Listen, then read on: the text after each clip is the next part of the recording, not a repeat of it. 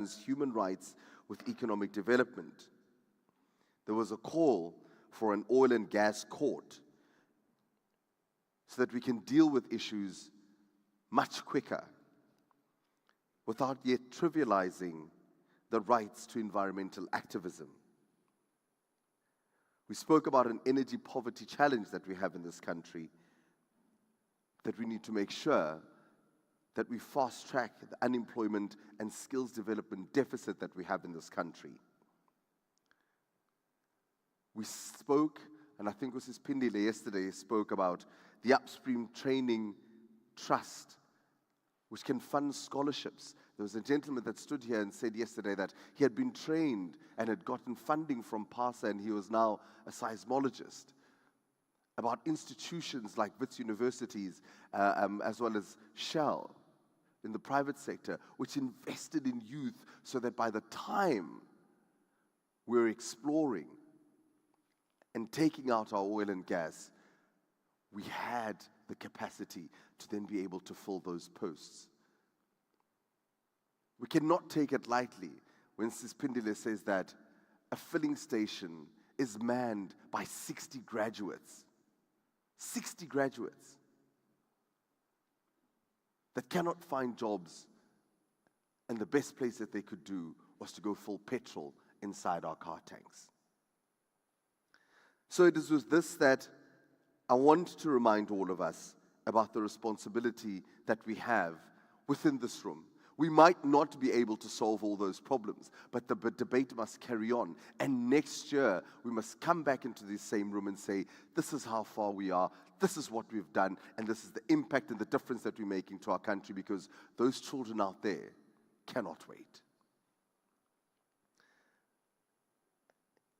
Our Minerals and Energy Minister yesterday, Gweda Mantashe, also came out and sounded a clarion call saying that South Africa is open for business when it comes to exploration and production. And I love the fact that we've moved away from exploration and exploitation, because that's not what is trying to be done here. The minister also highlighted the opportunities for upstream oil and gas exploration and production and the significant socio-economic impact that that could have. And we all know that the theme for this conference this year is about oil and gas development to address Southern Africa's energy challenges while ensuring a just energy transition. We need to transition from fossil fuels to renewables, and we require careful consideration and testing. Both decarbonization and access to energy are important goals. So the Petroleum Agency of South Africa estimates that South Africa holds about 27 billion barrels of oil and 60 trillion cubic feet of gas. And if these are properly managed, we put in the resources, we can boost our economic growth by 5 to 8%. That is the possibility that we can give to change our country. I'm probably not here to lecture, and I'm probably the least qualified person to be speaking about these things, but these are just some of the highlights from yesterday. And I think it's important that we look at what we're going to be talking about, what we're going to be discussing on the basis of the difference and the impact that we can make in our country, because our children are hungry now. So I'd just also like to give a quick overview of the day's planned proceedings, as well as some of the expectations today. Our welcome address will be given by Mr. Adrian Stradom, who's the Chief Executive Officer at SAUGA, which is the South African Oil and Gas Alliance. Our opening address, and yeah, you know, we must observe all protocol. Now I call her Sis Pinky. Yeah. So, Miss Pinky Kekana, our Deputy Minister in the Presidency for Planning, Monitoring and Evaluation in the Republic of South Africa, will also be giving us her opening address. And I think this is going to be quite important, because our Deputy Minister gets the opportunity to see what is happening in the length and breadth of this country. Her and I get to see the best and the worst of this country, what is happening in municipalities, what is happening on the ground, how our people are impacted and affected each and every single day. I'm fortunate enough in the work that I do that I get to see the best and the worst of this country. So it will be important to see it from a government point of view, exactly what it is that is going on. Later on, we'll be speaking about the draft gas master plan and the gas to power IPP program, South Africa's petroleum perspectives, as well as the anticipated policy reforms and the GTP program. Joining us there will be Dr. Bongani Saidini, the COO at BASA, Mr. Tabang Odat, the Chief Director at the DMRE, and he'll be chatting to us perhaps all the way from Singapore, if I'm not mistaken. We'll have Mr. Neville Ephraim, the GM Operations at iGas, and we'll also have Thabang Mleleka from Siemens Energy CEO. Later on in the day, we'll have the South Africa planned offshore and E&P activities, Mr. Bertrand Bouvet, MD at Total Energies, E&P and Renewables. We'll have Nick de Block, CEO of Kinetico Energy Limited. The Zimbabwe planned onshore E&P activities, Mr. Robin Sutherland, who's the non-executive director at Invictus Energy Limited. We'll take a quick short coffee break, and then we'll go into our Q&A session after that. But that is the first half of the morning in the program, and I hope that, once again, we can have robust debate and speak about these things to try and see what impact and difference that we can make in our country. So to give us an overview of the day's planned proceedings as well as expectations, I'd like to call Mr. Adrian Stradom with our welcome address. Let's give him a huge round of applause and welcome him to stage.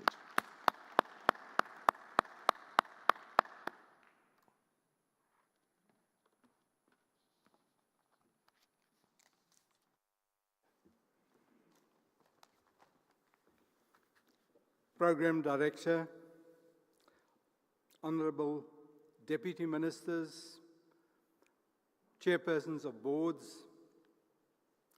Directors General, DDGs, Captains of Industry,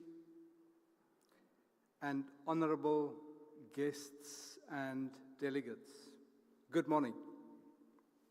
It is my honor and privilege to welcome you to this, the second day of the third Southern African Oil and Gas Conference on behalf of DMRE, PASA, and SAHOGA. All protocol observed. I trust you found the first day of the conference insightful, stimulating, and fruitful. Today promises to be as brilliant. What started as a humble agenda point and conversation at a meeting between SAHOGA and PASA more than 3 years ago has grown to what we see here today.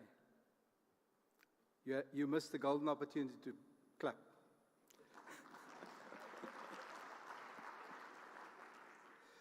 This is testimony that our ideas can become a reality. Needless to say, not without hard work, political will, and commitment.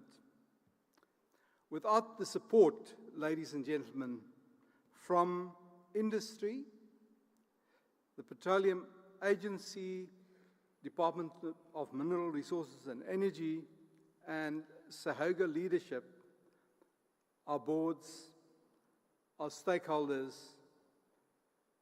and the continued commitment of staff, we would not have been able to pull this off.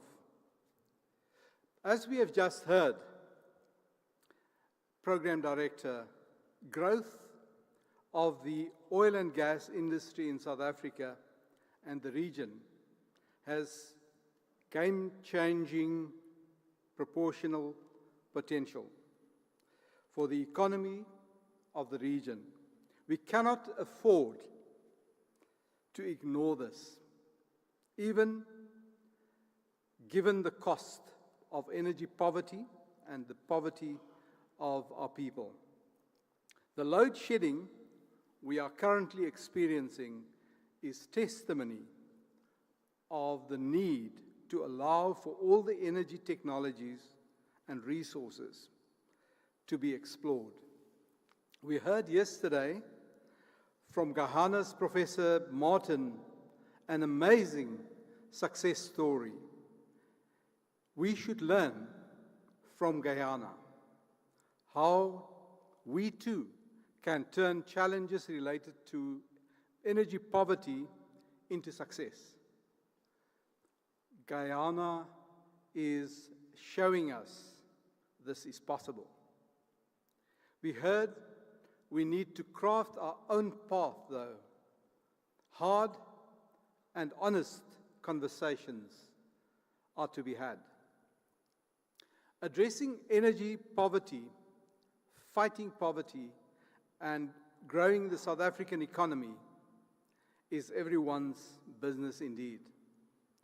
I heard the chair of Shell saying we need to make a tangible difference in the fight against poverty in this country. And I cannot agree with him more. We look forward today to continue with these important deliberations. As industry and government, we need to be intentional about seeking solutions for these challenges we are facing. If you fail to plan, you plan to fail. Honorable Minister Mantashe reminded us to prioritize development in the face of opposing forces. I look forward to listening to the opening address of the Honorable Deputy Minister in the presidency just now. The panel discussion on the draft master plan and the gas to power IPP program promises to be insightful. The Southern African Oil and Gas Conference has grown to become an important landmark in the oil and gas horizon, on the oil and gas horizon of the region. We have the unique opportunity, ladies and gentlemen, to get insights into future plans of the industry, to network, to seek solutions, and to move the industry forward as a collective. I look forward to hearing from Total Energies, Canetico, and Invictus Energy about their plans for offshore and onshore exploration and production in South Africa and Zimbabwe, respectively. We heard yesterday, ladies and gentlemen, that the term energy addition is increasingly preferred instead of energy transition. This is particularly fitting for the African scenario, where scientists are telling us we can expect a population explosion over the next 50 years, with the population curve generally flattening for the rest of the globe, except for China and Africa. In Africa, we are clearly more productive. We increasingly hear about gas as not only a transitional fuel, but a destination fuel. It can, however, not be business as usual for the oil and gas industry in South Africa and Southern Africa. Discussions and presentations on climate change, technologies, the just energy transition, and ESG will take us right to the elephant in the room. Capacity building and skills development in particular are critical for success. Welcome, ladies and gentlemen, to what promises to be another brilliant day of conferencing, landmark decision-making, planning, networking, and solution-seeking. Have a good day.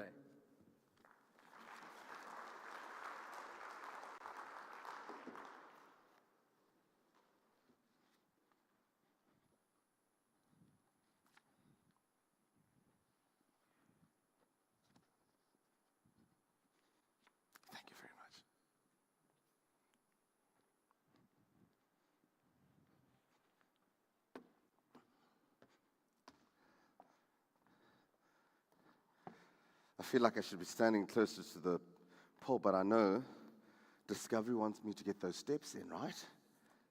Always helps to get your steps in at the end of the day. You get to your room and you're like, oh, 10,000 steps. So thank you very much, Mr. Stradom, for that. To give us our opening address, I'd like to call on the Honourable Deputy Minister in the Presidency for Planning, Monitoring and Evaluation in the Republic of South Africa, Ms. Pinky Kekad. Let's give her a huge round of applause.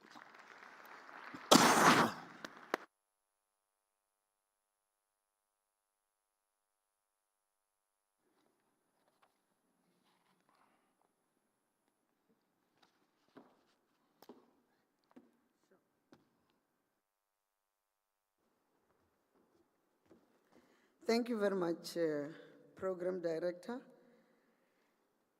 And good morning to the Chair of PASA and board members, and all other chairs of entities that are here with their boards.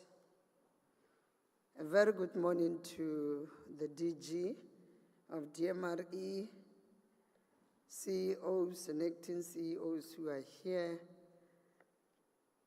Let me also recognize all the investors and representatives and those who will be participating. Mine is not a keynote address, as the program director has said. Some of us crisscross the length and breadth of South Africa, looking for impact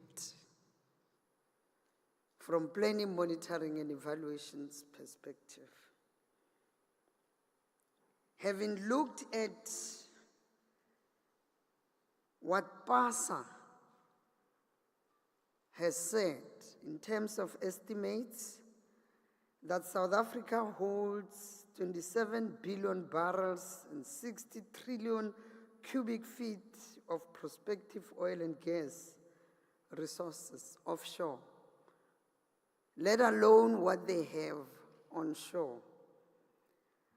But not only looking into the South African situation, because our conference is more about Southern Africa. One came to a conclusion that says Africa is blessed with abundance. And the South African development community has a substantial deposit of energy resources, whether you talk coal, whether you talk hydro, oil, as well as natural gas. However, development of the sector in the region remains challenging due to weak infrastructure, insufficient investment, and technological requirements.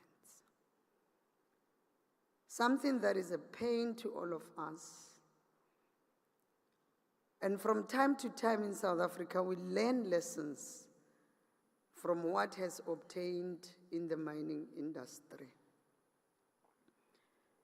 And we expect this sector to build back better, because you have the potential to change not only South Africa, but Southern Africa, if we manage and we collaborate and we create the war room that the program director has just spoken to. Our SADC member states formulated a protocol on energy to ensure the availability of sufficient least cost energy service that will assist in the attainment of economic efficiency and the eradication of poverty, whilst ensuring the environmentally sustainable use of energy resources.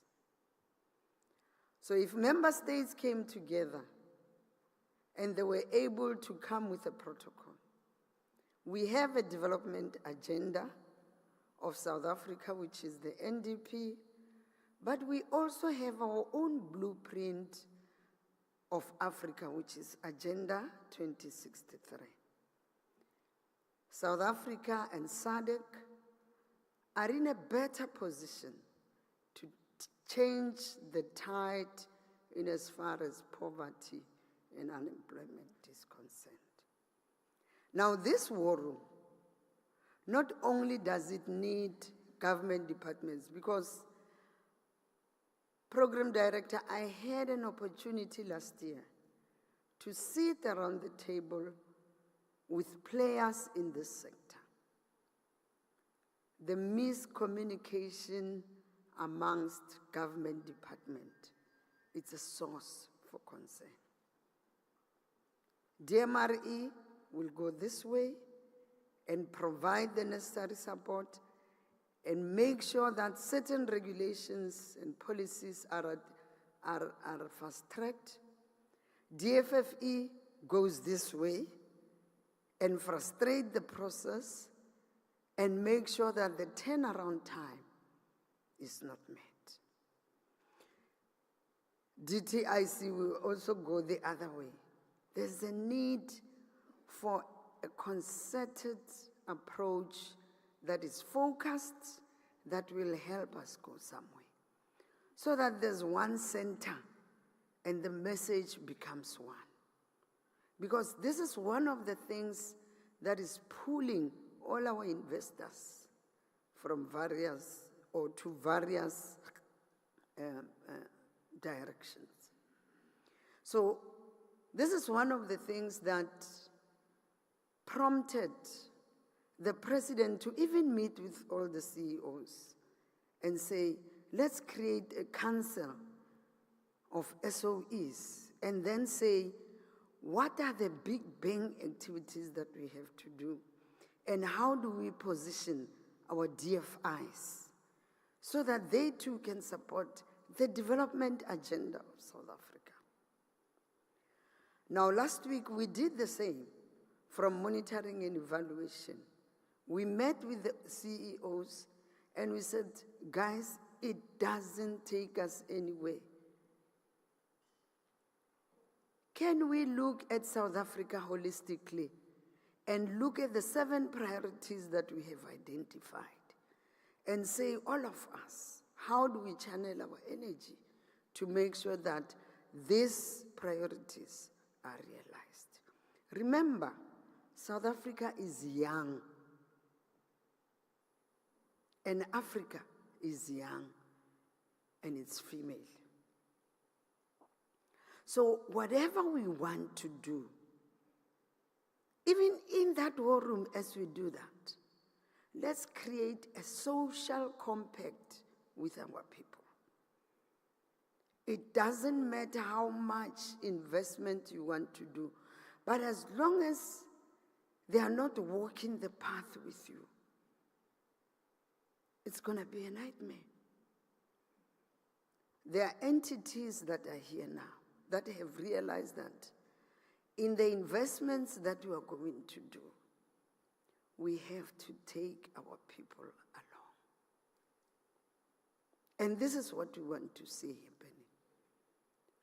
We all are saying, yes, we can't be seen to be destroying the environment. That's a primary issue. But we also are saying to our communities, there's potential for development if we walk the path together, mindful of the do's and the don'ts. So I'm saying, we learn in lessons on the ground. We don't have the good story in other areas. I mean, if you have Northern Cape being the smallest province in South Africa, with that abundance of natural resources, clearly every household can't go without food on the table.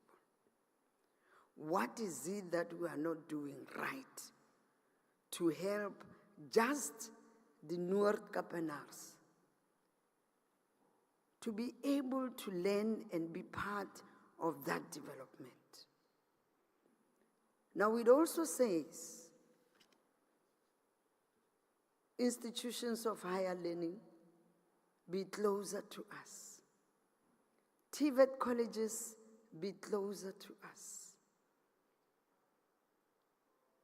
Communities where development is taking place, local municipalities, be closer to us. We have learned lessons during Medupi Power Station. And I always say to people, I still need to go back there and apologize to the community of Lephalale. Because by that time, I was the executive mayor of the Waterberg. And I did sorting for Medupi Power Station with Minister-elect Erwin. You know, one of the things we said in the commitment, and by that time, little did we know that coal will be dirty. Sasol was so excited, coal to liquid, and it was a buzzword. And we said to the people of Lephalale, we're going to train young people so that repair and maintenance issues are sourced locally. It was in 2006, 2007. We are here now. Did we build that capacity? Can we build back better and use this sector to be exemplary going forward? Help develop communities where we are going to do some of these things. And that's the call one would make, especially from planning, monitoring, and evaluation, because it is our job as government to create an enabling environment for investors to come. I still want a conversation with the Minister of DTIC and say, Minister, with these IDZs, with these SEZs, why can't we attract investors to manufacture here and give and see? Even Minister of Finance must also advise, because people talk of tax incentives, people talk of free trade, people talk of areas where there should not be taxation. How do we navigate this thing, given the level of inequality and unemployment in the area, to attract more, to make our SEZ to manufacture, to help our people to find jobs and walk this path with TVET's college, with universities?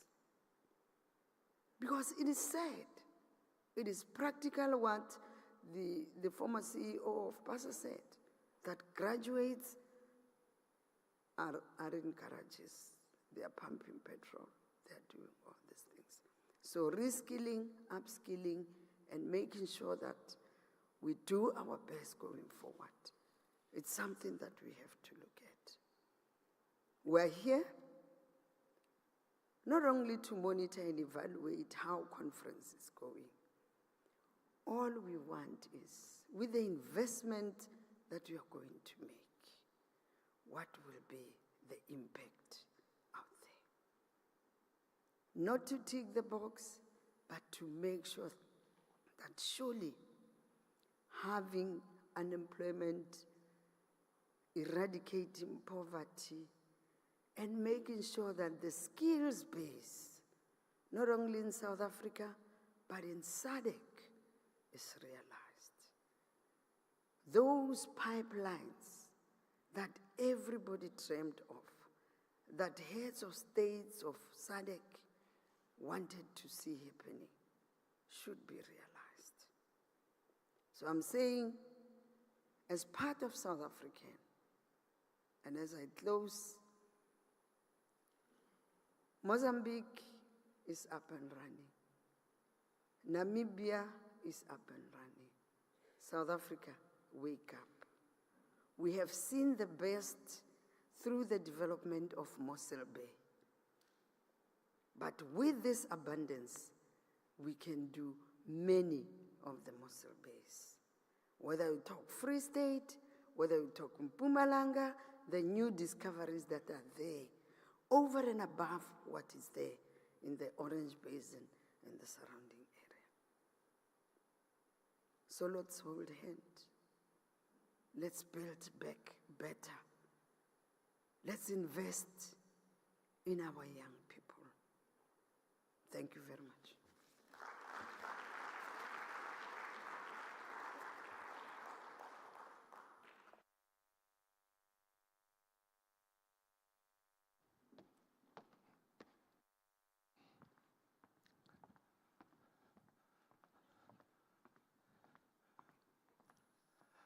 I was advised that there are 2 stairs which we can use.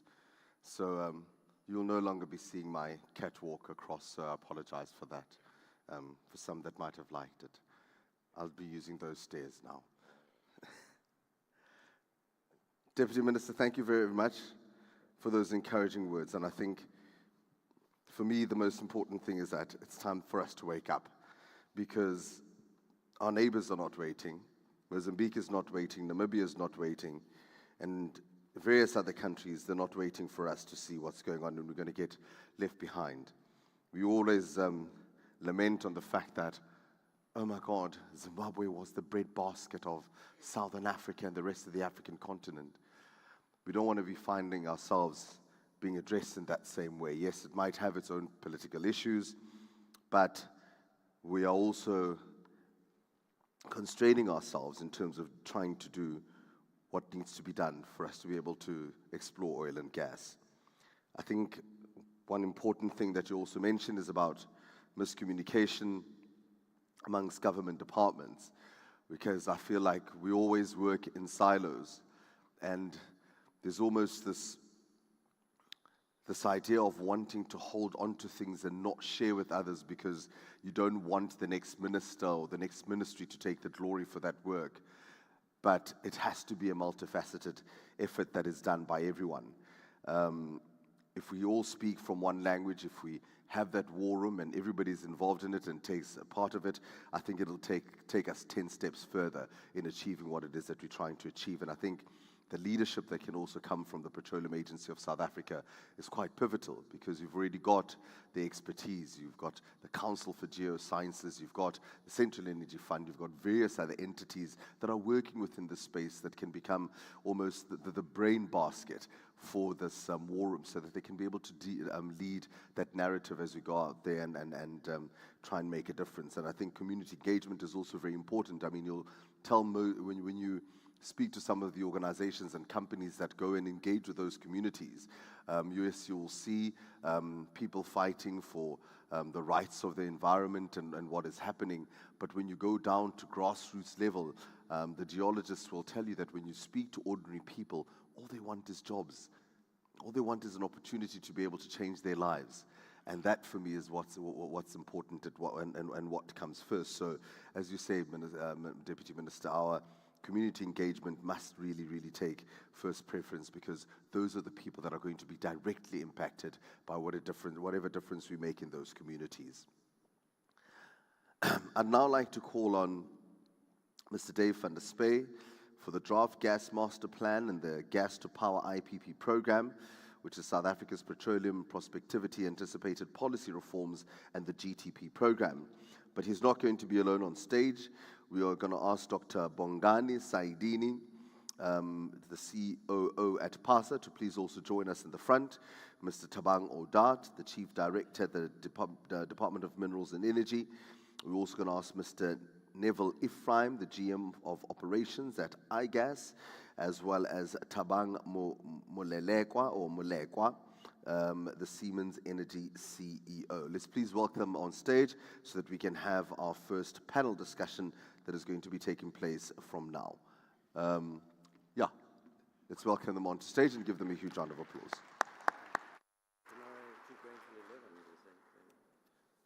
Yes, you can go on until 11.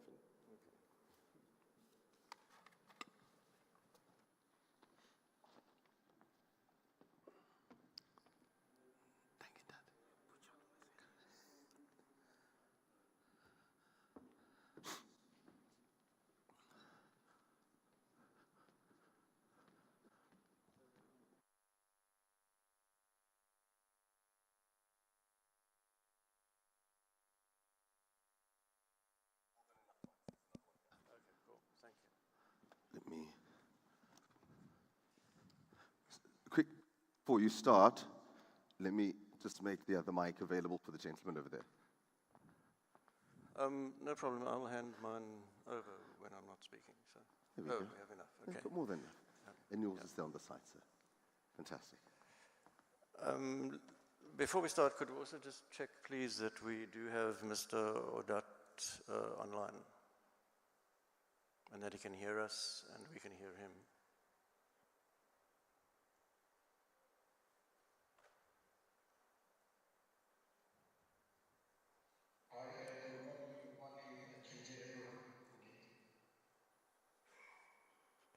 Okay, Mr. Odat, we can't see you, but we can hear you, so thank you so much.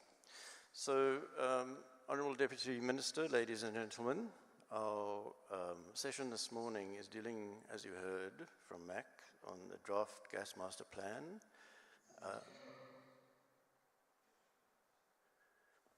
So, Tabang, no, we can't see you at the moment.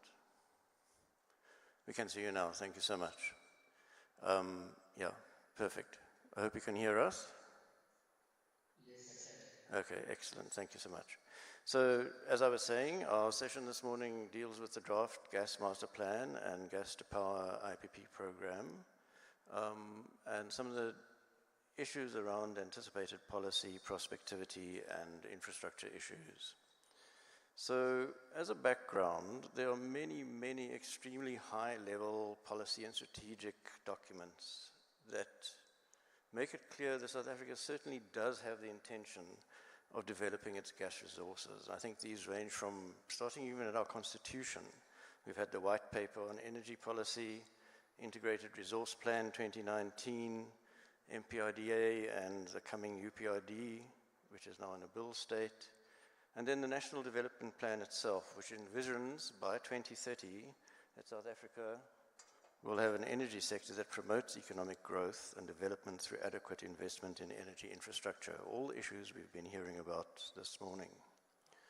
If one looks at some fairly old figures now, I guess, of gas utilization as primary energy source in the world, it is around 24%, or has been around 24%. I guess it's growing slightly. But in South Africa, currently we're sitting on less than 3%. In terms of the country's total primary energy mix, which is only 0.15 TCF of gas. And on top of that, most of that comes from a single supplier. Our integrated resource plan envisages to increase this to just over 16%, or around about 16%, sorry, just under 16% by 2030. Recently, or a couple of years ago now, the DMRE released their first base study in terms of the current plan. It was around September, I think, in 2021. And it raised many of the issues we've already heard discussed by both Mac and Minister Kakana, Deputy Minister Kakana. I think most of us in this room understand the inherent benefits that gas has the potential to change our economy. It has the potential to stimulate economic growth and development, bring stability, and of course job creation, which our country is crying out for. Not only that, but it will also rejuvenate our overburdened, outdated infrastructure and certainly, we hope, assist with the energy shortfalls that we are experiencing so badly at the moment. Besides that, there's also the knock-on effect that use of gas will bring to our country in terms of lowering the cost of business, doing business, of producing materials, and therefore creating new jobs.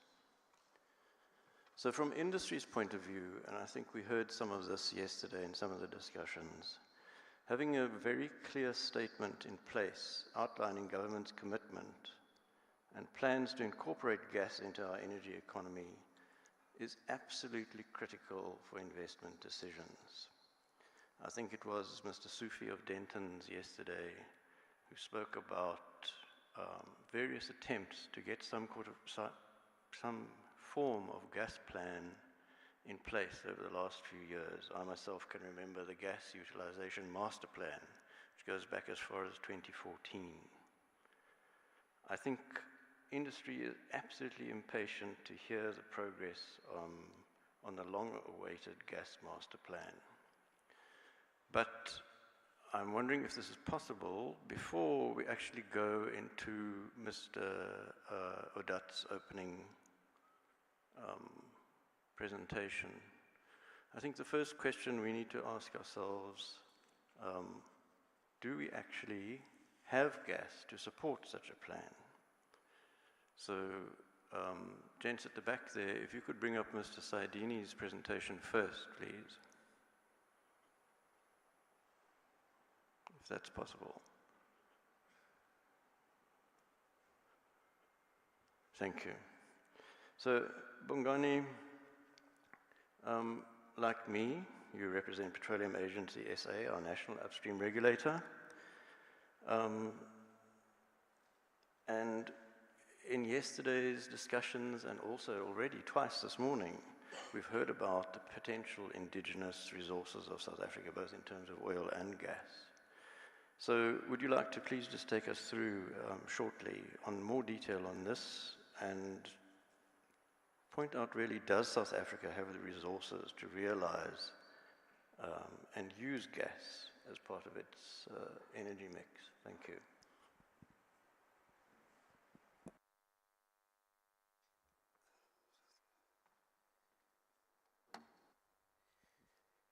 Thank you, moderator, Mr. Dave van der Spey. Excellencies, eminent persons,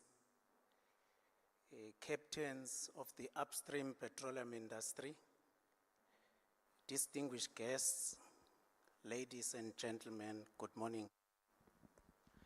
My name is Bongani Saidini, COO at the Petroleum Agency SA.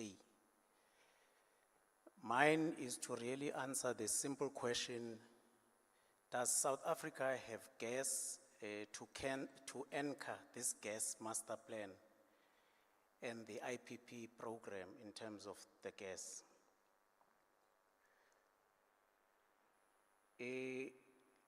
The answer is simple. Yes, South Africa does have gas.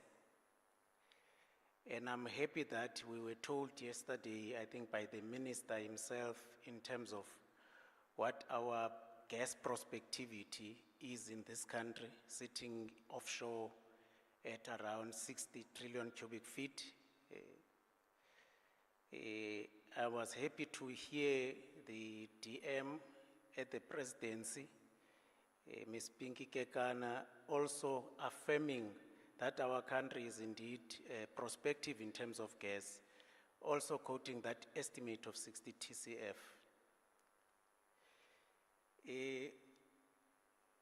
That is the offshore estimate for gas, and I'm tempted to talk about oil, but Dave has warned me not to venture into oil because this is about a gas master plan. So that's the onshore. We have an estimate that is in excess of 200 trillion cubic feet of gas. And this gas is beginning to be proven up. So these are prospective gas resources that we as the Petroleum Agency estimate based on the data that we have access to. And I must boast and say, because we are the custodian of the petroleum data, exploration and production data in this country, we are the most privileged in terms of the data related to the upstream petroleum industry. We're sitting with data all the way from the 60s, a lot of exploration that was done by the then state-owned exploration company, Suco, formed in 1964. We sit with that data. We sit with all the data in terms of exploration and production activity in this country since then until now, and all the way to the latest data that's been acquired by all the operators in this country. So those estimates are based on that significant amount of data and all our geological, geophysical, and modeling that we've been doing. And I'm also happy to say, if we look at the West Coast, gas estimate 22 TCF on the West Coast, there is already a discovery off the West Coast, a discovery that was made some 20 years ago of gas called Ibubesi, or Block 2A. That discovery is held, or that right is held by a partnership of Sunbird as well as PetroSA, Sunbird being the operator at 76% with PetroSA 24%. That's a discovery that has remained stranded in terms of gas because there has not been a market on the West Coast to enable that development or to justify that development or production of that gas. There's been several engagements with ESCOM as an anchor market or off-taker of that gas, and to a point where term sheets had been signed at some point, but those discussions fell flat towards the end, such that that gas has remained stranded for that many years. In fact, I would say there is a similar situation that was experienced by Namibia in terms of the Kudu gas field that was discovered. I think Mr. Shakwa Nyambe yesterday said 1974 or thereabout. That has also remained stranded. But given where we are at in terms of the just energy transition and the role gas could play in there, we have seen some significant momentum on the Namibian side trying to monetize the Kudu gas reserve. And on our side as well, I think discussions are quite advanced between Sunbird, PetroSA, and potential off-takers in terms of that gas. We have, on the South Coast, Total Energies and partners having proven up a significant amount of that estimate that we make there in prospective gas resources of 29 TCF. They've made a discovery, reserve base now is about 4 TCF, and that is both discoveries in the Brelpadat, which was drilled 2019, and Leiper, as well as remaining gas in terms of the rights that are held by PetroSA. So that 4 TCF is looking at the reserve base in that area, inclusive of the new discoveries. And I'm also happy to boast that indeed is the work that we had been doing historically as the Petroleum Agency that led Total Energies and partners to those discoveries. That block of the South Coast, Block 11B, 12B, was originally held by Canadian Natural Resources. Our team of geoscientists gave them a lead, say, CNR, can you look at these prospects? We see some leads here, can you drill deeper into them? They drilled deeper, they brought in partners, Qatar Energy, Total Energies, and so on, and the rest is history in terms of the discovery there. And that is a significant discovery. I don't want to bore you with facts, but that gas to liquids refinery in Mossel Bay was decided upon on the back of 1 trillion cubic feet. So we now have, in that same region, at least 4 TCF in terms of gas resources proven.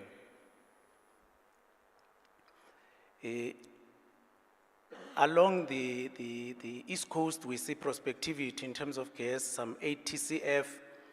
And I'm at pains when I think of the damage we are causing as a country, because we had, again, Impact Africa and Shell trying to prove up that resource through a seismic acquisition along the Wild Coast.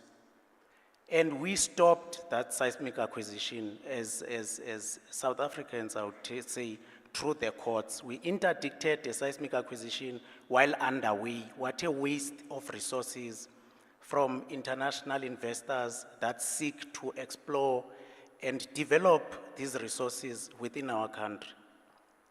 What a constitutional democracy we are. And I could go as far as up north, Mpumalanga province, I think Kinetico has been boldly publishing their resource estimate or a revised resource estimate, contingent resource at the level of 60 CF. And that is a third-party reserve audit. So they can confidently say, we think we have a resource, contingent resource there of 3 to 60 CF as determined by third-party reserves auditors.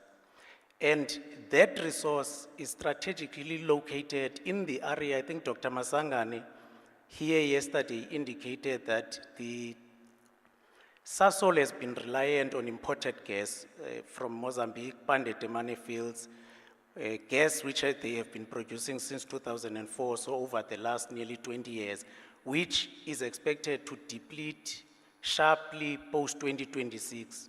And they are at pains trying to find a replacement gas, such that I think they've even written down that refinery on the back of there not being a replacement resource. So, and here is Kinetico and Afro Energy finding a significant resource very close to that infrastructure, both the Secunda refinery as well as the Lily pipeline that is moving that gas to markets in Gauteng and Richards Bay and so on. Such discoveries and developments needs to be enabled in this country. I think Dr. Masangane would also have cited 46,000 jobs that are at risk should gas deplete in a manner that it is not replaced. And I think that figure is even up to 56,000 as quoted by the NBI. So significant jobs are at risk, a number of industries that she has shown that are dependent on that gas that are at risk. And here is Kinetico having made discoveries that could mitigate that risk. Yes, I think maybe I'll not venture into Virginia gas onshore because it was spoken about yesterday, but in a nutshell, this is the prospectivity of this country in terms of gas. So is there gas to anchor this master plan? Yes, indeed, there is gas, and prospective and proven. Thank you.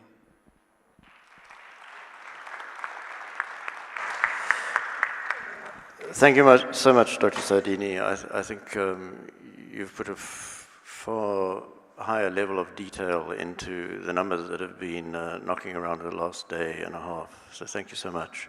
Could we please go back to Mr. Odat and bring him back online?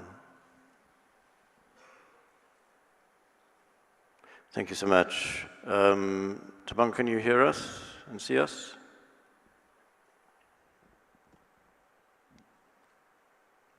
Mr. Odat, can you hear us? Yes, good morning. Okay, excellent. Thank you so much. And we can see your slides as well and hear you well. So, Tabang, you and your team have been responsible for the development of the master plan and are still working on that. As an opener from your side, could you please go ahead and lay the foundation of the rest of our discussion for this morning, maybe taking us through the plan, how the plan fits into the overall planning for South Africa's energy framework, the approach you've taken, the status of the plan, timelines, and the way forward we can expect. Thank you.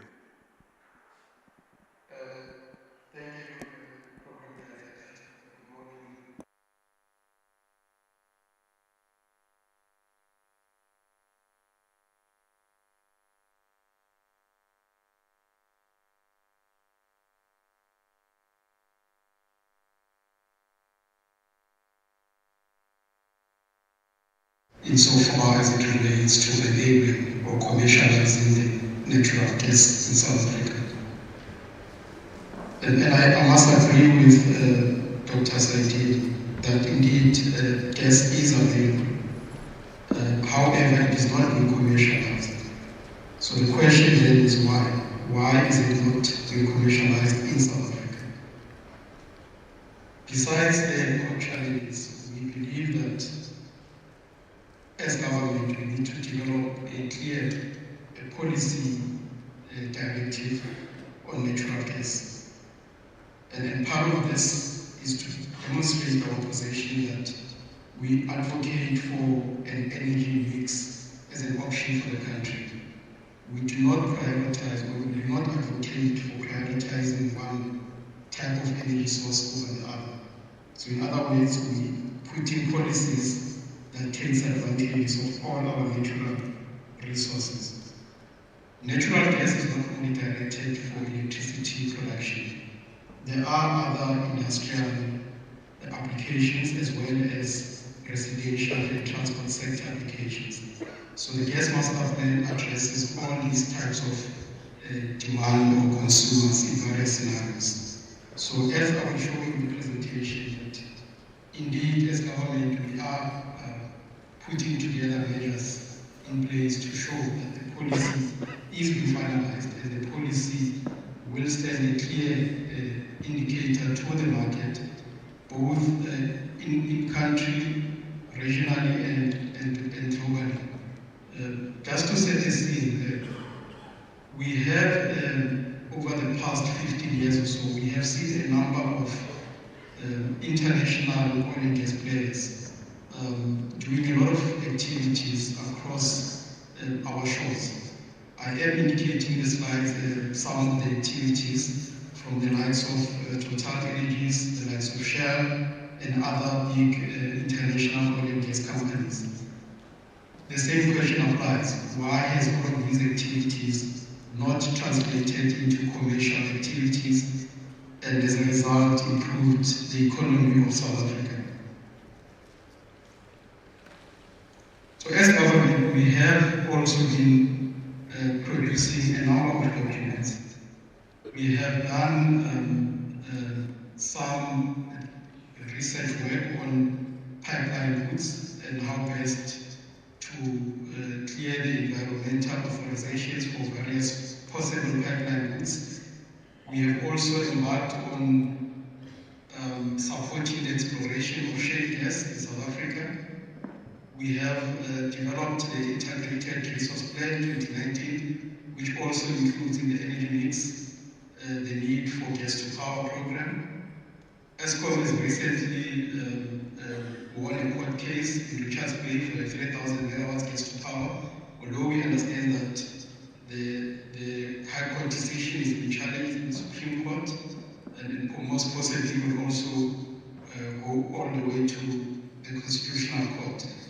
The department released the base case report as stated by the program director in 2021 December. And lastly, the IPP office is currently working on a gas-to-power program for the 3,000 megawatts as articulated in the IIP. So as we can see that there has been a number of various developments by government and government-owned entities to indicate that as South Africa we are taking gas as an energy mix seriously. However, none of this has so far translated into commercial use and economic benefits associated with that. Now getting to the gas master plan itself, the question may be asked, what is this document that we are working on? In simple terms, is to balance the demand and supply for natural gas for up to 2050. So we have done the projections of how the demand will increase from now until 2050. And in parallel with that, we have done the analysis based on the data provided to us by the current natural gas producers as to how the current fields will be producing volumes of gas up to 2050. So we can clearly see that there is a gap between the projected demand and the projected production of natural gas. So what the gas master plan is seeking to do is to put options in place and document these options on how this gap that we call a shortage will be closed. And what I need to also say this day is the modeling aspect of it is based on data that is sourced from the industry. And this data has been confirmed and verified by the data providers. So it's a factual-based approach that we are taking in modeling the gas demand and supply gap.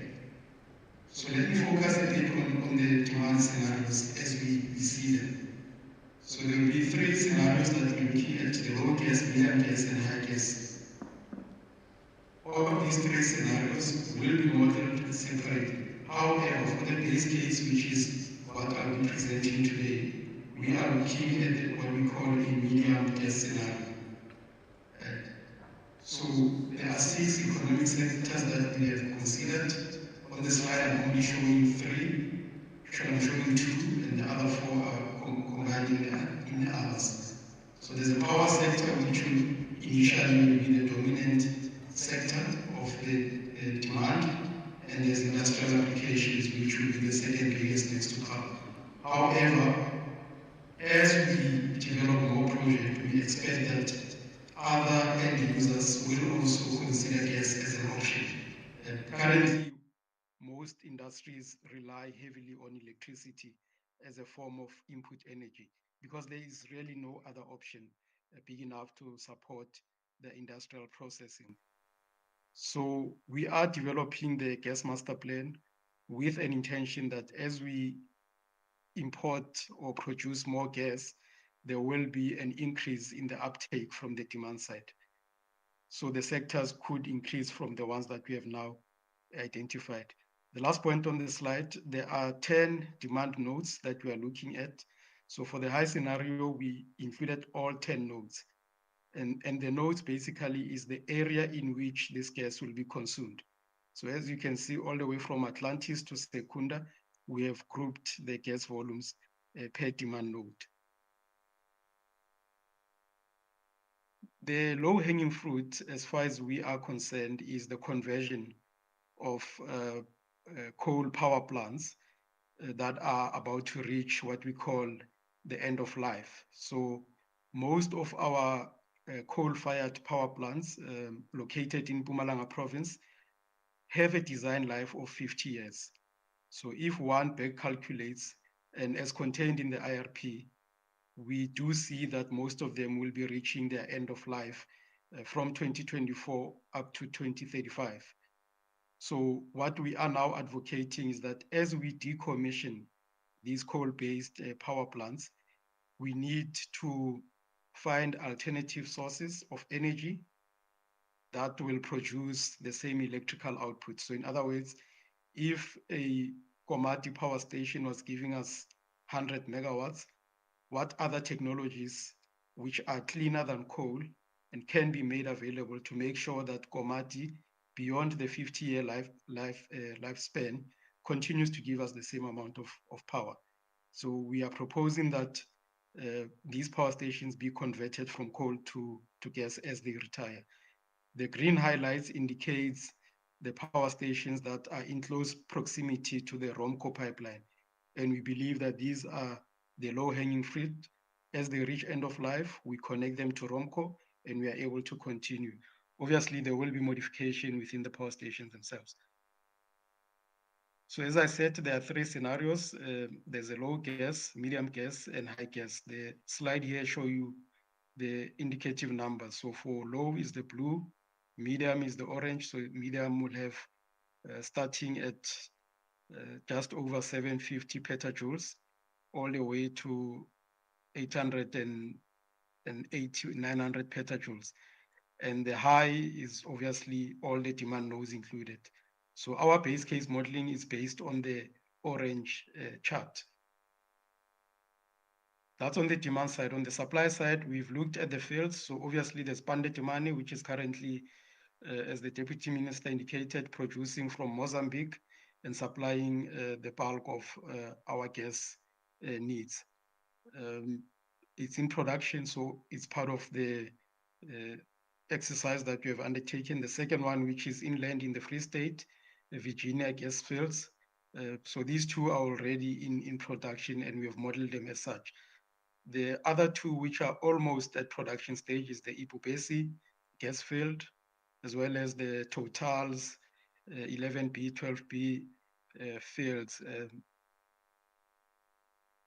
next to Mossel Bay. So these 2, they are awaiting confirmation of market. In other words, as soon as there is an offtake agreement signed, they will then progress to the next stage. And within a short period, the next stage of construction, and within a short period, they should be producing. So the only outstanding matters on these two is confirmation of the market. These are domestic fields. Of course, we do have our regional fields that are also at advanced stage of production, and I'll touch a little bit on those later on. In terms of the term, we have categorized the fields in terms of short-term, medium, and long-term. Medium term is 5 years to 10 years. So this just gives you a sense as to how long will these fields run for as soon as they produce. Some are already producing, and we understand that they have, for example, Pandatimani has less than 5 years lifespan before complete shutdown. So this is just to show you the input into the model. And again, this is the fields, and the top line there is the demand, and the gap here shows you that if we do nothing, we will not be able to meet the projected demand that will increase. In terms of the results, just to show you a little bit, so we have the blue line, which is the Pandatimani. So our projection shows that from around mid-2025 all the way to 2036, Pandatimani will drastically be declining. So the gas that is currently imported from Mozambique is expected to run dry based on the data that we received. From year 2026, you can see that the steep becomes worse. And as a result, Sasol, which is the current supplier of this gas, has informed bulk of its customers that from 2026 up to 2030, they should expect a decline in the volumes that are currently supplied to them. The question then becomes, what will replace those volumes that are currently flowing from Mozambique? Block 11B, 12B, subject to market confirmation, is expected to sharply increase from 2026, reaching a peak around 2028 and declining as per field availability. And this shows you that some of the fields will be declining. Other fields are expected to start producing. However, the issue of market confirmation remain unanswered. So if one looks at the fields that are... sorry, Tabang, could I ask you please to try and bring it to an end? We have quite limited time and we still have a couple of speakers. Thank you. So the LNG import will increase as the domestic fields production decreases. Now, when one looks at what we call the pipe flows, so if the Pandatimani supply reduces, we expect that LNG, so most of the gas will be brought through the ships. And this will mean that some pipelines will now have to reverse the flow of gas. For example, we currently supplying gas from Secunda to Durban via Lily pipeline. However, if the Pandatimani dries out, the reversal is expected to happen. So in other words, we expect a ship to come through Richards Bay, provide gas at the Richards Bay port, and that gas will be transported from Richards Bay all the way to Secunda. So this just shows you the pipe flows as the model runs all the way through to 2050. Just to touch on the scenarios, if I may, Chair, but perhaps before I get to that, in terms of the timelines, just to summarize, so the work has been done, the technical modeling work has been done, the report has been drafted, we have started consultations with a number of government departments, and the sense is that by end of September, mid-October, we should have the report being processed through various government structures. And the idea is we want to submit somewhere in October, submit a draft report to Cabinet for Cabinet to approve that we may publish for public comments. And the idea is that we'll publish possibly from mid-October for 40 days. And in December, we will gazette the final gas master plan. I'll stop here, Chair, because that's the last slide, unless if you require me to also go into the scenarios. Thank you, Chair.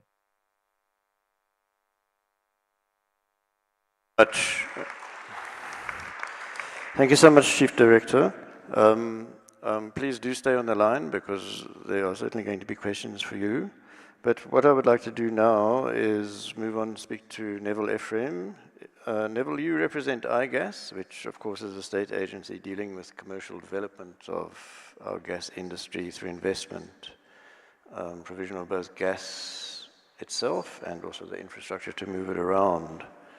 So government policy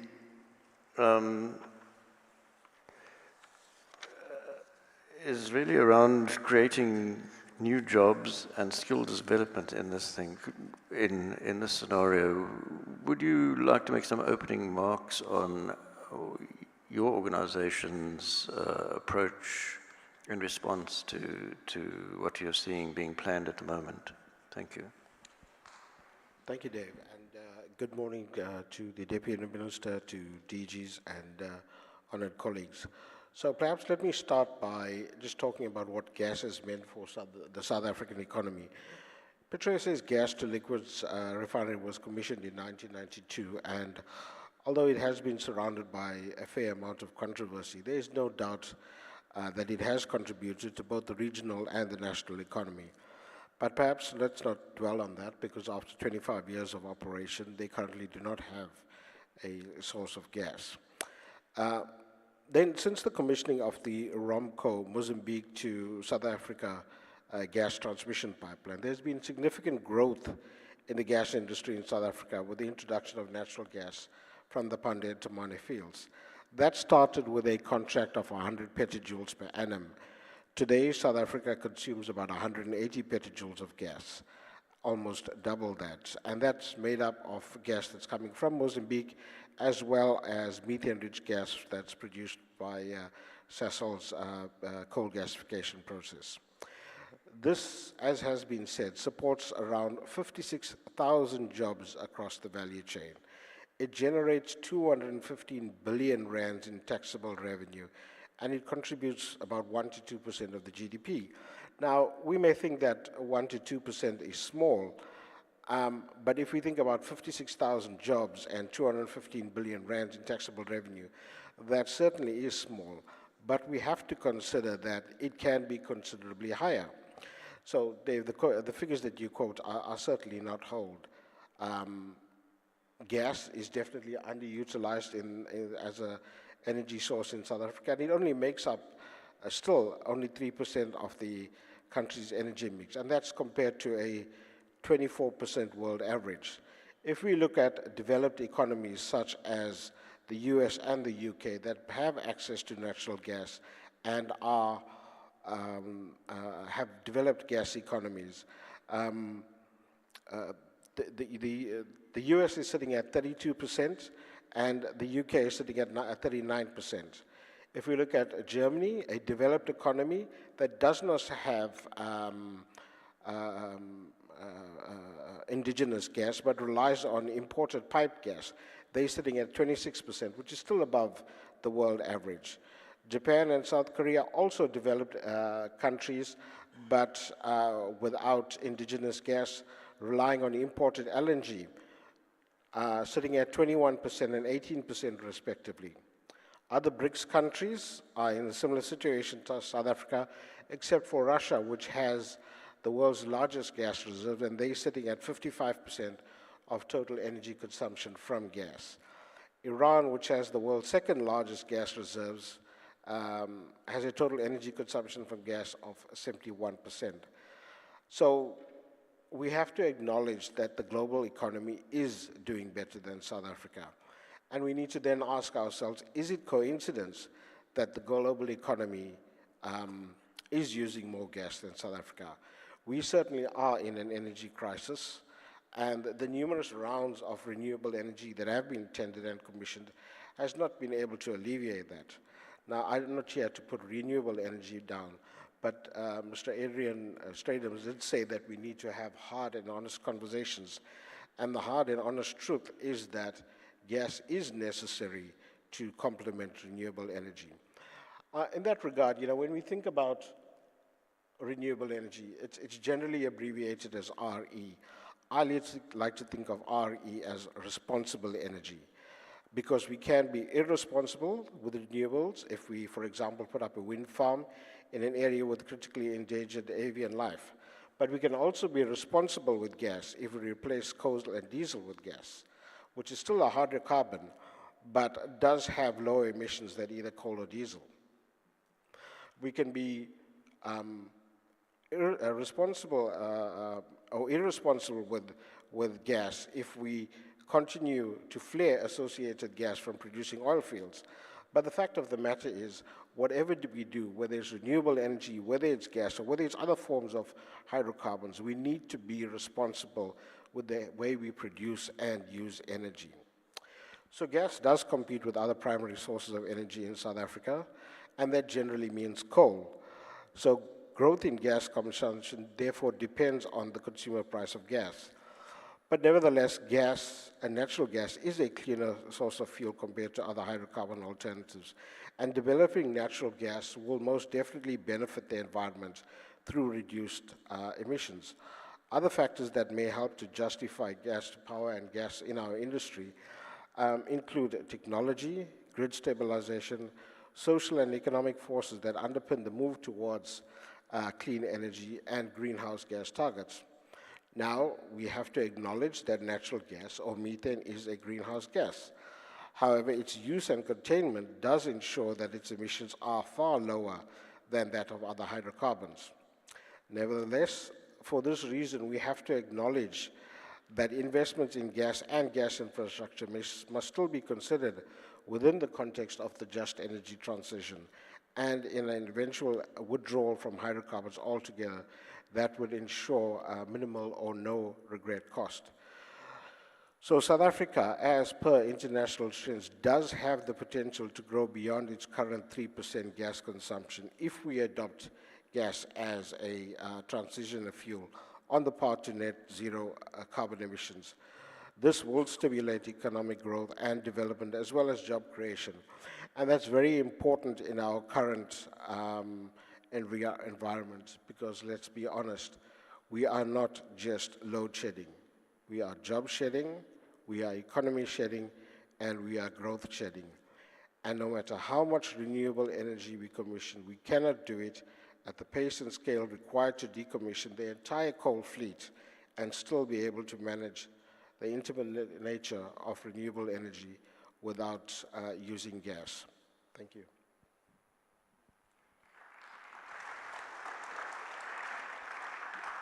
Thank you, Neville. I think you've been echoing the message we heard from Deputy Minister this morning. South Africa must wake up. So thank you. Mr. Thabo Lulekwa, you are MD of Siemens Energy South Africa. As far as I'm aware, your company is responsible for providing infrastructure in energy provision sector, dealing with both fossil fuels and renewables, in that you are involved in gas turbines, wind turbines, and the like. So having said that, I had a quick look at your website this morning, and the very first thing that popped up was renewables are not enough. So perhaps you would like to give us your take on how you see South Africa through this plan, utilizing its gas resources, and how that will influence the private sector, your customer base, and the use of energy, please. Thank you, Dave. I'm not sure how much time you want to give me. Should I use this as a guide or just stick to my script? No, speak. You're free to say. Okay. Go ahead. Because I have a video that I wanted to show as well.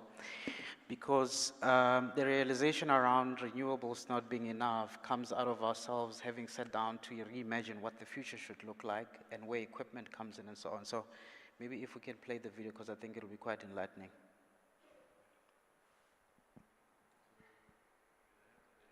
Yeah, the video should be, can you please play the No, video? absolutely, so please go ahead. Thank you. Imagine a world with zero CO2 emissions. Imagine that all power is generated from renewable sources and used in all sectors of public life. But how can we get there? The answer is simple. Step by step. Join us on the road to decarbonization.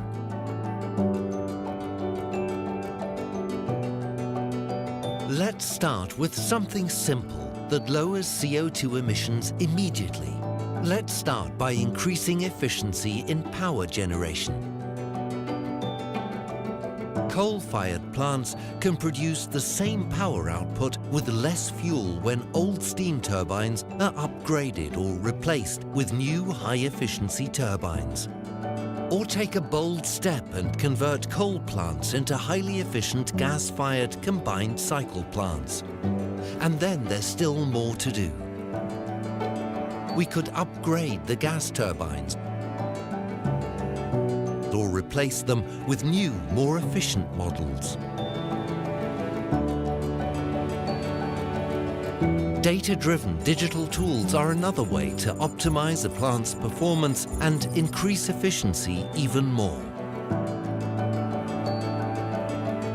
With renewables coming into play, we need to increase flexibility and think about storage solutions. For example, let's look at flex power solutions. Fast starts and stops allow for greater flexibility and lower fuel consumption. And think about short-term storage solutions. Batteries add black start capability and balance load differences resulting from fluctuating renewable infeed. Imagine providing efficient heating and cooling from thermal plants with combined heat and power. By adding industrial-scale heat pumps, even renewable sources could be tied in.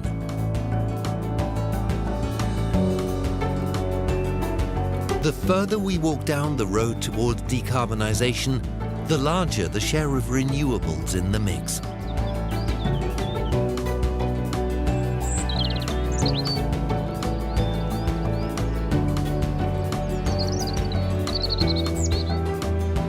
This brings new challenges, and we need to further improve flexibility and grid stability.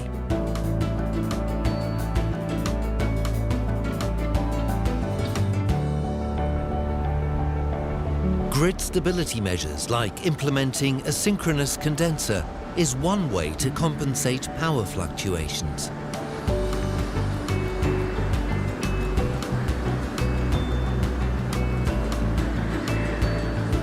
Renewables, battery storage and heat pumps will enable the development of more and more CO2-neutral decentralized hybrid solutions. A backup from conventional sources will still be needed when battery reserves are low and the wind doesn't blow or the sun doesn't shine.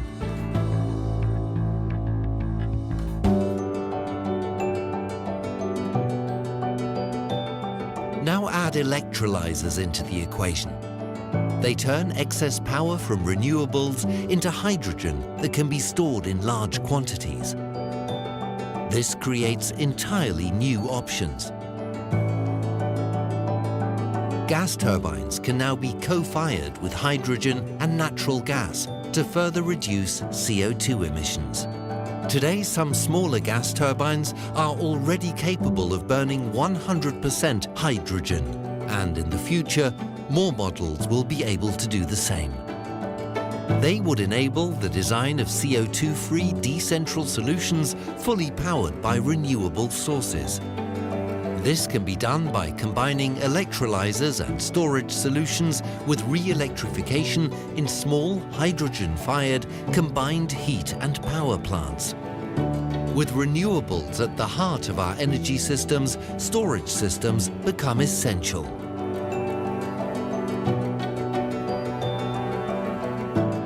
Short-term storage solutions like batteries need to be supplemented. That's where mid-term thermal storage solutions using heat pumps and long-term storage solutions like green hydrogen come into play.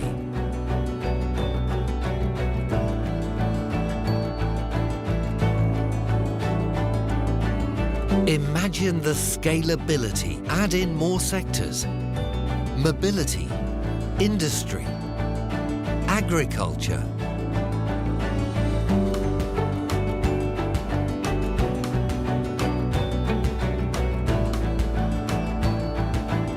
Imagine capturing CO2 from industrial processes or directly from the air.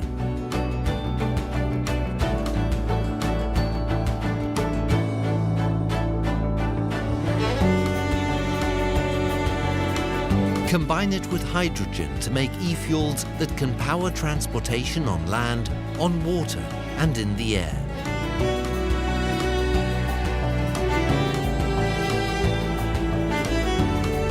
Now we've reached the point where we're generating all our electrical energy from renewable sources and transforming the excess power into chemical energy sources like green hydrogen, which can then be transferred to other sectors. Imagine a world with zero CO2 emissions. Let's make sustainable, affordable, and reliable energy a reality for all of our tomorrows. Imagine that.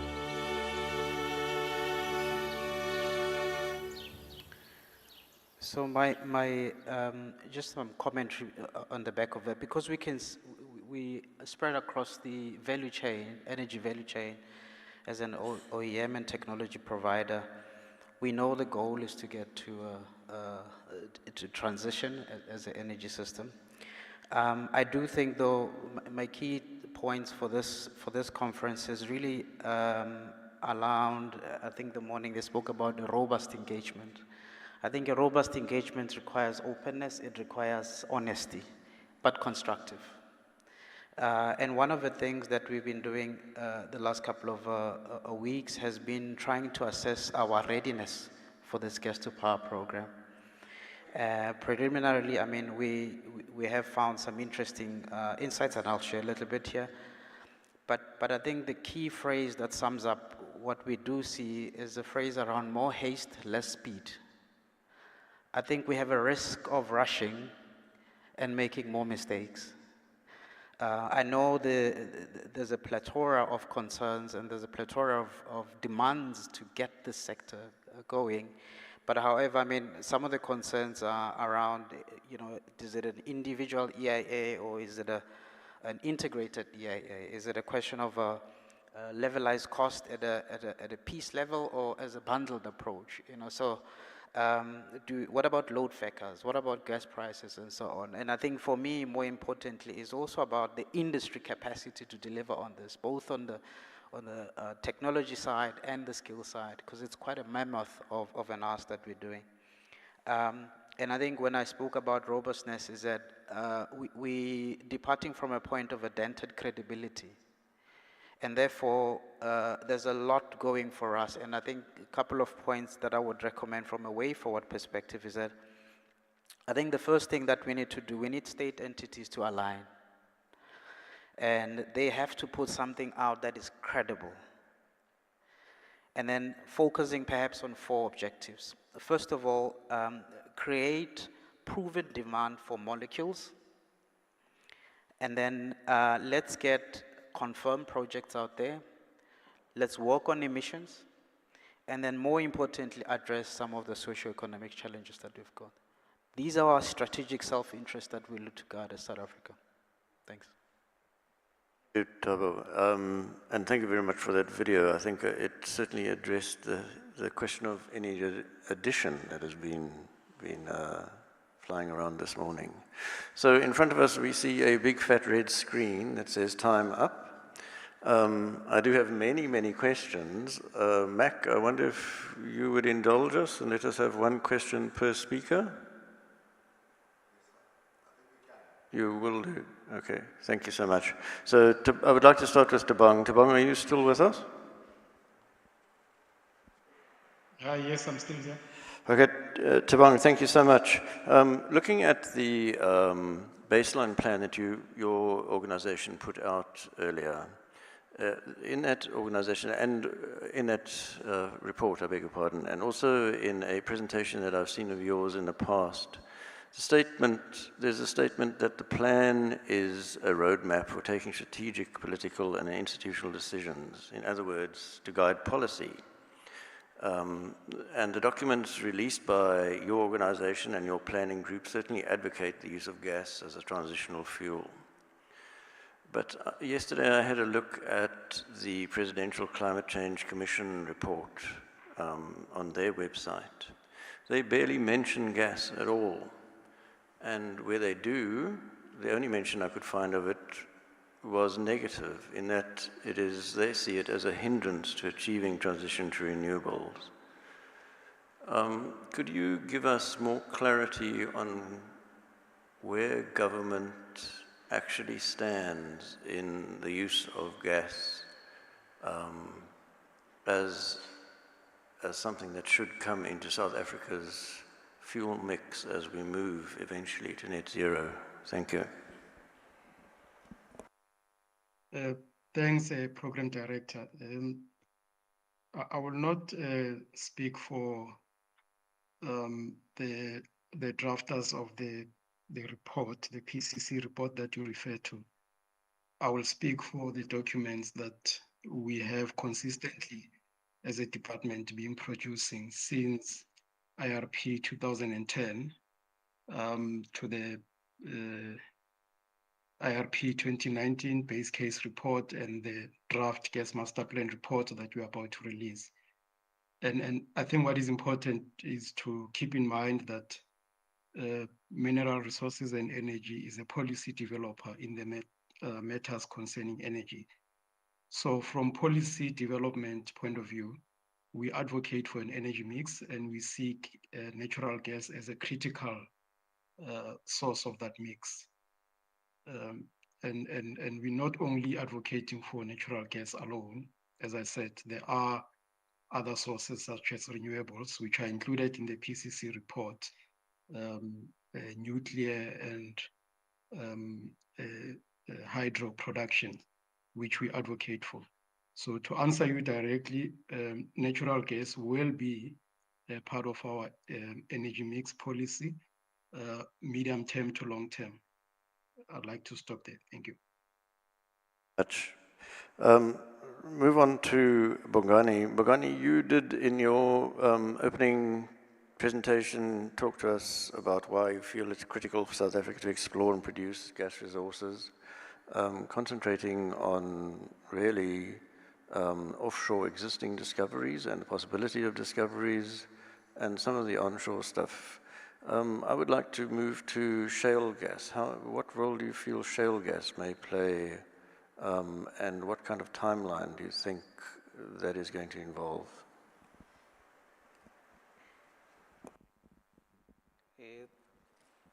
Okay, firstly, what triggered our interest as a country in shale gas is the US EIA's estimates of shale gas resources throughout the world. Those estimates in 2009 or so put our country at number 8, or ranked our country at number 8 in the world in terms of technically recoverable shale gas resources. I think the figure then was 485 TCF. They subsequently revised that down to about 390 TCF. That's in 2013. But really that initial estimate is what led to a number of operators, Shell in the lead, applying for technical cooperation permits in the country and holding significant positions in terms of shale gas or acreage in the Karoo. In fact, Shell, I think, had proposed an aggressive work program that would lead to the drilling of at least 20 wells back then. Then a moratorium was imposed, so we lost out on the drilling of 20 wells and a commitment back then of some, I think it was 2 billion towards that end. So where are we now? We are still having a moratorium on shale gas 10 years later. So we put a moratorium around 2010, 11, Mr. Clip. 12 years later, we still have a moratorium.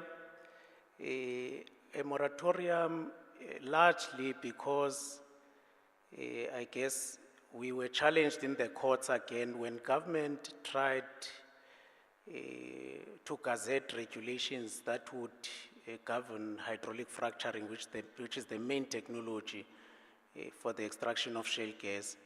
Those regulations were challenged in court.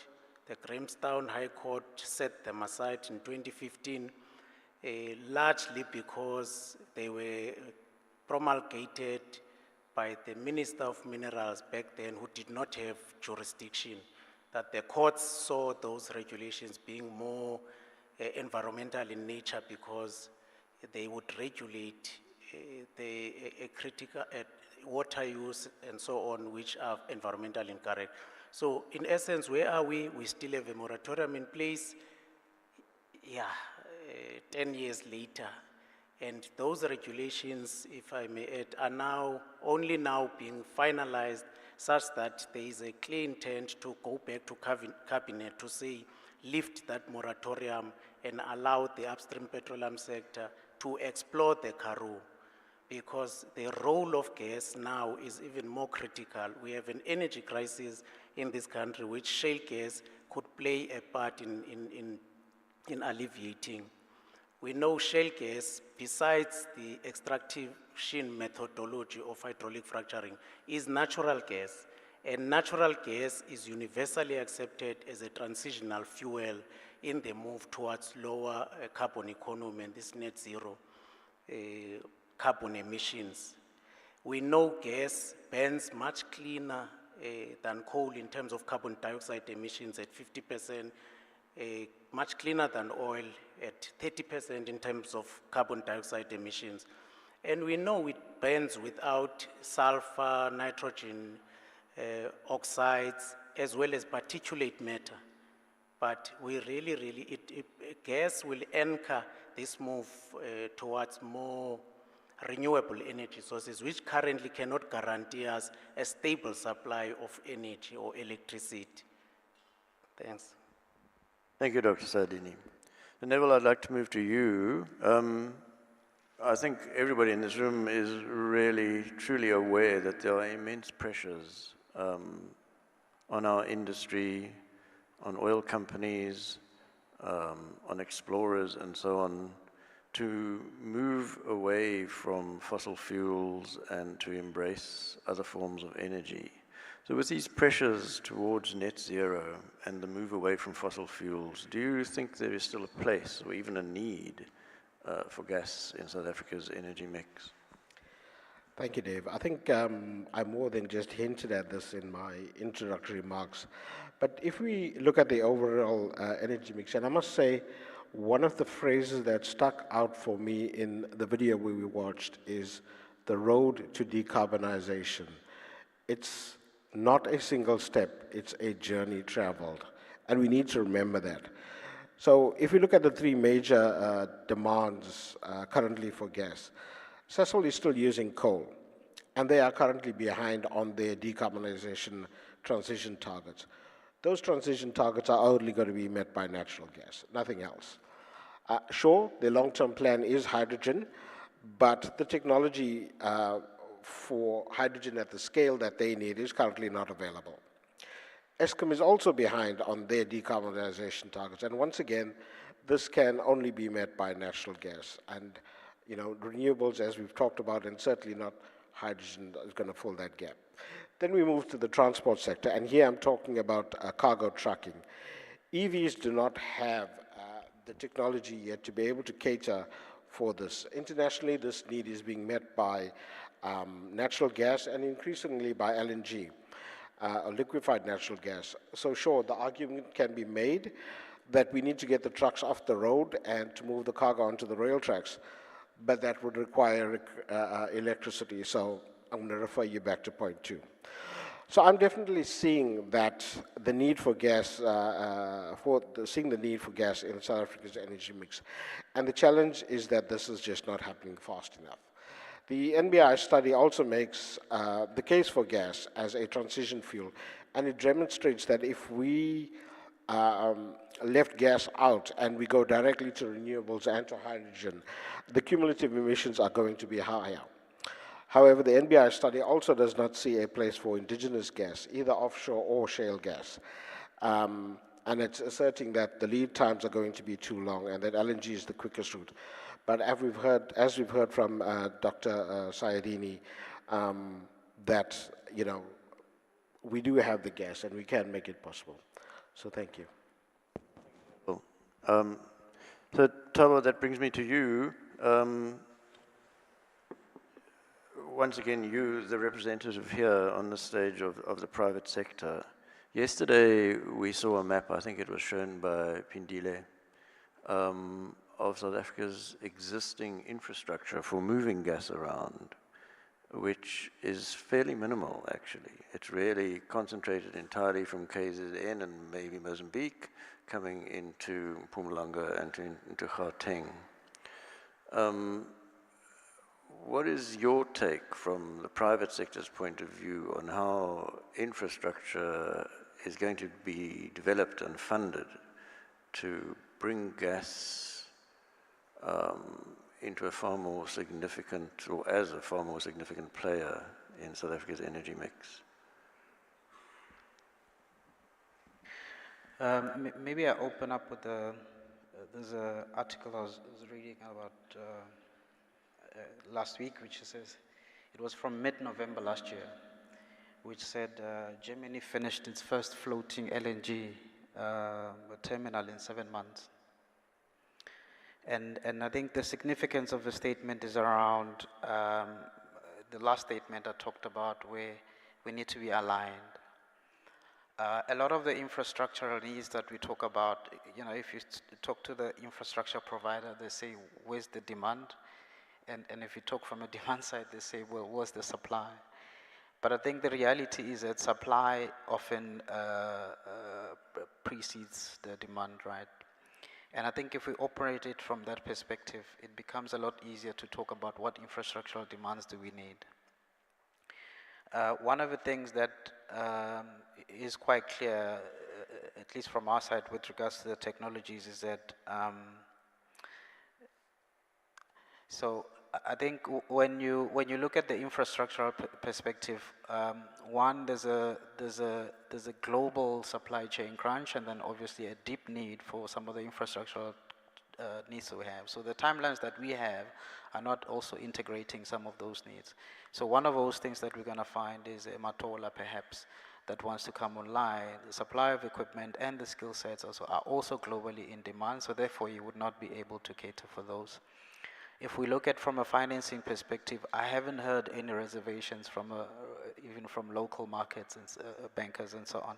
So they're quite keen, but I think all of them are vying for some sense of direction with regards to how is this going, how it will be rolled out, because that will give them a lot of support and so on behind it.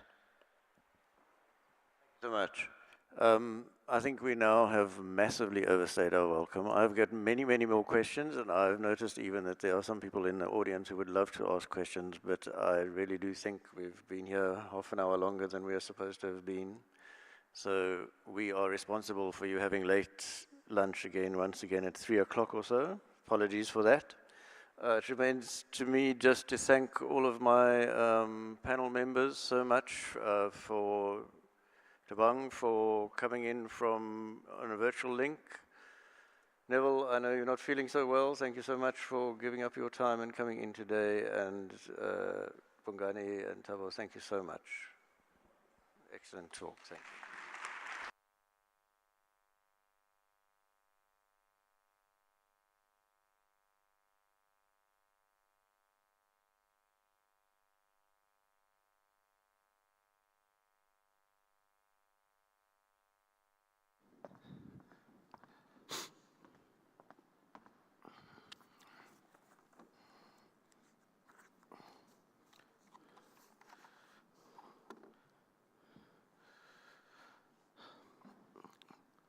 Thank you very much for that, Dave. And I think, once again, some very, very wonderful insights that we can get from that engagement that has taken place. I think we all agree that there is an energy crisis, but there needs to be a multifaceted approach that we take in order to get to some point. I mean, one of the things that really stands out is the infrastructure of gas distribution, especially in South Africa. But to hear that the private sector is waiting and ready from a demand and supply point of view to try and contribute and see how they can help, that for me is something that is quite heartwarming. And I think it's important that also technology gets brought in. I was fortunate enough just before this conference that I was also part of GovTech earlier on this week on Tuesday before I arrived for this conference, and to hear some of the ingenuity that has been used by companies within South Africa. And I think the clarion call is the same. I mean, we speak about oil and gas here, but we also speak about data analytics and IT-driven solutions to try and get our country to where it needs to be. And it's quite heartwarming to see institutions of government, almost standing at the helm and saying, what can we do to help? And yes, there might be some constraints, there might be some problems and, legislative work that needs to be put into place, but the really endearing thing about it is the fact that there are so many people willing to put their hands up, both in the private and public sector, to try and make a difference. So I think it's quite important that we would not at all forget about data-driven sort of IT solutions to try and see what can be done and how a collaborative effort can be put into place to try and drive this agenda forward. So thank you very much there to Dr. Bongani Saidini, as well as Mr. Dave van der Spey, Thabang Odat, Neville Ephraim, as well as Thabo Molekwa. Coming up next, we've got South Africa's planned offshore E&P activities, and I think we've got Mr. Bertrand Bevet, the MD at Total Energies, E&P and Renewables. Let's please give him a huge round of applause and welcome him onto the stage.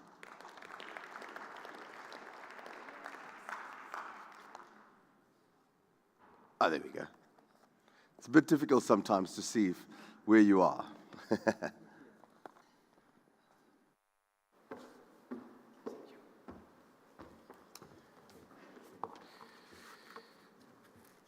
Good morning. Thank you for inviting me today. So as an introduction, and thank you for the introduction, I'm the MD of Total Energies in South Africa for exploration and production and renewables. So some would say, how is it consistent? EP, renewables, actually tells you how Total Energies approach the energy market and how we see energies. They are complementaries, we don't oppose them. So, is there something? Yes. I thought before talking about our activities in South Africa, it would be useful to provide, as an introduction, some perspective on what Total Energy strategy is globally, because it actually informs what we are doing in South Africa. So the company strategy is not driven by supply, but by the demand. So the energy transition is well on its way, but the reality is that the world today still uses fossil fuel to meet 80% of its energy needs. So the collective challenge that we have is to reconcile the energy transition with the need for energy securities and also address the concerns over its costs.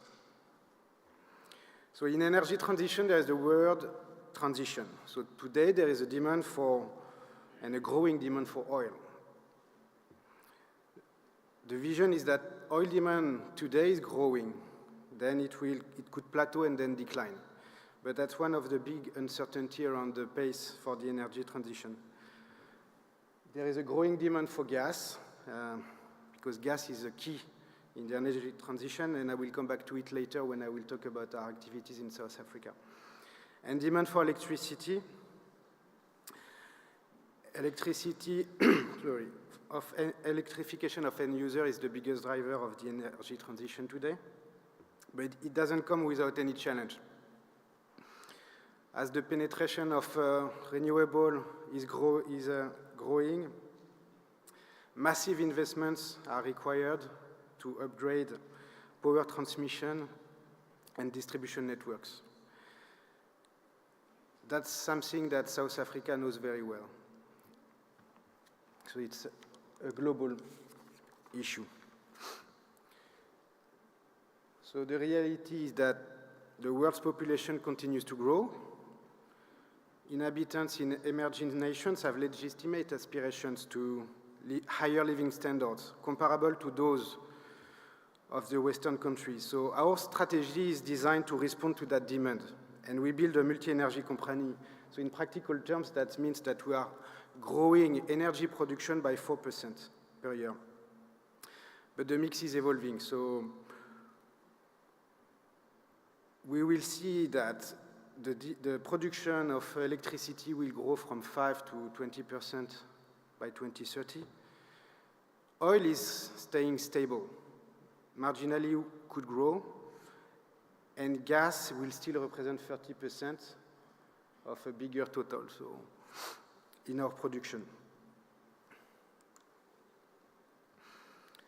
A strategy needs to have a clear investment policy. So the challenge that is posed by the energy transition is that we need to move as quickly as possible from the current energy system, which is more than 80% based on fossil fuel, to a decarbonized system. So for a company like us, that means continuing to supply our customers with the energy they need now, as well as accelerating our investment in the low-carbon energies, because they will dominate the future, but the reality is that we need to invest in both simultaneously and strike the right balance to ensure a just transition. So the right balance is presented here. So it's 14 to 18 billion per year by 2030. 45% oil, 20 to 25% gas, and a third in low-carbon energies. Part of this oil and gas investment are for new projects. And within new projects, we have exploration.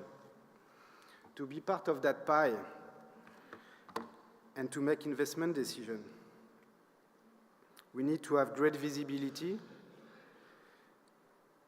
on timing and regulation environment. So now, coming to our activities in South Africa, Total Energies has been present in the country since 1954. So we have a long-standing presence there. We started with marketing and services. We have 550 stations. We are present on the gas chain. So we have the Matola LNG project. Total Energy is one of the main sponsors of this project, which includes the LNG terminal and a regasification terminal close to Maputo, and will be connected to Ronco pipeline. So, and as well as a gas-fired power plant that could supply power to South Africa. We have a presence in renewable, strong presence. We have been awarded some EREIPP and REIPP projects.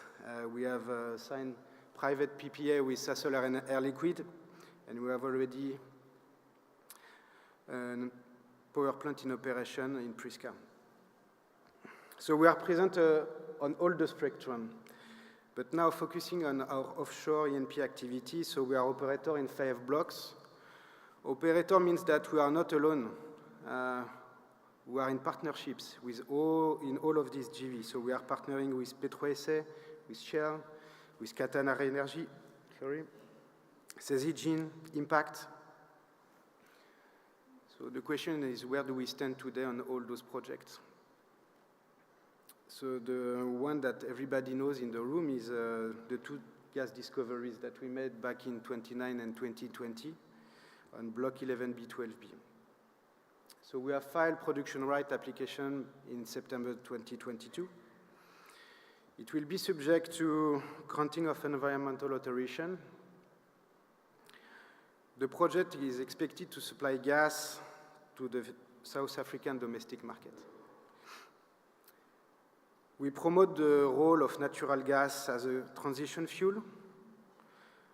So this is a gas project but it could supply gas-fired power plants to produce electricity that is most needed in the country. Because flexible, easy dispatchable, the natural gas is an ideal partner for renewable energy, which are intermittent in nature and seasonal. And it was already said, but natural gas is 50% less emitting than electricity generation from coal. The development of gas resource, domestic gas resource, would generate revenues to South Africa through tax and royalties. It would contribute to the economic activity, I mean jobs. So this project is an opportunity for the country. So now we need to align the logistic pieces. So that includes with PetroSA for the use of existing infrastructure to bring the gas onshore. And obviously we need an off-taker. So we are working and seeking guidance from the authorities to help aligning the pieces together. Exploration. So I said we are operator in 5 blocks. So 1 is in the development phase, 4 are for exploration, and 2 are really active currently. So we have applied for environmental authorization on block 567 and DWOB. Block 567 is the most advanced, so the environmental authorization was granted by the Ministry of Energy, the DMRE, on April 2023. 19 appeals were submitted to that decision. So now the appeal is being reviewed by the DFFE, and since then we are waiting the decision from the Ministry of Environment, and it has been delayed. So practically we are experiencing the delay and the impact of an unstable regulatory environment. So, and we understand it's also because things must be done properly, because there is opposition in the country on our activities, opposition from some stakeholders. So our responsibility is to engage dialogue and explain our activities. So with the civil society organization, with some NGOs, we may not eventually agree, but we need to dialogue, ensure accuracy of information. That's very important because then it comes to the public domain. So we need to ensure that we have the facts straight in the public domain and that the narrative is not dominated by only a portion of the stakeholder. Even myself, in private conversation, I realized that there are some misconceptions about our activities. When you see on this map the size of the blocks, so if I take the block 567, it's 73,000 square meters on the ocean. So there could be a perception that we will actually conduct activity on 73,000 square meters, meaning mining the ocean. The reality is that an exploration well, a rig, is 120 meter by 75 meter, and it's drilling a hole of 1 meter. So I realize sometimes even when we present those information that can lead to some misinterpretation. So we may need to improve on that side. We need to work with the communities. We need to build trust, address negative perception. We take pride in making disengagement non-transactional. We do not engage only as part of regulatory or for the sole purpose of meaningful consultation. We have a team which is all year long meeting with those coastal communities, engaged with them, listen to their needs, expectations. With this data, with this dialogue that we have, we can also identify CSI activities and we can also better explain to them what we do. So we need to explain what we do, we need to explain the positive impact that we have. We can contribute also through CSI activities. Total Energies is in partnership with SunPark for several initiatives. So SunPark Week, which aims at educating and raising awareness of South African natural parks amongst the public. SunPark Greening Project to promote greening projects with local communities around the National Kruger Park.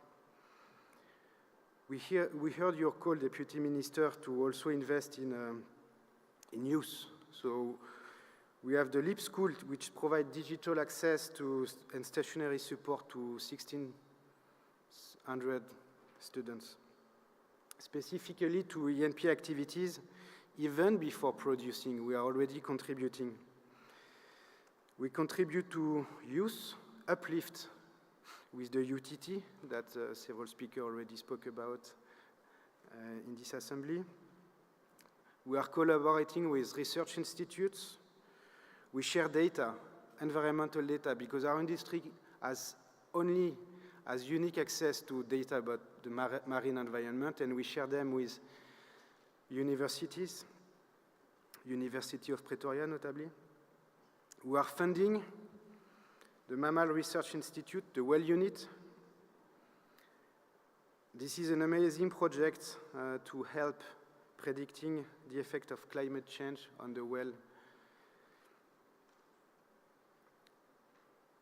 We are also funding and contributing to cultural and heritage studies with the Nelson Mandela University. So we need to explain what our industry can bring. We need to explain that we participate in energy projects that have the potential to create shared value and can contribute to the resolution of the energy crisis. Because what is exploration? It's a project to determine whether oil and gas resource exist in an underexplored area of South Africa. In case of a commercial discovery and a decision to develop the field, that has the potential to improve the country's commercial balance, energy security of supply, and economic development. So this is what we can do, but I'd like also to talk about what the country can do to attract investment. It's critical to improve the certainty and predictability around administrative timeline. Building a friendly regulatory environment. It's about ease of doing business in South Africa. Predictability and certainty on the timing of management of administrative timelines must really be fostered. The SIP status can bring help in that regard, so this is a welcome program. And also some regulations need to be amended because as they are today, they sterilize or have the potential to sterilize new projects. I'm thinking about the NEMA regulation from 2015 that has been experiencing draft since then. And I think we need to create, but that we can do, so that we think the authorities can help to create a platform so those who support the emergence of the industry can speak.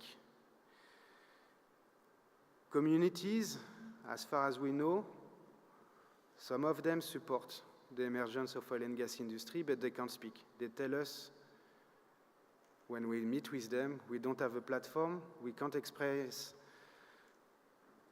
our interest in those projects. We can't do it as private operator, but we really expect that the authorities can foster that voice from the communities to help the emergence of the oil and gas industry. So to conclude, I want to say that the emergence of an oil and gas industry must be facilitated in South Africa, as is the case in neighboring countries. Those projects have the potential to lead to economic development, shared prosperity, and sustainably contribute to the energy transition. And I want to thank the authorities, the regulator, for the great level of engagement that we are having with them and their support so far and in the future to bring the emergence of an oil and gas industry. Thank you.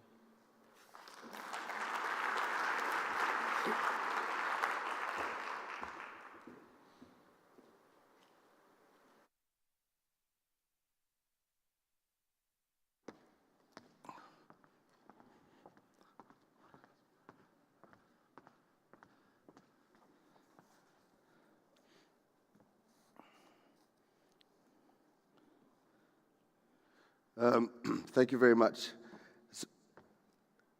So Mr. Bertrand, how then do you pronounce your surname? Because I'm calling you Bouvet here, like duvet. You know, South African people, you haven't put on the duvet on the bed. So is it Bouvet? It's Bouvet.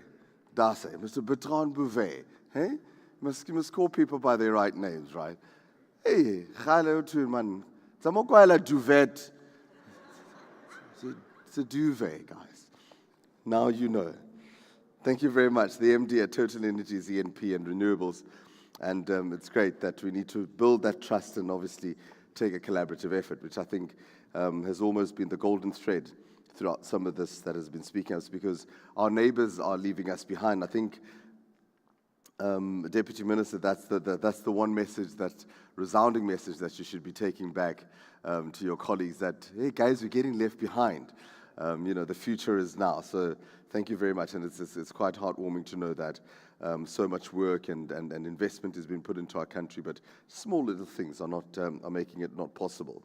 I'm going to call on South Africa's planned onshore ENP activities, and this is now going to be represented by Mr. Nick de Blok, the CEO at Kinetico Energy Limited. So let's welcome Nick onto the crowd. There we go.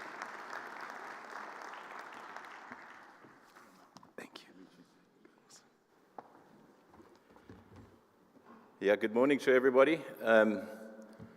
I recognize the VIPs in our attendance today. I acknowledge and salute the Office of the President, represented by DM Kakana here. And I might actually briefly refer back to that good office during my talk in a few minutes, if you don't mind. But let me, we do have a laser light here. This is excellent. I'm not going to waste too much time. I know that's just me and Robin now standing between you and your tea time, so I'll try and accelerate things a bit. I'm sure Robin will do the same. Good. Okay, let me just orient you. Those people who don't know about our project, let me just orient you geographically. Here's Johannesburg, the big great metropole of Joburg. The important places to remember here are the town of Secunda and further down here, Newcastle. Okay, so we're situated in between, sort of a lower Mpumalanga area, ER 272 up here near Secunda, 271 over here in like a dark purple, 270 in a kind of a ragged horseshoe-shaped thing here around about Newcastle, and ER 320, which we have under a reapplication stretching into the Free State. So currently our area under rights is in essentially Mpumalanga. The reason this is designated a little differently is because that's the first block that we've applied for. Well, we're in the process of building an application for a production right. We have most of our exploration over that area. Okay, so if you've fallen asleep, dozed off, now would be a very good time to wake up, because I want to impress upon you the substance of what we've uncovered in this area. All right, our most recent report from a company called Sproul, a globally respected certifier of resources and reserves, have given us a 2C, that's the mid-range of the contingent resource, of 6 TCF, just over 6 TCF. But get this, that is only where we've got holes in the ground. The new rules, the PRMS reporting rules, say you can't actually report a contingent resource unless you've actually got holes in the ground and proven the gas. So outside of that area, within our tenements, where we've yet to put holes in the ground, they've given us almost another 6 TCF, another 5.8 in prospective resource over here. And then they were kind enough to give us a reserve. Now, the reserve obviously is extractable, and it is only given to you once they have worked through the economics of a project. So if you've got a production project planned, everything's in place, they work through the economics, the CapEx, OpEx, the post-EBITDA, everything, and if they're still coming out with black numbers and not red numbers, then they give you a reserve. So in the case of a very small project just outside of Amersfoort, they have given us 6.4 billion TCF. This little green light here is probably too big, right? So the whole project stretches over about 0.17% of our total geography. And that will probably be the first place that we end up extracting gas. Have a good look at that map, by the way. There's a test coming up later, all right? Have a good look. No, I'm joking. But I probably might have to refer to it from time to time. I'm going to get another.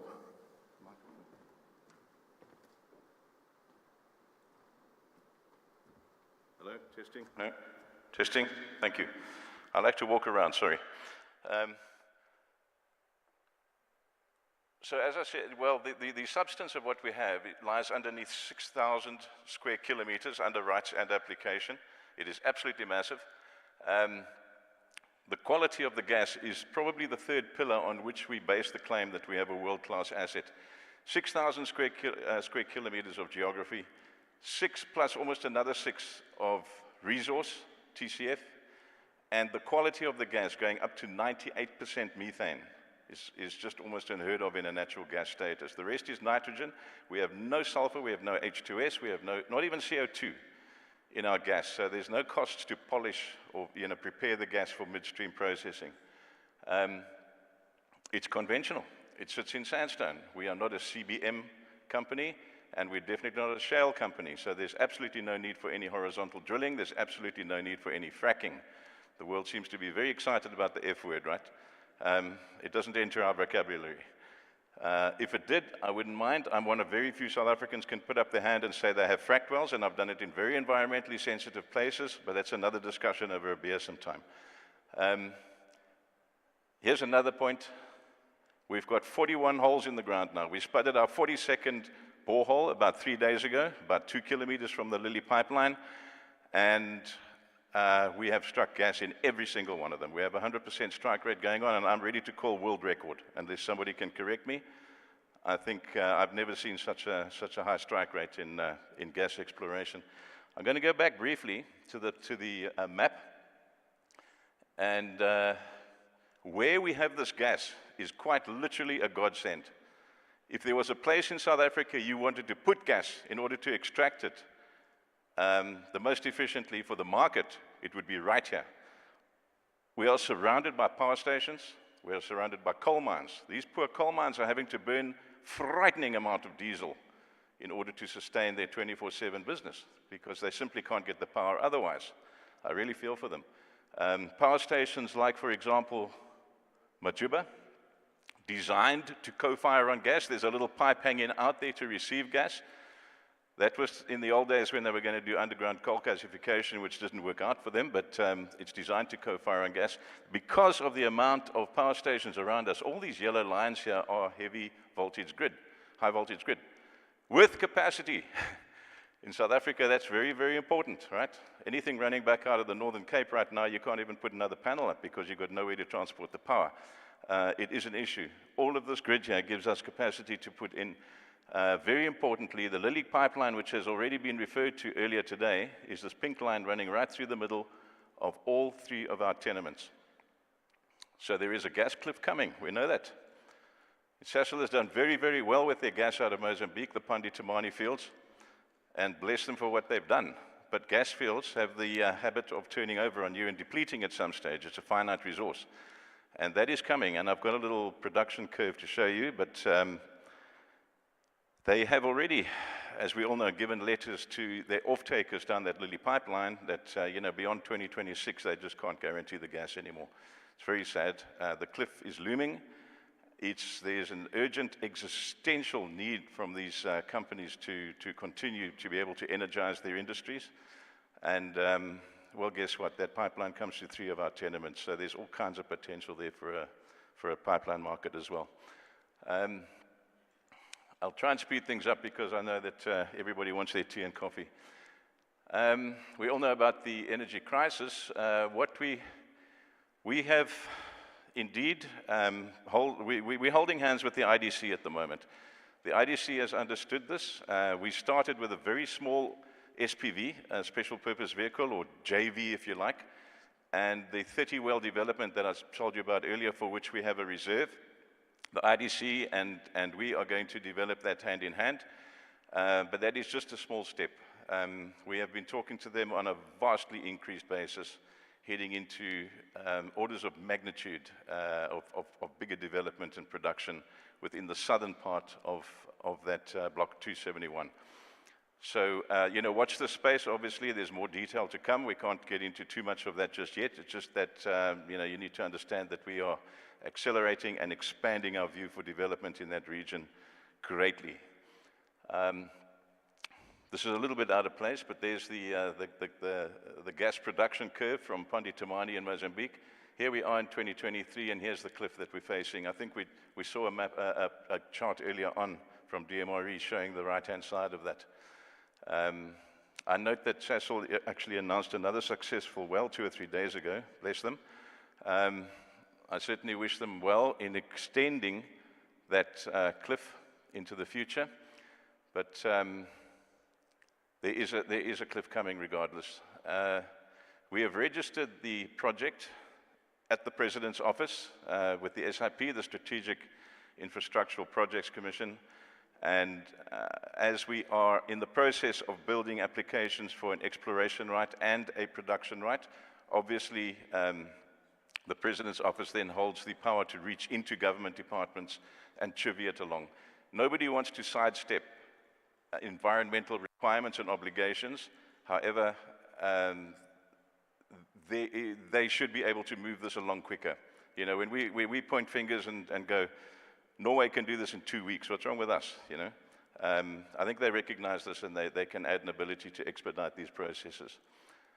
I'm not going to waste time on this one. This was for an Australian market, for a comparator. You're probably not interested at all in our capital structure. No. I'll just tell you what we're going to do for the rest of the year and then leave you to imagine what we're going to do in the next year or so. We are busy merging with a partner for 100% acquisition of Afro Energy, which is the rights holder in South Africa. That all the conditions precedent are now complete. The shares are being issued perhaps this week or next, and then it'll be done. I'll be drilling 5 appraisal wells in southern Block 271. These are to identify the sweet spots and to plan development in that part of the block. Right, so I've mentioned our deal with the IDC, and the term sheets are evolving into comprehensive agreements as we speak. We will test the gas-to-power concept at that same place near Amersfoort. We'll bring a 1.2 megawatt genset to the site and feed it with gas from our own wells and show the world, look what we can do with our gas, and make some power and measure that and film it and put it out on the web, and everyone will be happy with that. We are going to need to make our own power, by the way, when we are in production. We have cryo boxes to power. We're going to have submersible pumps, etc., and instrumentation. So we'll need to know that we can do power with our gas anyway, which we already know is going to happen.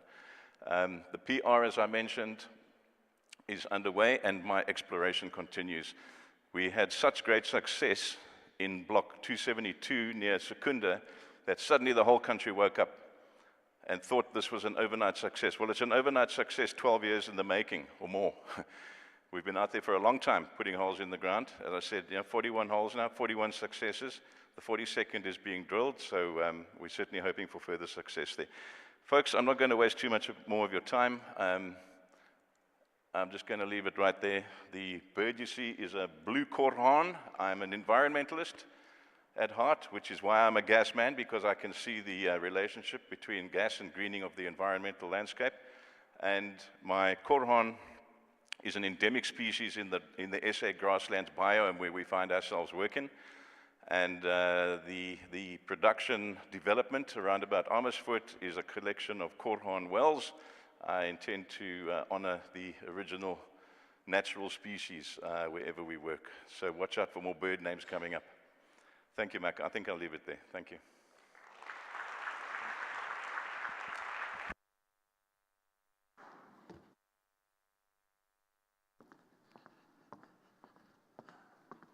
Thank you very much. Awesome. I think we can give this man a huge round of applause. Huge, huge, huge round of applause. Come on. Nick, I couldn't hear. You know, age is also getting to me. Were you saying, look what I can do with my ass or gas?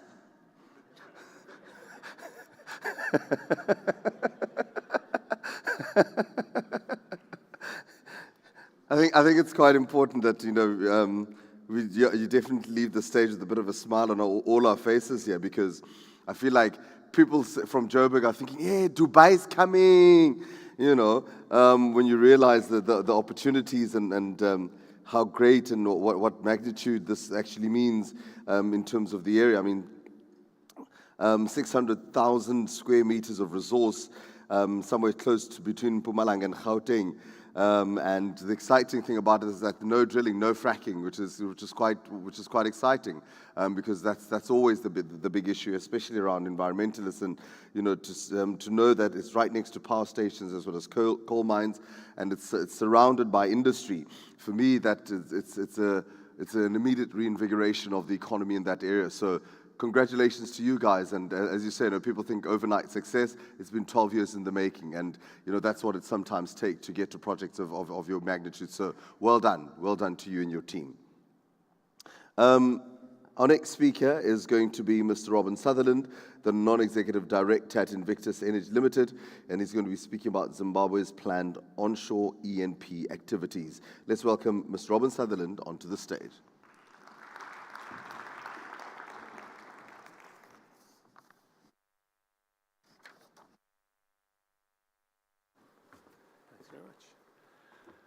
Good morning, ladies and gentlemen, VIPs, dignitaries, old friends who, from a long history of working in this country. I'd like to tell you about a different country, Zimbabwe, where many people's first reaction is Zimbabwe. But there's been actually quite a lot of exploration going on over the years, and I'll tell you about our future plans. So I'm a non-executive director with Invictus, an Australian-listed company, but founded and run by an ex-Zimbabwean now living in Australia. So there's the connection.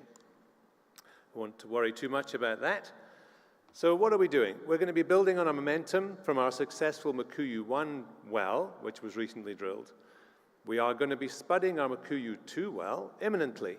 We always say in September, because that's when it's going to happen. All the equipment's now on site, it's being put together, and spud is imminent, but I'm not going to give you a date because that's one thing you can beat me up with. But it will happen very, very soon. The reason we're drilling Makuyu-2, it's effectively an appraisal well, because Makuyu-1 established a strong working petroleum system, found a lot of gas condensate, and multiple light oil zones, and some helium. This is all from mud gas sampling. We've also been busy since that well because we've now recognized the basin is in play, and we need to work out where do we go next after Makuyu. Makuyu is an enormous structure. It's one of the largest undrilled conventional hydrocarbon structures in Africa. It's now been drilled, but because of tool failures fundamentally, we weren't able to get the all-important samples to be able to call it a discovery. So that's what we're going back to Makuyu-2 for. We have acquired seismic in the east of the basin, now that we control the whole basin, fundamentally, so that we know where to go next. Because it's all very well proving up a significant resource on the one side, we need to make sure we understand the size of the resource so we can develop it appropriately. Because we have taken over that whole basin, and we've got multiple play types, which we'll talk some more about. So a little snapshot, that's way too small for anyone to read, so I can say what I like, fundamentally. Again, we had that Makuyu-1 well. We also had other issues on the well. You know, it's the first well in a very remote area. There hadn't been drilling there ever. And so we suffered with a few items, which led us to lose out on some of the things. In the shallow part of the well, we had to go in with very heavy mud, for instance, because this is an undrilled basin. You don't know what you're getting into. You have to be very careful. We now know we no longer need to do that, so we can go in with lighter mud. We did capture mud gas samples throughout the well, which is why we're so confident that we have light oil at the top, grading through to gas condensate in the middle and drier gas at the base of the well, with some helium in the mix, which is always good fun to, having seen the Renogen story and how well that's worked out. A very important part of our work, though, in Zimbabwe is we've also been awarded a 30-year contract on a RED Plus carbon capture or carbon sequestration project, carbon credit project, fundamentally. So we're looking at being one of the first cradle-to-grave carbon neutral exploration and production companies, which we think is quite a thing to have. So we've delivered 2 large infill seismic programs, and we've drilled a well with quite some success. We've also, and I can say that because I'm now part of the team, I'm one of the new members that joined in February. We've beefed up the board of the team following the success of the Mukuyu-1 well, recognizing that some more skills were required, in particular John Bentley, who John and I worked together at Energy Africa many years ago. He was the managing director of that. He came out of the GenCore stable and has a very long and very successful track record around Africa and beyond. I have stuck to Africa since I came to South Africa in the late 80s and came down to Cape Town in '93. I've been based here since then, but exploring the whole continent, not limited to exploring within South Africa. So we have many successes between us. We have a few war stories of the things that didn't work out as well.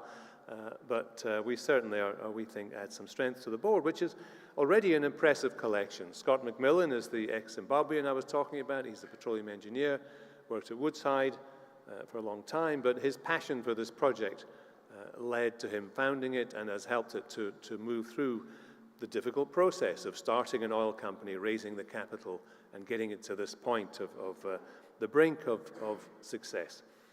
Joe Matizwe, a Zimbabwean businessman of some note, has held some very esteemed positions in Zimbabwe, runs a capital fund up there as the deputy chairman, and provides great deals of guidance as to how to navigate the Zimbabwean scenario.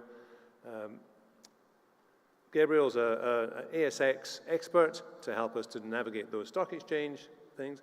And Barry Meikle is one of the Meikles, is related to Gail, who runs a very successful conference about Africa as well, and to Duncan Clark, funnily enough. So where are we? This is in the north of Mozambique, about 100 km north of Harare, in the Cabora Bassa Basin. Up on the border with Mozambique, that's the line you can see snaking across the top there.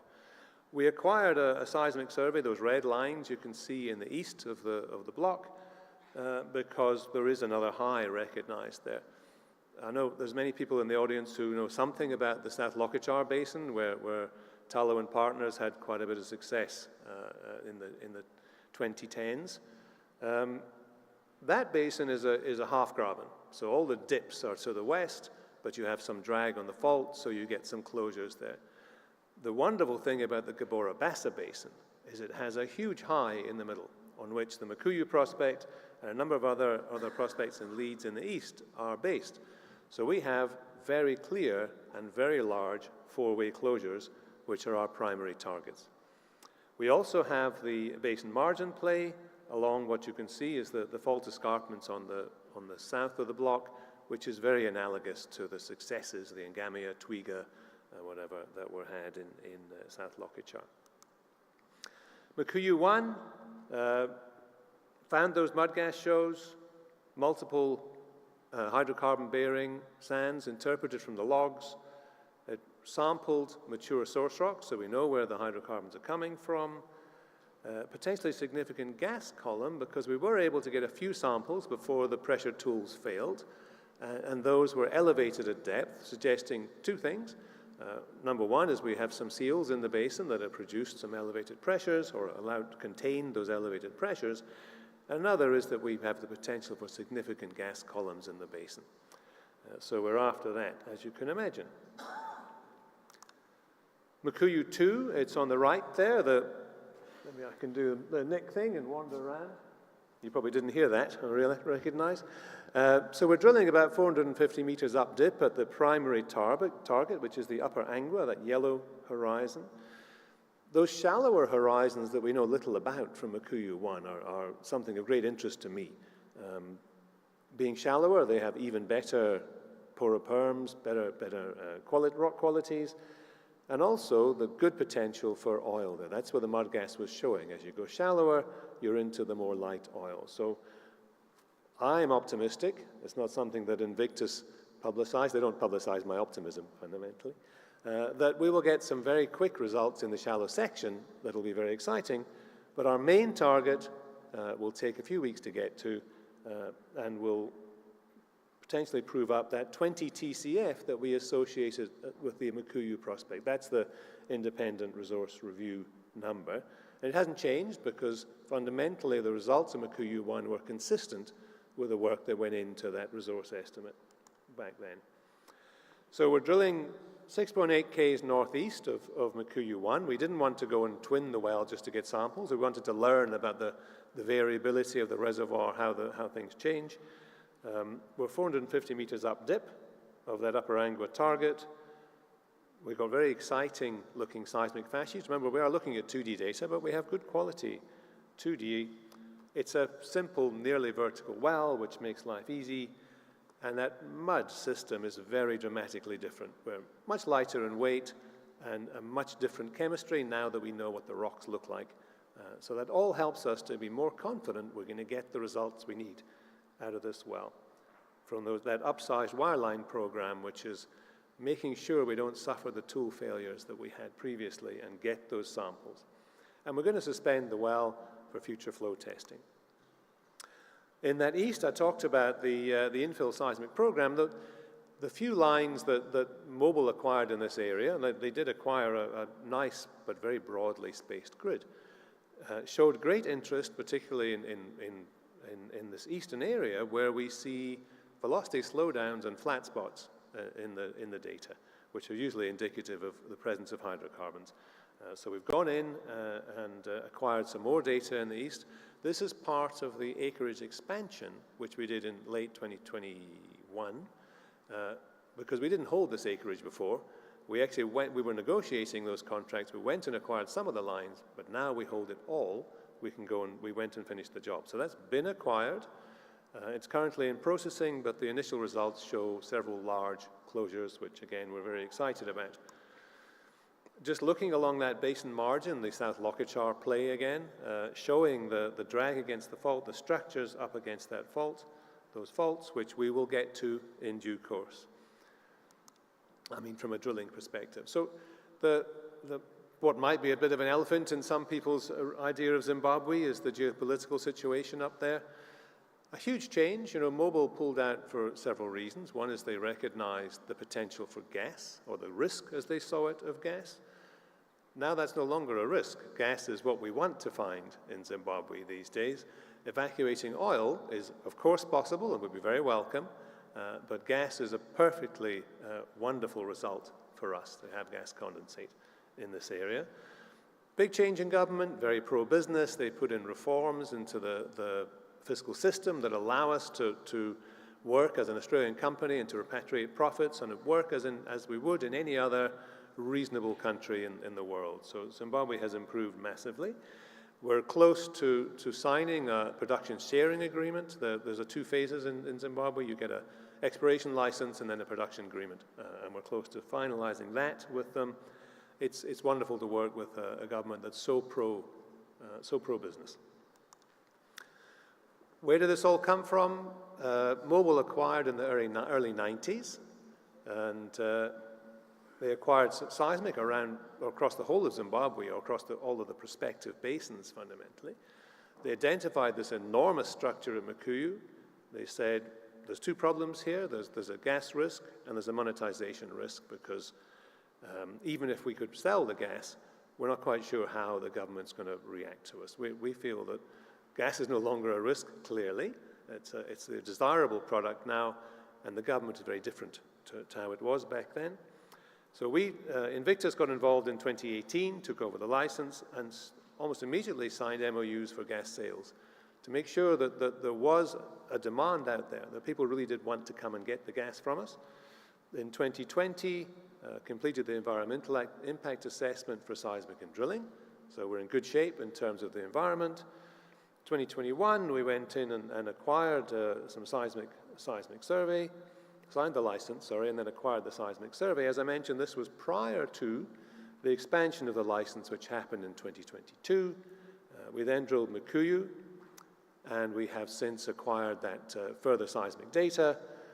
Our plan now, get Mukuyu 2 drilled, and contingent on success of that well, of course. That'll be appraised, most likely with a 3D survey over that area, while we go and drill in the targets that we've identified from the survey we did this year in the east.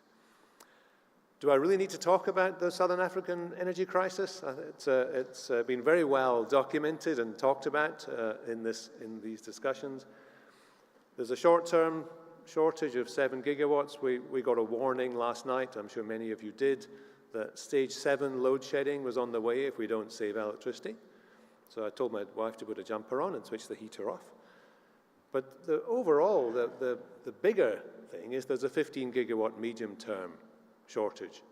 So there is a massive energy shortage in the region, as we know, not just in terms of electricity, where Zimbabwe is particularly well placed. For those that don't know the Southern African power pool details, it is headquartered in Zimbabwe, and 3 of the interconnectors for that system that spreads throughout the region are within 100 kilometers of our project in the Cabora Bassa Basin. So we're very easily connected to customers as far afield as Zambia, DRC, back into Mozambique, up into Tanzania.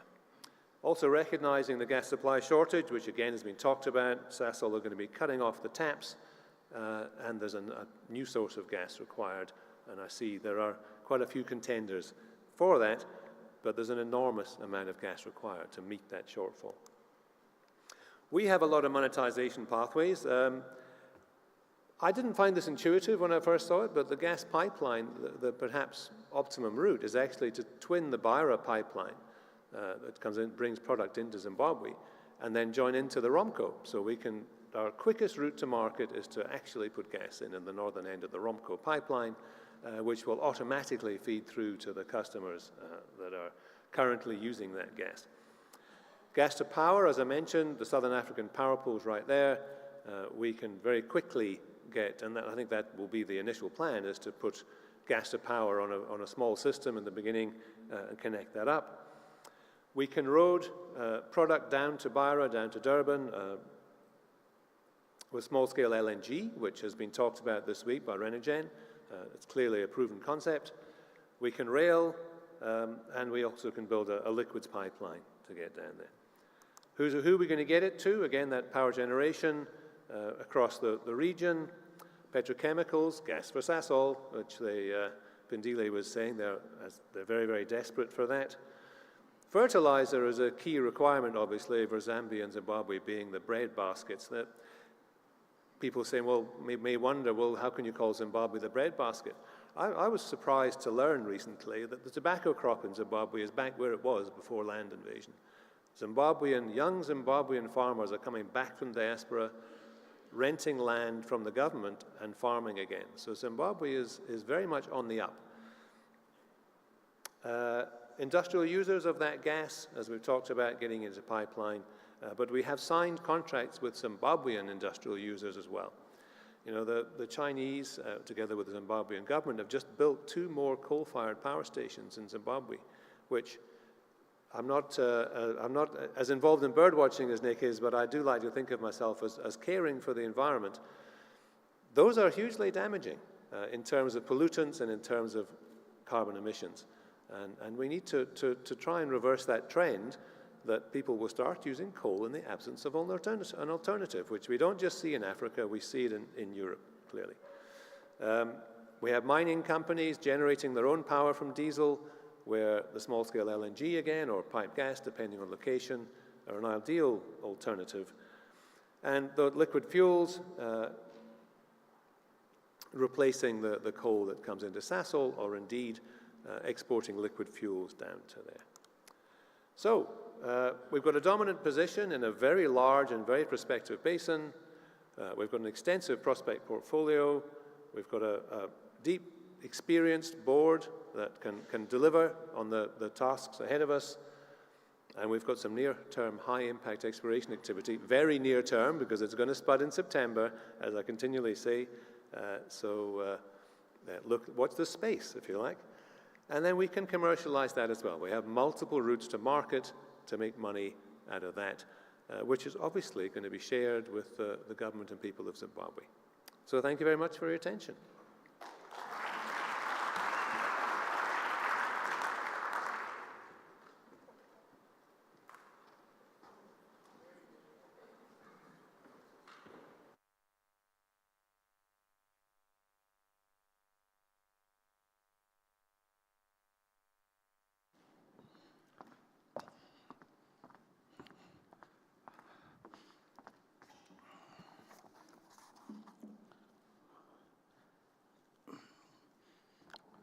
Thank you very much for that, Robin. I think it's always heartwarming to know and see that there's progress happening in Zimbabwe.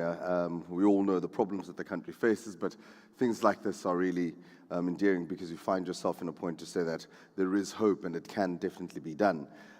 So it's quite interesting, some of the stuff that you had to say.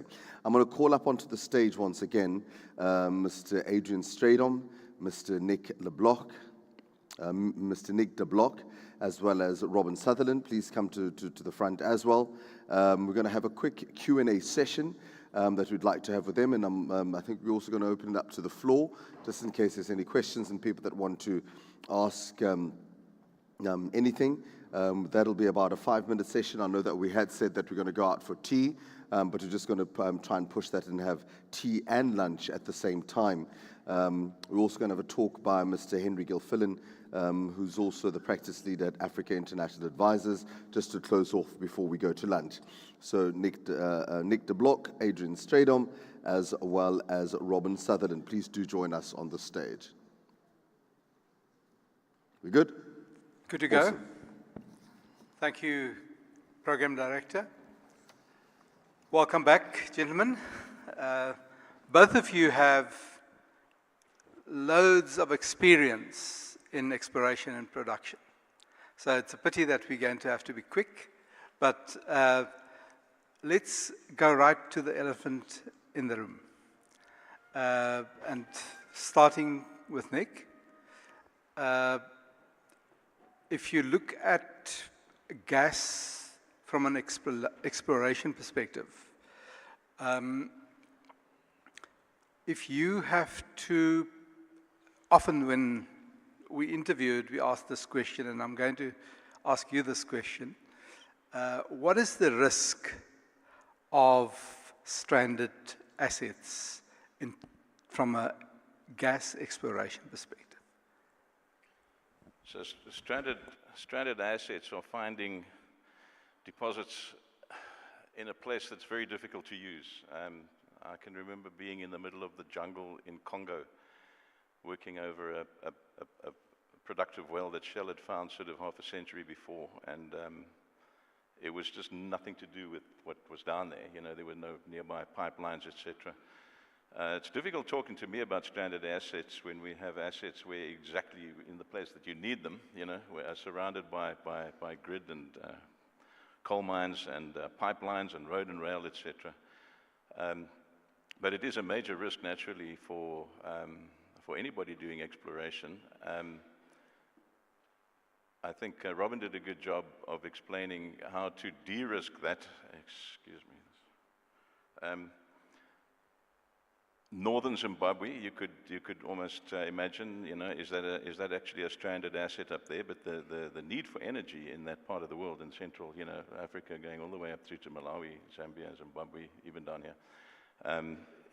I think what we're getting more clever at is de-risking the stranded effect, you know, by different technologies, by being able to bring the midstream to the gas instead of the gas to the midstream sometimes, you know, creating gas to power facilities, for example. As long as you have an ability to link to a nearby grid, then you're off and running. Pipelines are more difficult, naturally, and so technologies like LNG provide you with a virtual pipeline where you don't have a pipeline nearby to put the gas into. You simply liquefy it by freezing it and put it into trucks, and then you take it to the market wherever it's required. But naturally, you know, in terms of offshore, certainly the deeper the water that you end up having to explore in, the more severe the costs of de-risking the effect of stranded assets. So it's something real that you have to consider, but I think with you know, technologies and better planning, it becomes less risky. Adrian, could I add a little bit to that? I was just going to ask you to add, and to particularly from the perspective of you know, net zero looming. Thanks. Okay, I'll try and work out how to tie that in. I've worked on some stranded gas, and it remains stranded, although it may be unlocking soon. I worked on the Kudu gas field in Namibia for quite a long time. I wasn't there for the discovery in 1974, which was made by Sucor, by the way. Many people attribute it to Chevron, but Sucor sole risk deepening of the well to discover it. It's about a TCF. It could be a lot more, but we don't know. It's very difficult to prove because it's deep and expensive to drill. So it wasn't able to be developed because there isn't infrastructure in the area. And so it became stranded. Now, BW are going to be developing it, just as the massive fields in the offshore start producing gas and going over the top of it, so it's all going to be unlocked. But it would, if it wasn't for those big discoveries, it's very difficult to prove that gas is big enough to get moving. That's the problem. Had it been a commensurately sized oil field, it would have been developed into a floating production system and been depleted by now, would have been gone. But it wasn't. Gas is more tricky because it needs that infrastructure. The comments around Ibubezi I found interesting, that it can benefit from the future gas, because it's a tough little animal, Ibubezi, and I wish it well. Again, I still haven't worked out how to tie that to net zero. Gas is obviously an important transition fuel. Ibubezi, as an example, in my mind, and this is purely my opinion, is still going to be the runt of the litter, if that's the right word, right terminology, when it comes to the size of discoveries that we anticipate happening in the offshore in the same play as Namibia. That gas is going to be very important to decarbonize South Africa, or to help to decarbonize, to get us on that Siemens route of decarbonization. It still may end up stranded because it's too small to make the grade, fundamentally. Nick, if you look at the oil and gas play in South Africa going forward, are there lessons? You've just walked quite a significant road in terms of the exploration onshore. Are there lessons, and what are the blockages that could have been easier possibly, and that could be smoothed out and removed? Money helps.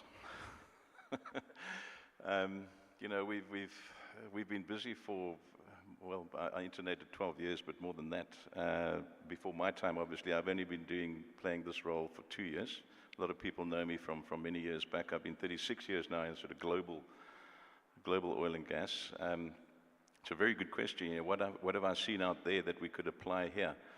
There is still a lot of regulatory red tape to get beyond in South Africa. And I think, as I've intonated before, I'm not for a second suggesting that anybody in this industry leapfrogs any environmental requirements. With my environmentalist hat on, I absolutely want to comply, and that's one thing I've been very strict about in our company. We are complicit with every single iota of the environmental law.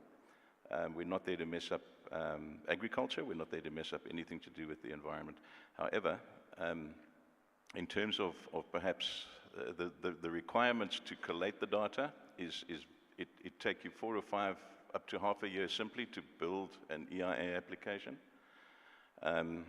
And then more than that again to have it processed through various departments. So I think it's something that could be sped up substantially, you know, which is why one wants to register at things like the SIP, just to, you know, almost test the ability to expedite these processes.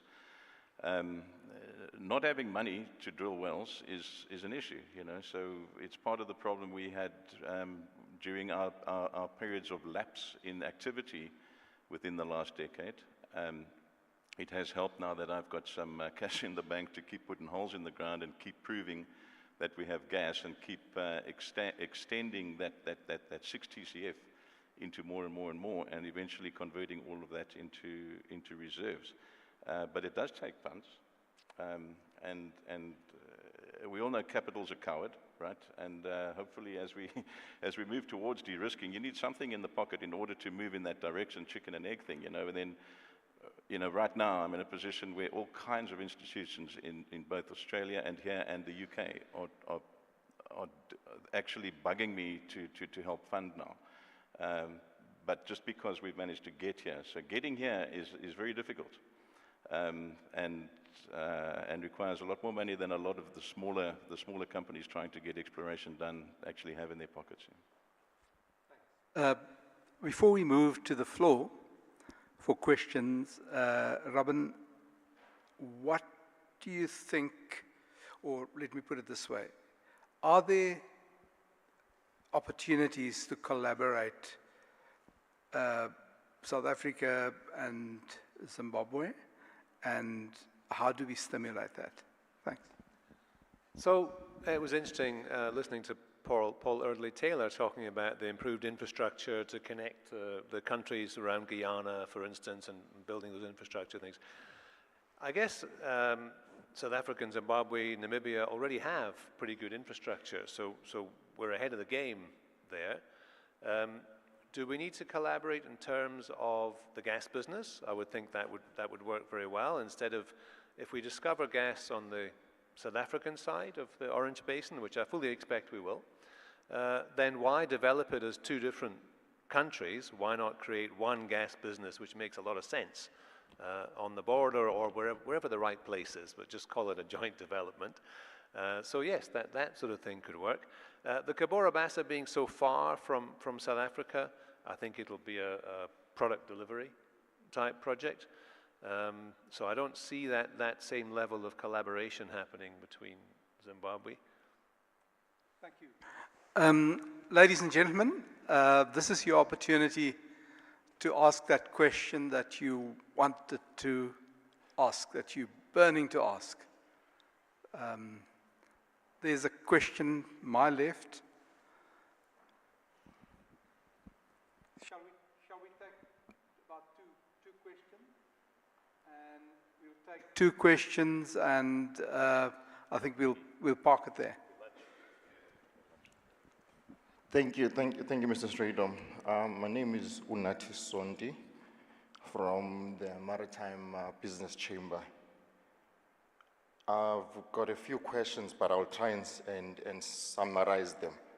Listening to presentations from yesterday to today, especially from the private sector, somehow you would hear similar, assertions around, whipping our government with regards to uncertainties, and also, the comments that comes to say, when you hear with regards to Mozambique and Zimbabwe, the comments were, it's always good to work with a willing government.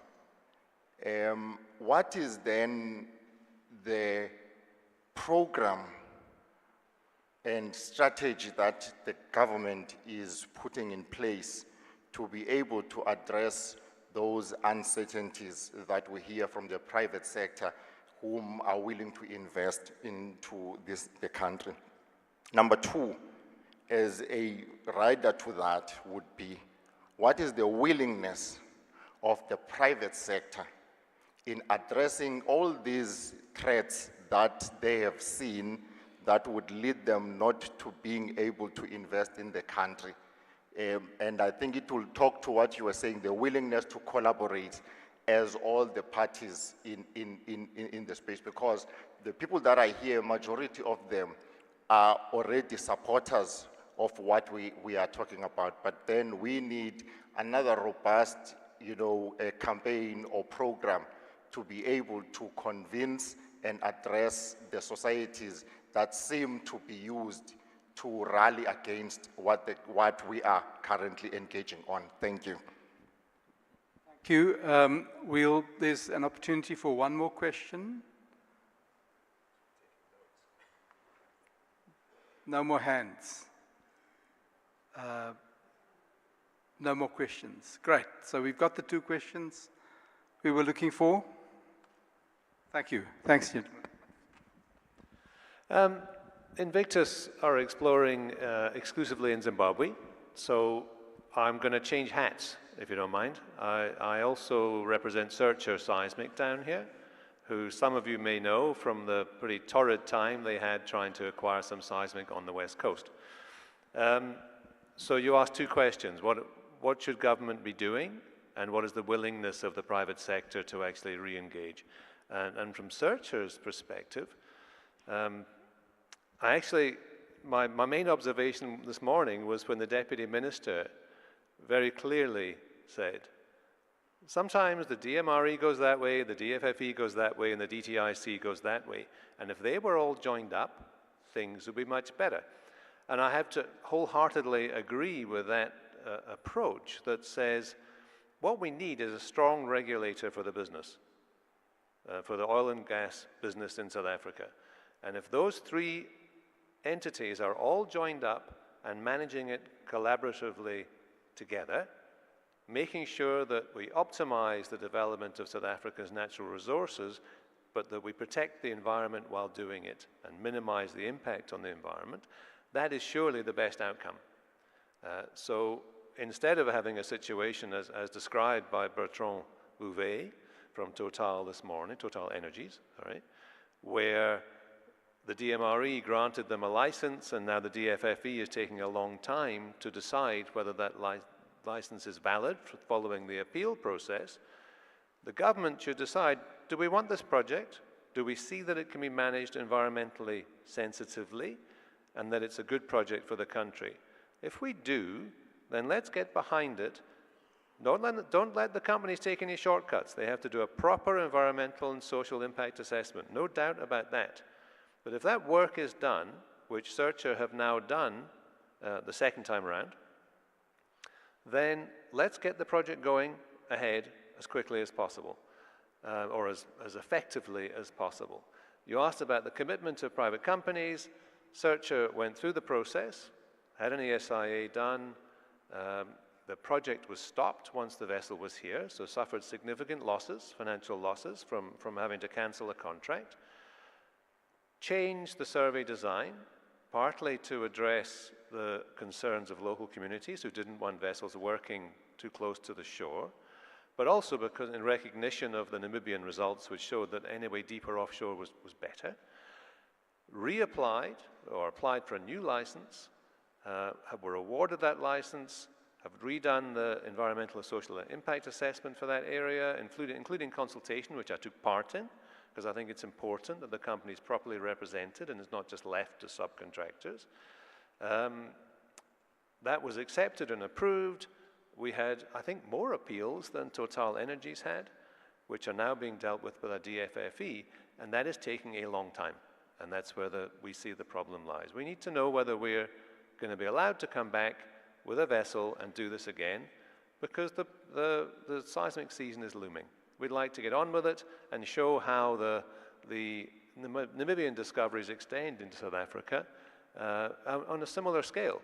You know, there's 12 billion barrels or so up there.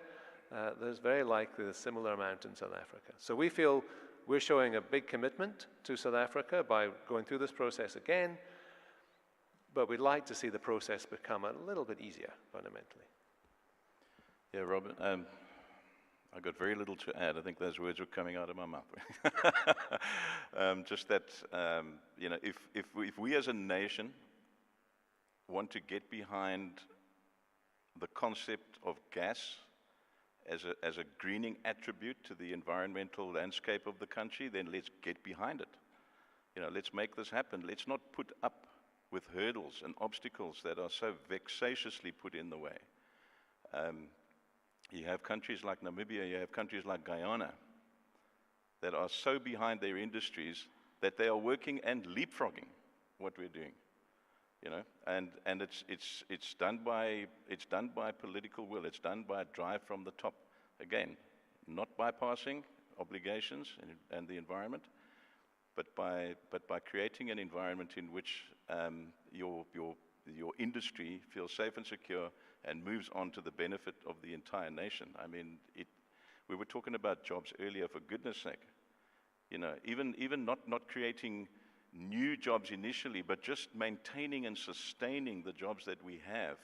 Industries are falling over for no reason other than we can't energize them, and jobs are being lost. Let's at least maintain the jobs that we have, and then from that basis grow further jobs, because we're able to energize the industry. If people get in the way of that, they are wrong and they need to be cut down. Let's give Nick and Robin a hand. Thank you.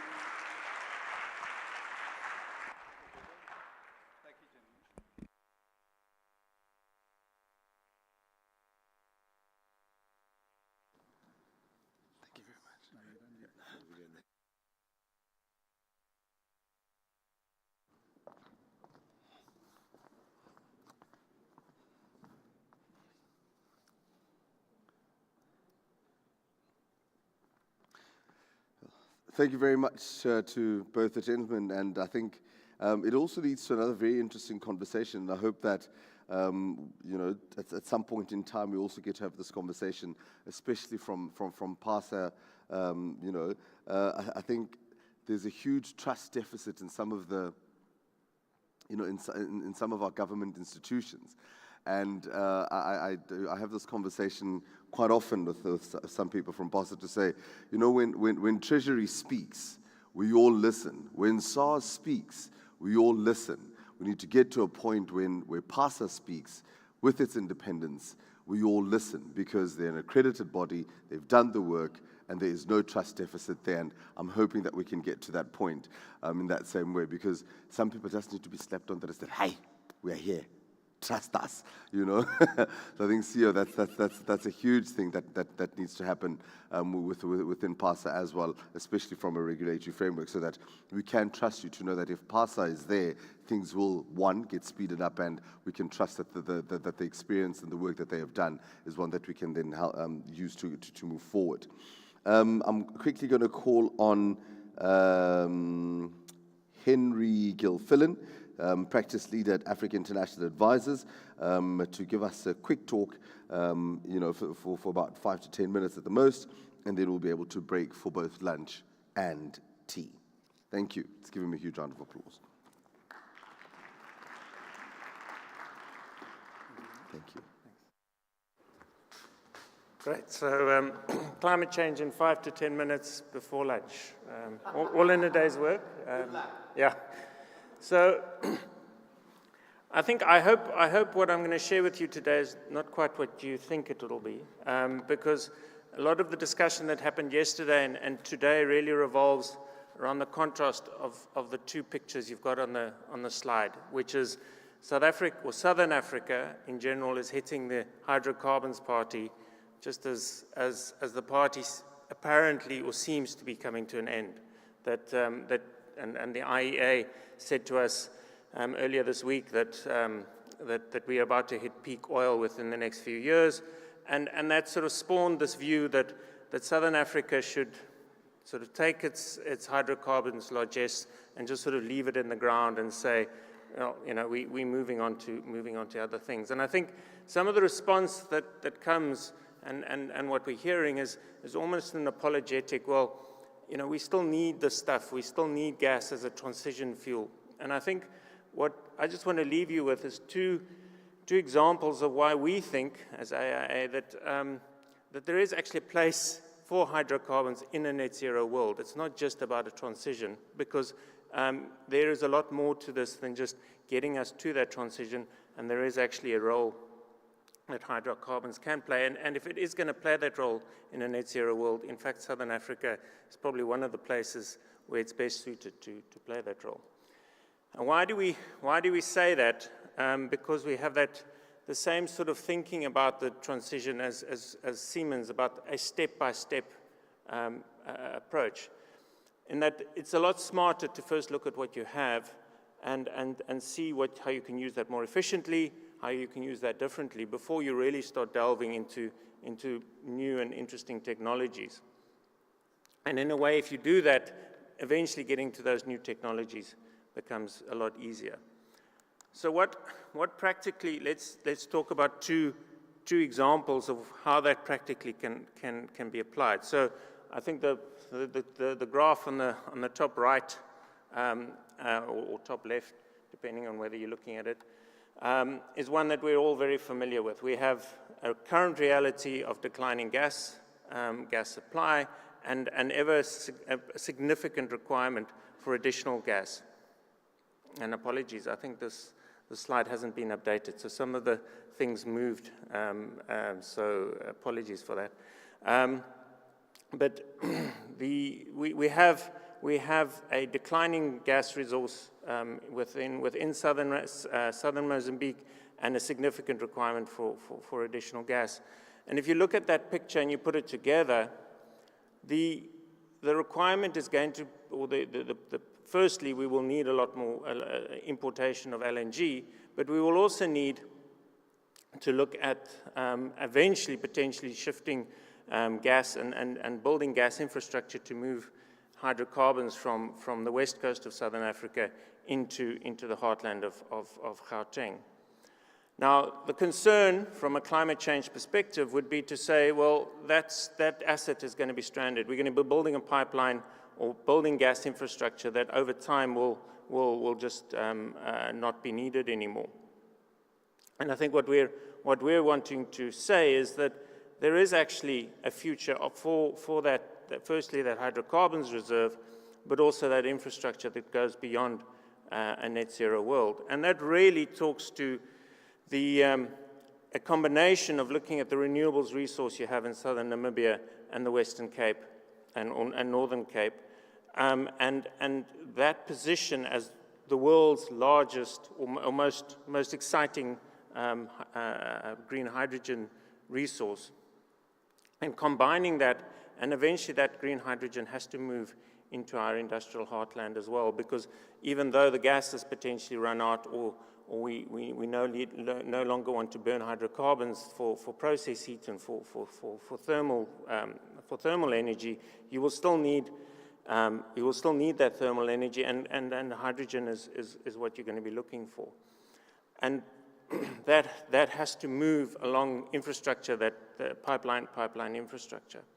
And what we are also seeing is that beyond outside of the sheer volume of green hydrogen required, and the sheer resource base required to make that work is just not feasible. And we're going to have to look at potentially blue and turquoise, or blue and turquoise hydrogen as sources of low carbon or zero carbon hydrogen resources in that net zero world, which comes back to us making use of natural gas. And the combination of a green and let's call it a blue and turquoise hydrogen economy, we see as actually a much more feasible future for Southern Africa. And so what we're putting forward is that we build the infrastructure on the back of our natural gas and hydrocarbons resource that over time can be repurposed for that net zero world. The second example, and I've got 4 minutes to get through that, is really around moving from gas to oil. And I think there's a misconception that oil is all about energy, and that as we shift away from the internal combustion engine, that there is no future for oil. And we forget that roughly 20 out of every 100 barrels of oil produced today end up as chemicals. And it goes through the traditional route of, going through refinery potentially and and out of that you get naphtha, in which you put through a steam cracker, and then you'll get your chemicals, and in the process you're also producing liquid fuels, which gets burnt in the industrial combustion engine, and as a result you get a whole lot of CO2. And that's the process that we've known since Dustin Hoffman was a graduate, and that really is the world of petrochemicals that we have today. But the alternative, the alternative to that, or moving away from oil as the source of both hydrogen and carbon for that for those petrochemicals, is extremely complex and has a significant technology or significant challenges to scale up to the sort of scale that we'd need. And once again, we come back to this concept of using what we currently have and seeing how we can apply and make it cleaner as opposed to moving to something very new. And we've just beginning to see developments around using renewables and electrifying crackers, which would actually give us the opportunity to move straight from crude via an electric cracker to the petrochemicals that we need. And if you were to think of any place in the world where you'd want to do that, it probably would be Western or Southern Namibia, Northern Cape. And I think that's really the only message we wanted to leave today, is that there is actually that future within Southern Africa for hydrocarbons in a net zero world. What it just requires us to do is actually think a little bit differently, maybe a little bit more imaginatively, about what those futures could look like. And I think what it also speaks to is some of what was said earlier about the need for us to look at it in a more holistic, more integrated way. If we want to realize that opportunity for a low-carbon, sustainable downstream oil and gas value chain in Southern Africa, we need to think about it as Southern Africa, not as Namibia, not as South Africa. So I've done that in 8.5 minutes. Thank you very much.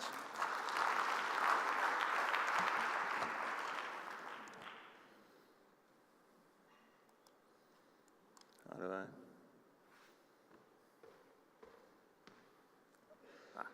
Thank you very much for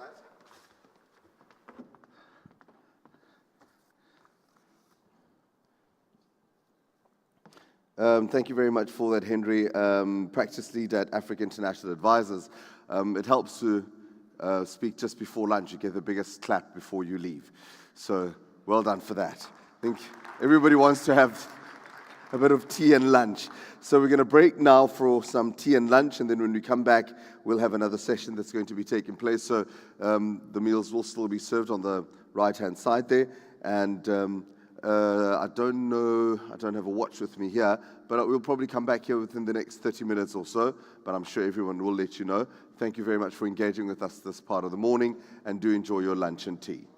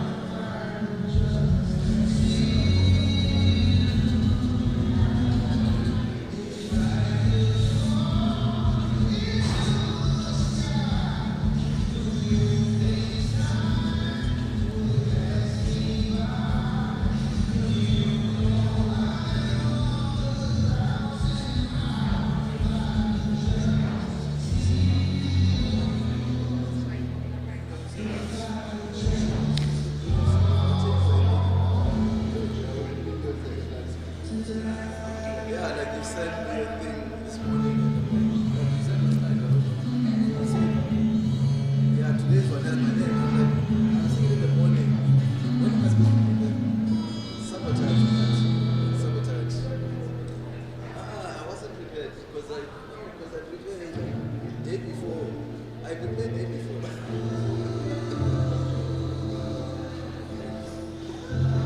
I was comfortable with being reinstated. So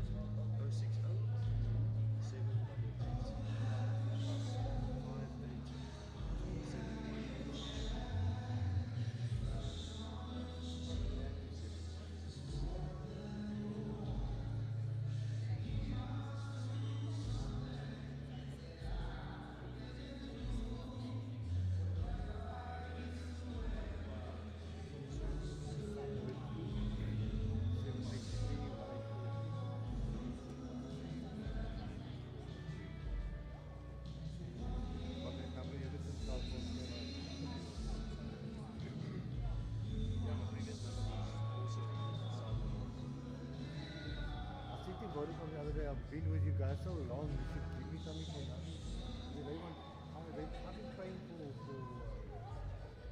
data that I got on my tablet. I didn't even know, I've been paying for all these years. I've never ever used it.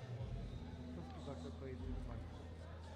So I said to him, I want to cancel it because I'm not using it. So they said, yeah, if you cancel it, then you lose your other discount. I said, you should give me something for nothing, but you don't really know what.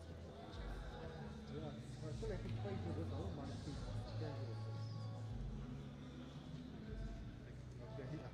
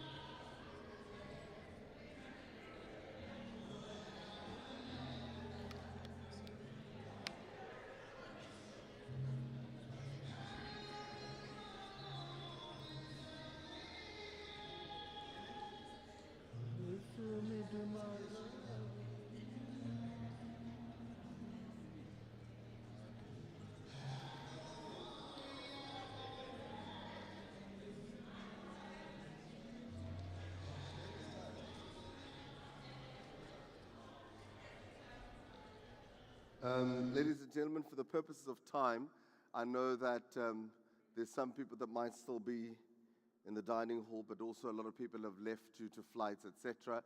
So let's also try and come a little bit more forward, just in case there's some engaging questions that would like to be asked. But in the interim, can I ask Mr. Linda Mieza, an oil and gas sector specialist at the TNPA, to please join us on stage?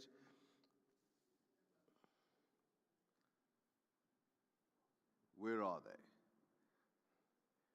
Mr. Linda Mieza. If somebody could please try and locate him for us so that we can start coming forward to the stage. Can I also ask Mr. Henry Gilfillan, practice lead at Africa International Advisors, to also please join us on stage, as well as Professor Lwazi Ngubevana to also please join us on stage. Are all the gentlemen here? Thank you.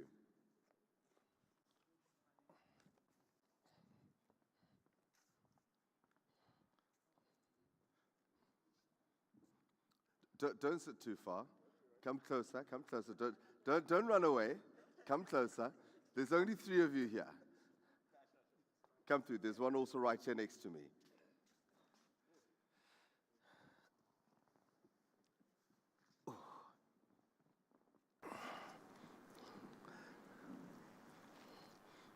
It's always quite a tough ask to have a session right after lunch, right? Everybody's stomach is full. The blood is all rushed to the stomach. There's hardly any left for the brain. And, you know, some of us that have a big African belly, that means there's very little left for the brain. So hopefully we'll be able to push through this one. So thank you very much, gentlemen. Let's please give them a huge round of applause and welcome them on the stage. Well, we're going to be speaking about upstream oil and gas technologies, as well as strategies to achieve net zero scope 1, as well as net zero scope 2 emissions. And to give us a couple of words is Mr. Linda Mieza, as well as Henry Gilfillan and Professor Lwazi Ngubevana. I think maybe just to have some opening statements, and I'm going to start on the far left with Mr. Linda Mieza from the oil and gas sector, specialist at TNPA. My big question would be, you know, if all of you could maybe just take us through this, what are the possibilities of us being able to ideally get to this upstream oil and gas technologies and strategies to help us achieve net zero scope 1 and net zero scope 2 emissions? Just a comment from each one of you, and then we'll then build up from there. Okay, thanks a lot, and good afternoon to all the delegates. I represent TNPA, so just maybe a little bit of background. TNPA is an operational division for Transnet Group. So Transnet Group has a couple of ODs. This will be Transnet Pipeline, Transnet Freight Rail, Transnet Engineering, and from myself, from the National Ports Authority. So we operate the 8 commercial ports in SA, and I do take note of the Bohobai facility, which is not commercial yet. So I think from the space of exploration, TNPA is really in a logistics space. So we see ourselves, and the industry views TNPA as an enabler in terms of business. We've had some great discussions between today and yesterday. For an example, the Total Energies in Mossel Bay. Normally, most of the molecules, obviously, from the existing infrastructure in Petro SA doesn't really go through the ports, but from the condensate side and the export facility, TNPA comes into play. So we are an enabler in the upstream and development field, and we consider Petroleum Agency SA as one of our critical stakeholders in the industry in this case. Thanks. Thank you very much. Prof, over to you.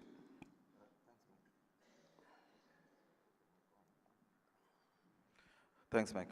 A very good afternoon to everyone. So, Mike, I think for me, if we're being realistic, I think achieving net zero in scope 1 and scope 2 emissions is highly unlikely. But I think what we should be looking to do is to reduce emissions, because I think just the nature of the industry itself is such that there will always be some emissions. So that would be my starting point, really, in this discussion. Thank you very much.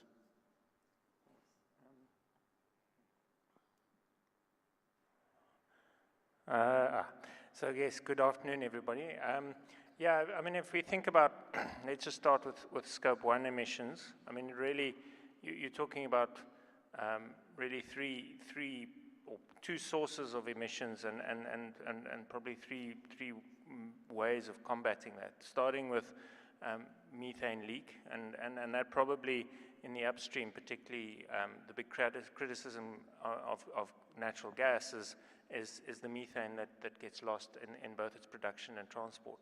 And there's a lot that we can do as an industry to improve on making sure that wherever possible the leakage of methane doesn't happen. So just doing what we currently do but do it better is probably the first step. The second is around your source of energy and integrating renewables as a source of energy. And then eventually you get to, well, there's going to Prof's point, you're going to be emitting a certain amount of CO2, and then you get to carbon capture and storage. And I think if I can just go back to what we spoke about before lunch, the really interesting discussion is how do you get to a net zero from a Scope 3 perspective? And I think there is some really interesting opportunities there as well, but I'll leave it there. The first question obviously would be there, especially from an authority point of view. Mr. Meza, if we're speaking about the movement, the transportation, or even this sort of emission of methane, which is a big problem, it's something that nobody wants to see.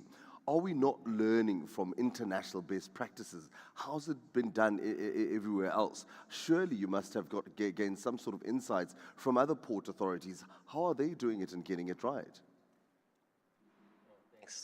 Thanks very much. So definitely we have an RFP out for the Port of East London for desalination, and we do have a strategy and a roadmap to achieve this. And this is something that we're seeing from the ports. We've had colleagues visiting the Saudi Arabia colleagues as well to learn from some of these initiatives. And from the country's point of view, there's been a great discussion about an energy mix. We have initiatives in the pipeline to deliver LNG in Richards Bay. Currently, the RFP has been closed, and this aims to deliver between 1 million tons per annum to up to 5 million tons per annum, and it's really anchored about delivering gas to power. Yeah. If you speak to the private sector, some of them might say it's too little, too late. Because this has been an ongoing thing for a very, very long time. What has been done, number one, to try and speed it up? And number two, why has it taken so long?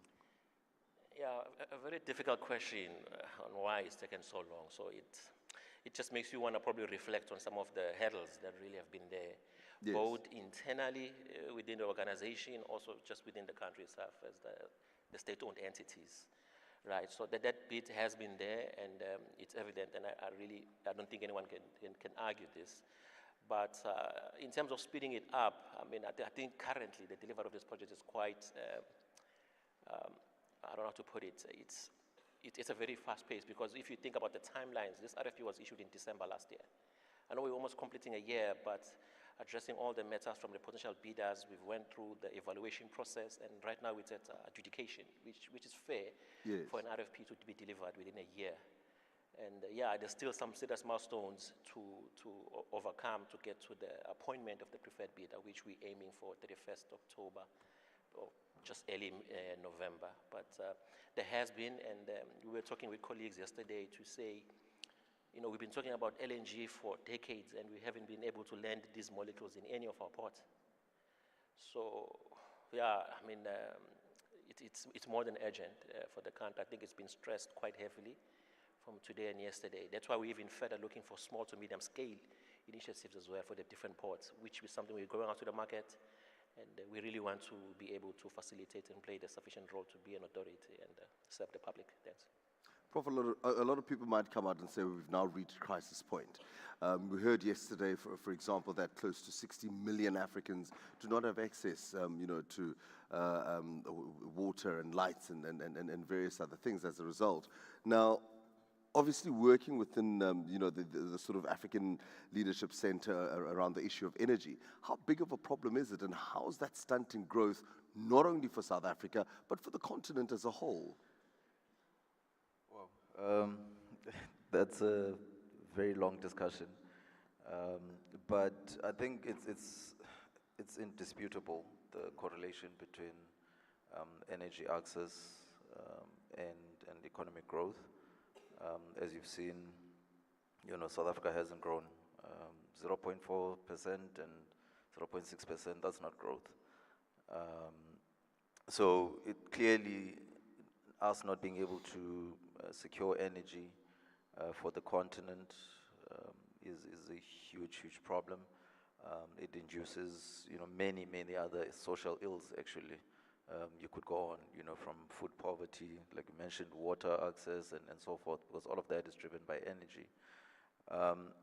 But I wanted to just get back to the issue of Scope 1 and 2 emissions in the oil and gas sector, particularly upstream. As far as I know, there isn't, for example, a public document, at least a baseline for South Africa to say what these emissions are.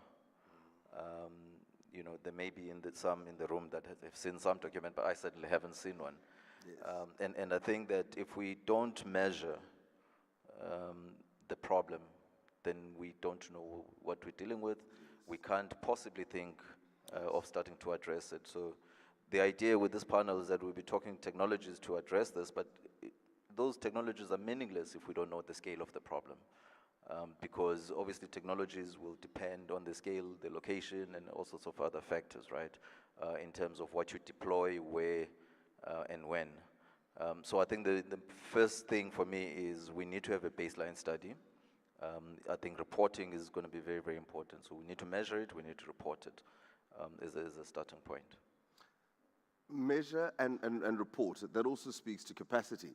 Do we have, one, the skills, the knowledge base, and the capacity to be able to do that? Because it's obviously not something that happens in a small space. It's quite a far and widespread problem.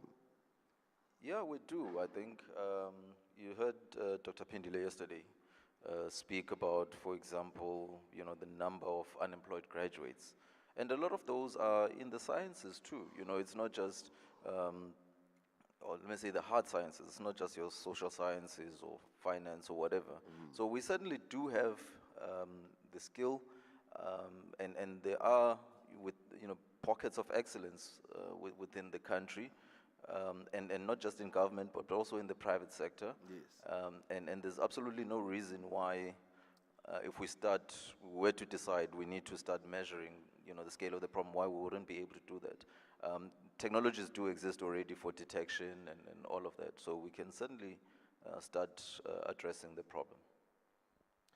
It brings us to something that's obviously a huge problem. These kind of things, or to resolve a lot of these problems, to speed up a lot of these problems, Henry, we need some sort of international investment. But with all of these stumbling blocks and all of these issues that we have, how much of an impact does all of these sort of negative things have on bringing in international investors, or ideally making them lose interest in investing in what could be a gold mine, but we're just not doing enough to help them bring them over the line? Yeah, I'd maybe just flip that around a little bit and say, and just going back to the question about timing. I mean, I think, despite all the negativity we seem to keep imposing on ourselves, I think let's not forget that there are significant players, global players that are still very much active in this market. Yes. So, let's take from that, even though we think that it is so difficult to do business here, there are definitely lots of people who are willing to despite the very real challenges, to continue to invest. So I think it's about how do we take that forward. And I think I just want to make maybe two comments in building on both the comments made just now. Firstly, about LNG and bringing in LNG into the country. I just do want to emphasize the point. We've seen it now a number of times, and Sasol has made that announcement. We've got 2.5 years to bring in LNG into this country. That's the timeline we have, and if we miss that timeline, we're compounding an electricity crisis with a gas crisis. So we're in trouble. Yeah. So I think really, let's just all focus on that requirement. We have a clock that's ticking in 2.5 years from now. that clock will have run out. And then I just want to build on what Prof said just about, I think we underestimate the world-class expertise we do have in this country. And when it comes to measuring emissions, being able to do that baselining, we've been baselining and doing those measurements for 20 years already in South Africa. In coal, we understand a lot of the methane emissions from coal and from very complex chemical processes at Sasol. So there's no reason why we can't leverage that expertise to create those baselines in the upstream oil and gas industry. Who then do we say should be some of the role players in fast-tracking all of these problems that we have? I mean, we speak about Scope 1, we speak about Scope 2, we speak about the issues of capacity. Yesterday we heard that it almost has to be a multifaceted approach with various government departments getting involved, from transport, treasury, etc., etc. But for us to be able to get the Department of Environmental Affairs, who would you say are some of the key role players that need to ideally be leading this conversation? Because, as you said, the time is now. We can't wait any longer. Even our African counterparts are starting to go ahead of the curve from us. We start from that side. Because it's got to leave from your side or come in from you, right? Yeah. No, that's fine. So I think from TNPA's point of view, the way we take the net zero and the decarbonization initiative, we first started within our port. Yes. As I mentioned, right? We're not an energy company, but we take the opportunity because we have a desired end state. Like any company, the TNPA is here where it is today, but in the near future, this is our targets. Right? So we have that, but we do feel that most of our stakeholders that really have a major impact when it comes to the issues of emissions and the targets is really our Department of Minerals and Energy and Resources, right? And we do have constant engagements, and in terms of, providing, because it's a value chain solution. It's one part to look at TNPA. We can get the LNG facilities set up, but we also have the portion whereby we need to have the terminal operator, which is another business case of it. Then you need to integrate that also with the IPP industry for gas to power. So our critical stakeholders, they will vary, and our special economic zones are probably just one of those, and our Department of Minerals and Energy, very vital in this. Thanks. Prof, I would think from your side, we also need a lot of work to be done from a research point of view. I know that already there's many papers that have been taken out, a lot of research that is available, a lot of work that has been done by institutions like WITS. Who else needs to be brought into this mix? Not only to try and help government, but also to help the private sector in making them understand, number one, the magnitude of the industry, but also the magnitude of the problem that we have to try and fast-pace the development that we need. Yeah, and you've already mentioned, I think, most of the stakeholders that we need to bring on board. Certainly, higher education and training is very, very important for research. And also just building up the skills for the industry to be able to function. Of course, the regulators, very, very important. PASA has to, I think, lead, the sort of the mission, for the development of the industry. Of course, DMRE is a key stakeholder, and DFFE, because without working with DFFE, I think we're going to face an even bigger problem. But I think very importantly is the private sector itself. As Henry was saying, there's already major players invested in this country and in the region. They already have the skill set, but we need to get everybody on board. I think the IPPs need to be part of this conversation, because if you're trying to, let's say, addressing Scope 2 emissions, you're likely to work with a renewable energy IPP, right, as one of the solutions. So they certainly need to be part of the conversation. Henry, I'm quite fascinated by the fact that it almost needs to be also a SADC effort that needs to take place, right? Because you hear of what is happening out in Namibia, you hear what is happening out in Mozambique, and now to find that there's also Mozambique that has come into the fray. So how then do we get all of these countries to try and work together, and how do we almost make it like a SADC initiative to try and ideally let the world know all of the opportunities that they are within the region?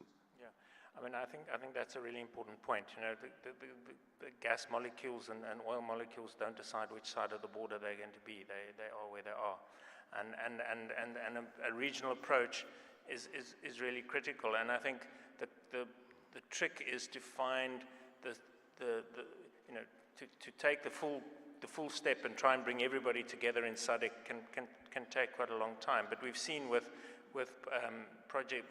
initiatives like SAP that can actually move quite quickly if there's something to unite around. So I think it's looking for those opportunities, and it doesn't have to be necessarily to start off at a SADC-wide level. But if we think about the Orange Basin, there's no reason why South Africa and Namibia can't cooperate around that. If we're thinking about supply of gas from Mozambique to South Africa, there's immediately connections there and potentially bringing in Zimbabwe over time. So it's really looking for those opportunities where it's 2 or 3 countries that have a common interest in something, and it may also translate into setting standards and baselining and setting standards for emissions that can create that coalition, which over time can translate into something at a SADC level. I think I'd be wary of starting at SADC and trying to make it work at that very high level. Let's look for those opportunities where you're bringing a few countries together and take it forward. Oh, and more often than not, you find business almost bringing these governments together because obviously business interests and companies working across borders. I mean, I think we could have an entire day having this debate, but gentlemen, thank you so much for being able to dissect that for us, and thank you very much. And I hope this debate doesn't only stop here. It happens in the corridors, it happens while we're having cocktails, and this sort of collaborative effort carries on, because I think we all realize we've got to put our hands up to try and make some sort of difference. So thank you very much. Thank you. Thank you.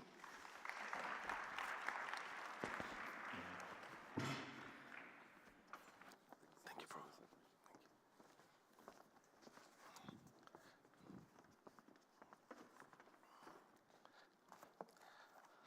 Thank you. I'd now like to call to the front Ms. Khadija Kapdi, Associate at Denton's, South Africa. She's going to be speaking to us about ESG in the oil and gas business. Let's welcome onto the stage with a huge round of applause.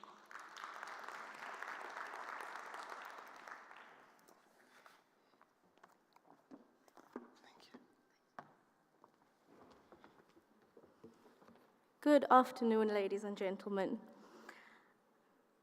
My name is Khadija Kapdi, and I am an ecologist and an attorney at Denton's in South Africa.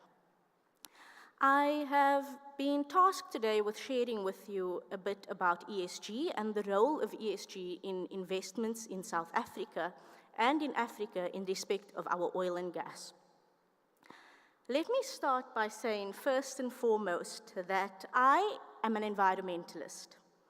And from what I've heard on Tuesday evening, from what I heard was shared yesterday, and from what we've heard today, I do firmly believe that we are all environmentalists. We know that we cannot do what has been done, and that we cannot leave to our children what our forefathers have left to us. I also have a keen interest and training in biodiversity, in ecology, in climate change. And I am an advocate for changing the lives of the poor. That, ladies and gentlemen, is why today I am raising with you the argument for ESG. We know that South Africa is not insolvent. We know that if we were to pull a balance sheet of South Africa, of our African countries, then we are going to be of the wealthiest in the world. Why is it that we then home the world's poorest people? One of the reasons that we are in this room today was to listen to Professor Mohammed Martin, who shared with us how successful Guyana has been in turning around their GDP.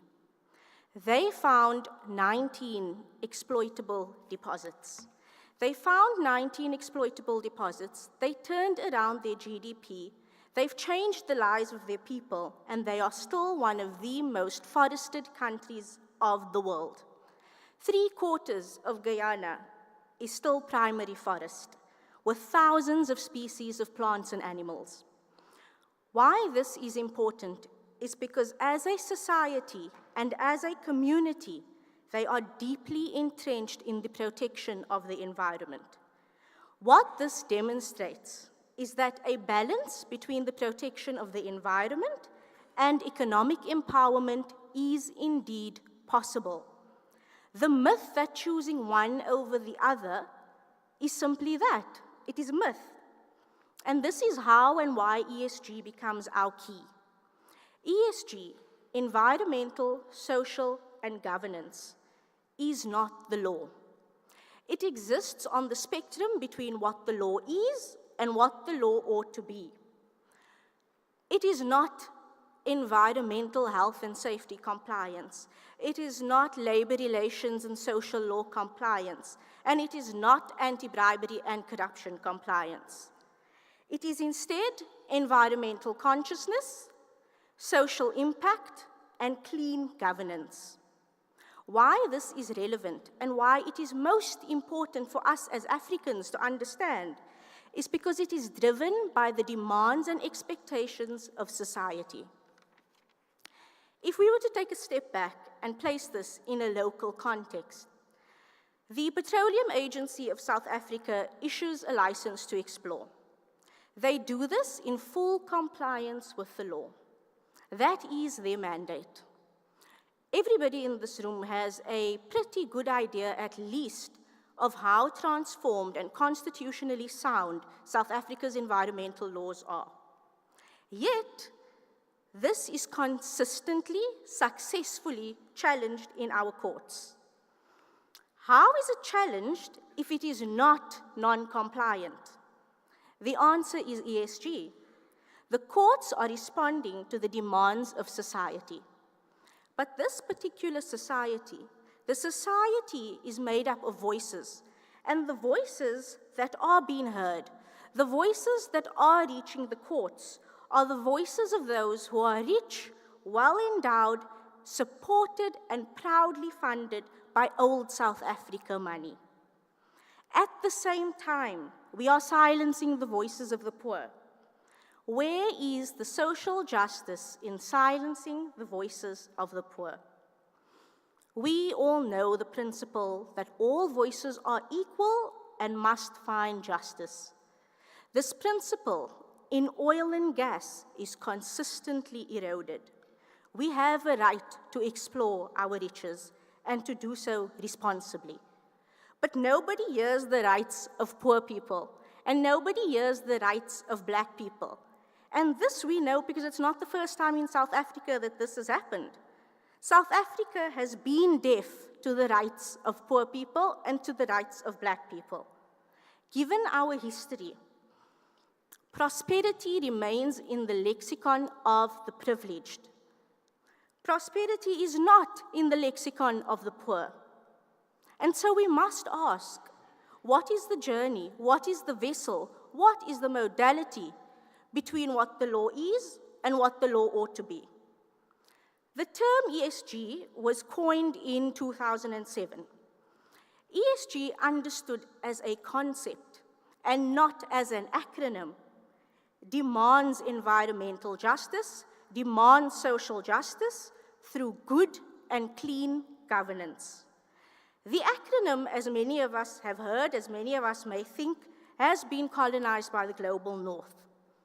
There is a wide focus on the E. And when we take that, when we look at ESG through a Eurocentric lens, we very quickly begin to lose the S. If it is argued that ESG is a thing of the North, then we really have to sit back and say, yes, it is. The concept, however, remains true. ESG is everybody's. ESG is a modality of justice. And ESG, thoroughly understood, owned and controlled in the communities where it is local, is place-driven, and demands spatial justice. This is, ladies and gentlemen, the fundamental argument that is not reaching our judicial process. ESG is exactly the platform that brings about the change and the balance that we need. It demands our environmental consciousness. It demands social impact. And it demands good governance, something we know we as a nation have not necessarily gotten any sort of green tick for. On Tuesday evening, the Honorable Minister Mantashe said, there are multiple pathways to energy, but if you transition too quickly, you are likely to have a disaster. On this continent, that disaster is a human disaster. It is a social disaster. And we must recognize, as I think many of us in this room do, that there is no just energy transition without ESG. The responsibility lies with all of us to own ESG, to own its narrative in Africa as Africans, and to own its power. When we start taking the GSE argument with us to court to fight our cases, we become the people who can make a difference to our society's most vulnerable people. We become the people who create jobs with dignity, low-skilled and high-skilled jobs that undoubtedly change the lives of nations and of people. We are compelled to explore, and we are compelled to produce, and we are compelled to do so responsibly.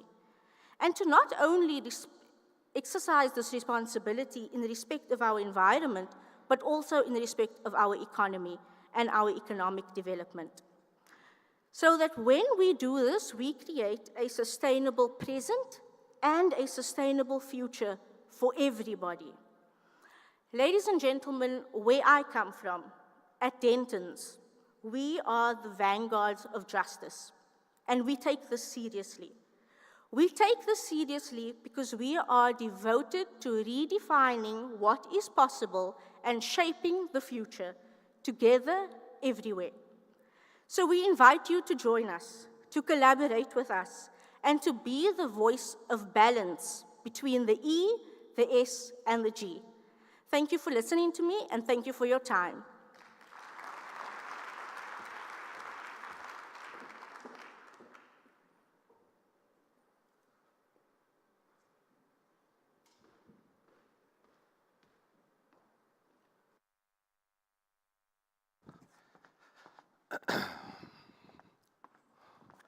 I'll let you guys know as soon as I've got my 10,000 steps.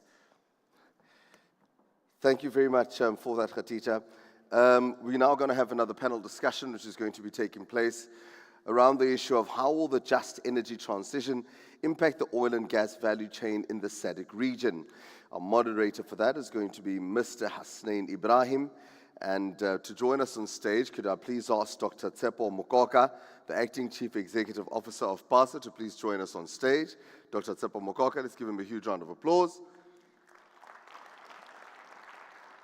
I'm going to ask Mr. K. Trivedi, the Chief Geologist at SFF, to please also join us on stage, as well as Ms. Megan Rogers, the Director of Oil and Gas Sector at CDH.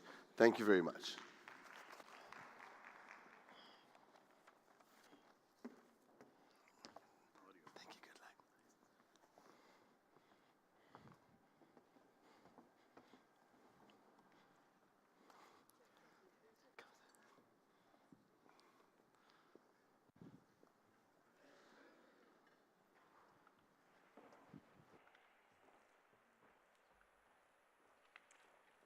Fantastic.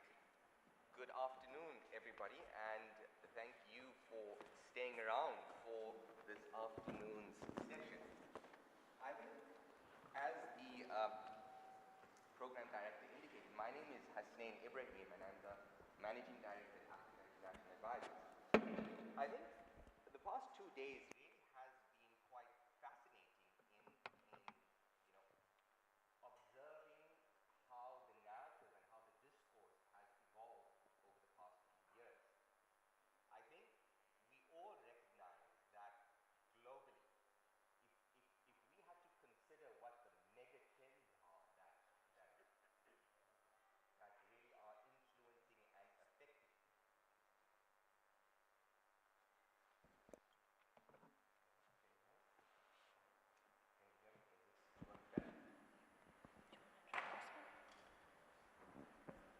Is this? Yeah, this works a lot better. Fantastic.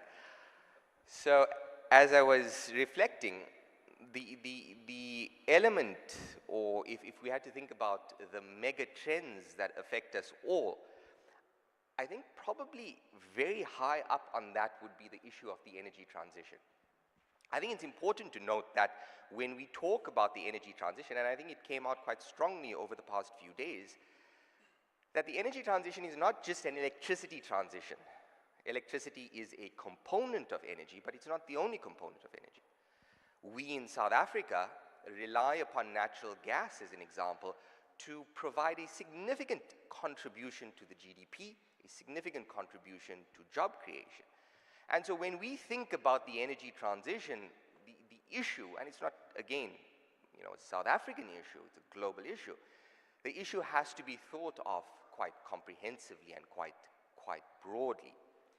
Now, we've spoken about the energy transition, and then there is another word that is introduced, and that's just.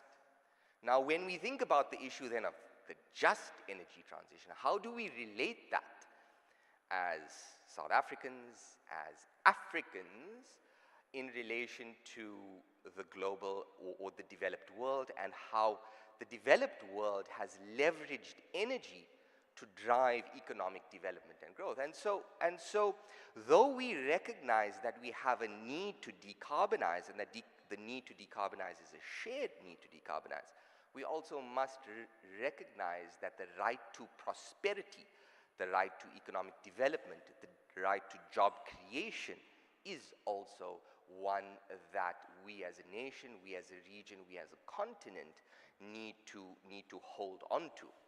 And so this issue of the role that we have to play, the justness of the energy transition, the evolution or the transition in related to an integrated energy sector that contributes towards so many people's livelihoods needs to be taken not just seriously, I mean, it is probably one of the most serious issues of our time, but needs to be taken within the lens of what is appropriate for us as South Africans. With that in mind, understanding that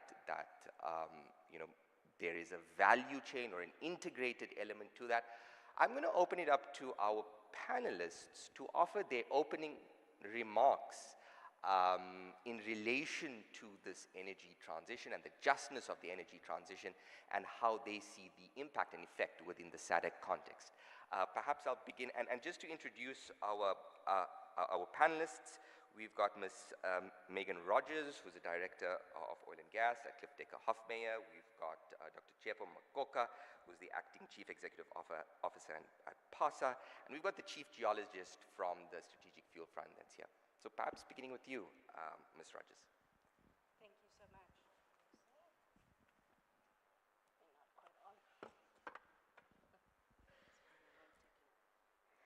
Can you hear me? Good afternoon, everybody.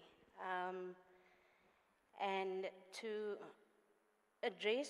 unpack your question, because our topic is quite a loaded one. What I anticipate seeing the impacts would be of the oil and gas value chain, and this is really glass balling it.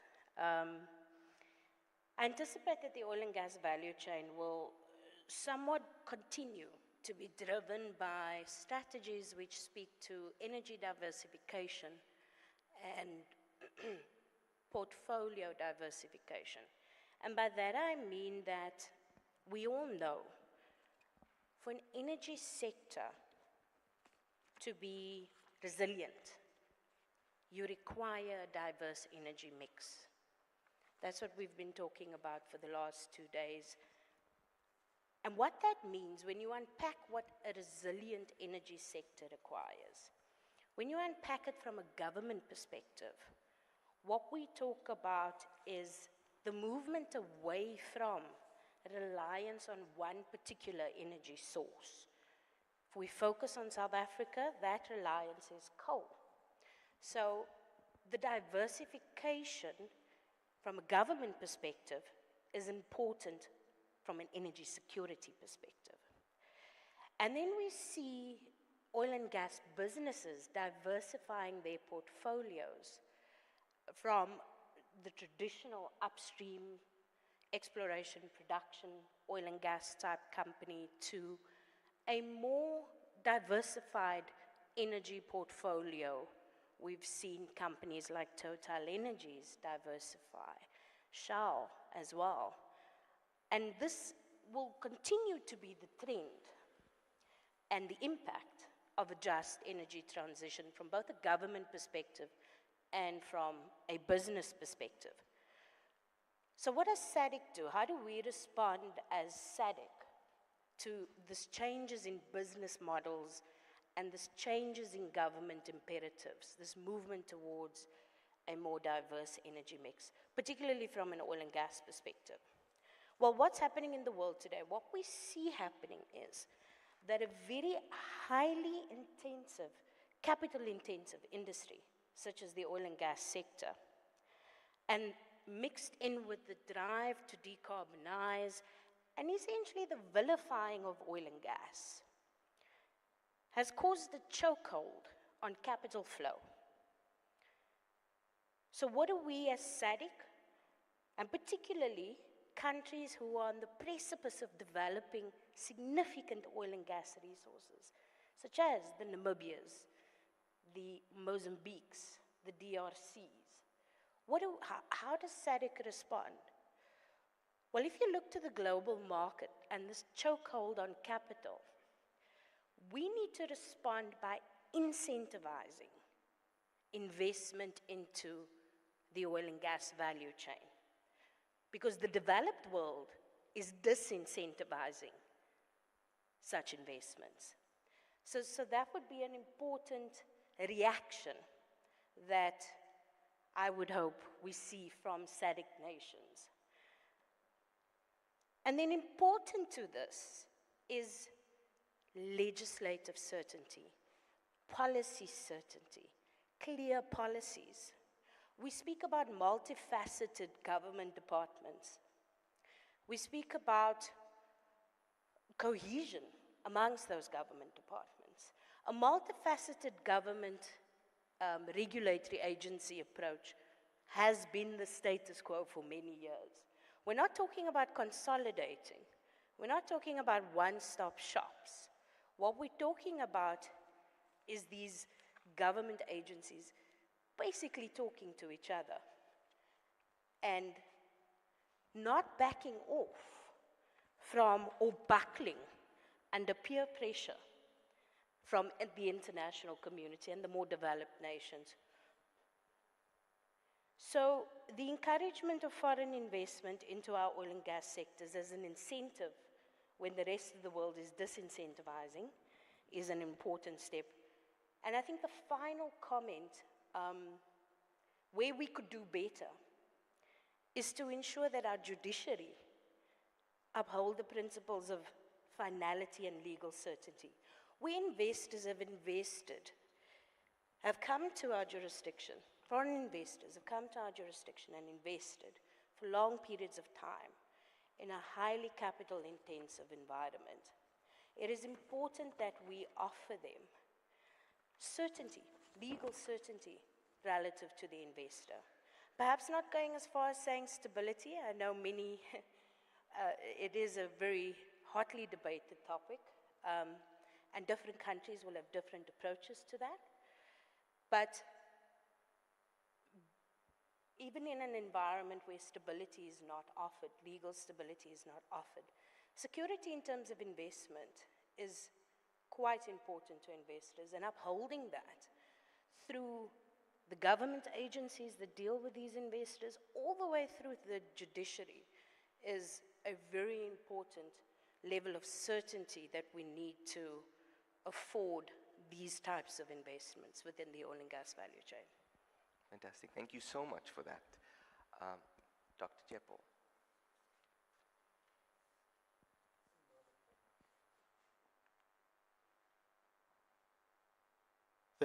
Thank you very much. Good afternoon to the chairperson of PASA, the board of PASA, and again, good afternoon to you, Prof. Martin.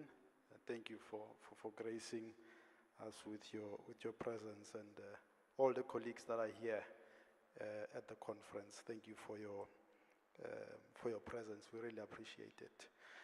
Let me maybe provide a response as to whether we have an opportunity for oil and gas development to play an important role in the just energy transition by just looking at South Africa, Mozambique, and Namibia, right? So our installed capacity for power generation is just over 46,000 megawatts. What do we have available that gives us power is about, that actually gives us actual energy that we end up having is about 26,000 megawatts. Add load shedding to that, then you still go down, right? And you have an economy that is growing mostly at 1%. So that's the nature of the problem, right? Which is an opportunity for gas to power because you have a base load issue. And add to that what Mr. Odat indicated in relation to the decommissioning of coal-fired power stations, mostly in the Mpumalanga area where we have our transmission lines, okay? And just juxtapose that to the fines that we talked about earlier, 11B, 12B, the Kinetico fines, the Renergen fines, the shale gas that we need in this country. And you begin to understand and appreciate the extent to which these gas developments would play an important role in giving us base load. So South Africa does not have a just energy transition problem. I mean, if you look at what the DMRE has procured since bid window 1 up until now, and the lessons that even developed countries are learning from the DMRE in relation to how do you transition, you will see that South Africa is miles ahead in terms of the just energy transition. Imagine what will happen from the standpoint of industrial production if there is a full exploitation of gas for industrial usage and generating electricity in Mozambique, in South Africa, and in Namibia. And what will that mean for the SADC region and the continent, right? And coming to the just energy transition, gas as a fuel will play an important role for gas to power. So you can get back your foundries, you can get back your smelters with a reduced carbon footprint in relation to what is powering the power stations that are giving us the megawatts, because you also have carbon sequestration as well. And you need to also, as South Africa, start worrying about stabilizing the grid, especially in the Northern Cape, given the intermittent nature of this renewable energy that we keep putting into the grid, right? So the Orange Basin becomes important from a South African side, but also from a Mozambican side, in relation to saying, medium to long term, we now have to start to think about the just energy transition in that region as well from a base load standpoint, which is linked to the development of oil and gas resources for us to be in a position to provide energy that is predictable. Because if you keep adding renewables with the type of base load that is stagnant or reducing, you are going to run into grid integrity problems, and it can actually induce grid collapse. And here is a huge opportunity. At least 10 gigawatts is going to go during this process within the Mpumalanga area of coal-fired power station if we keep to the decommissioning expectations that were communicated earlier, right? That's where the link between the fines that came before the presentations that came before become important in providing base load energy in the area where we have our transmission line infrastructure. But also that's where you would start to anchor critical projects such as Matola LNG with the gas to power within the borders of this country, but also start to answer the question of the affordability of gas for some of the Sasol customers. So if you look at where we are in our developmental path, this sector, the exploration of oil and gas, is at the center of anchoring not only industrial production, but also attracting investment. I mean, I'll give you a very simple example. Maybe people have been wondering, why is it that these small industrial firms are still in Johannesburg and they are not leaving, right? And if you ask them why, they'll tell you, we're getting cheap gas, that's why we're not going anywhere. So imagine if they don't have that gas. So I think the quicker we get to a point where exploration leads to production and we can get this on stream, the better that 5 to 8% growth of the economy prediction can be much more probable. Thank you. Fantastic. Thank you so much for that.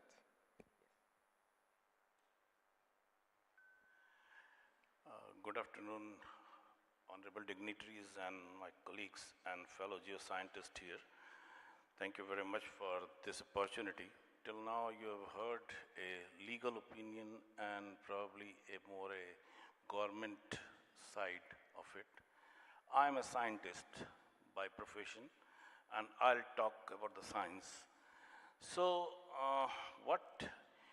the very first thing, this just transition, to me this word itself is wrong.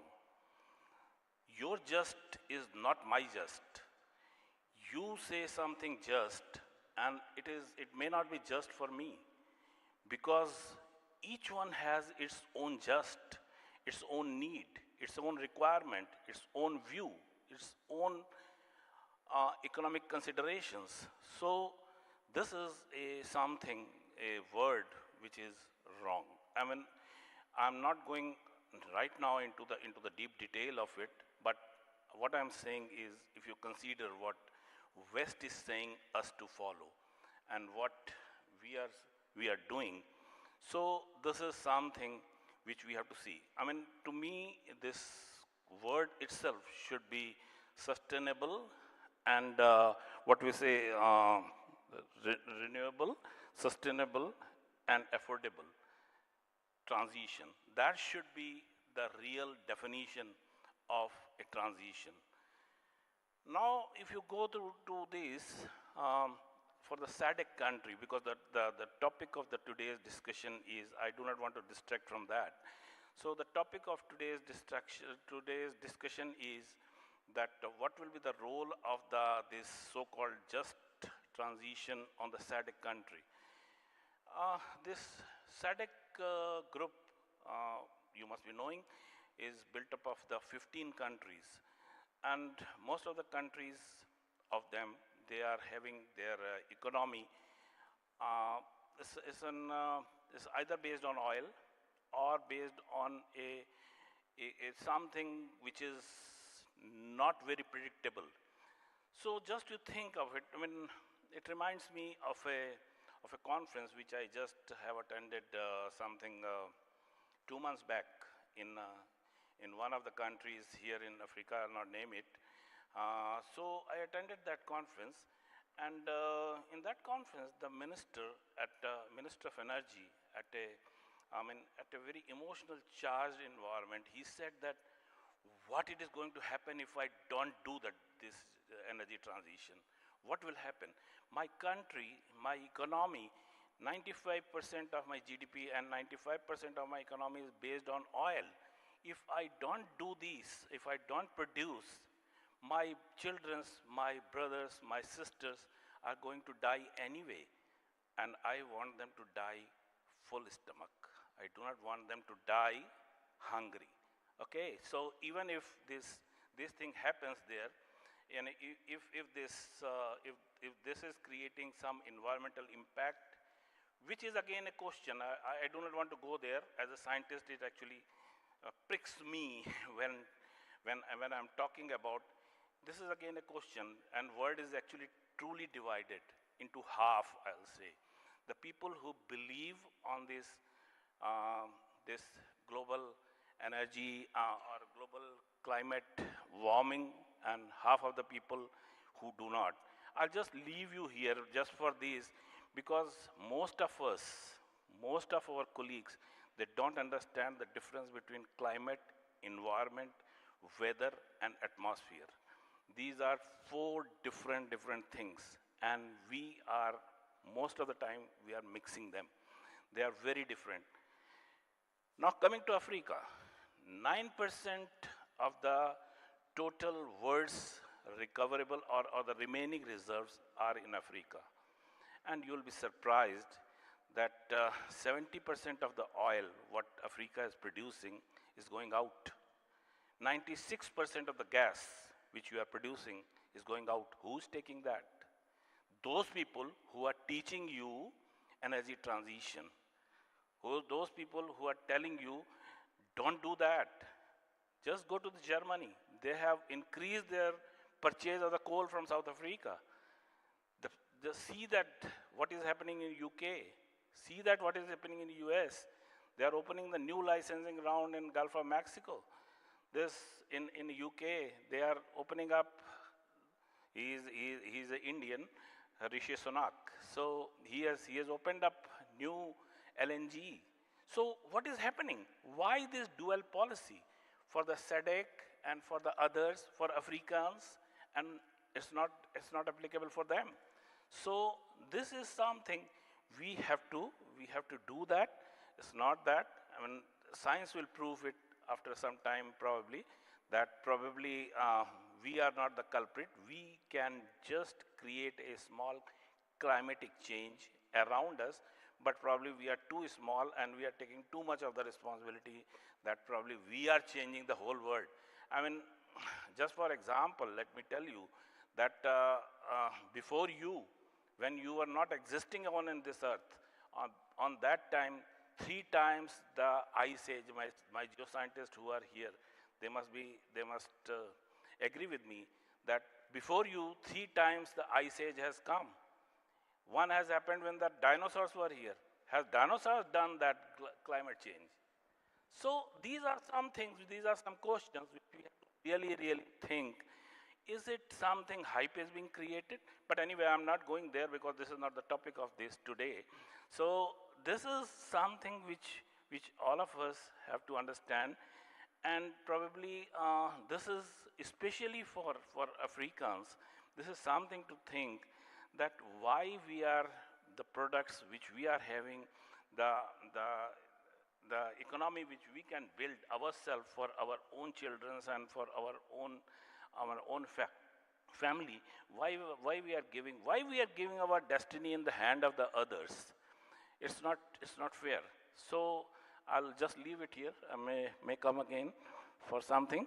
So thank you very much. Fantastic. Thank you so much for those comments.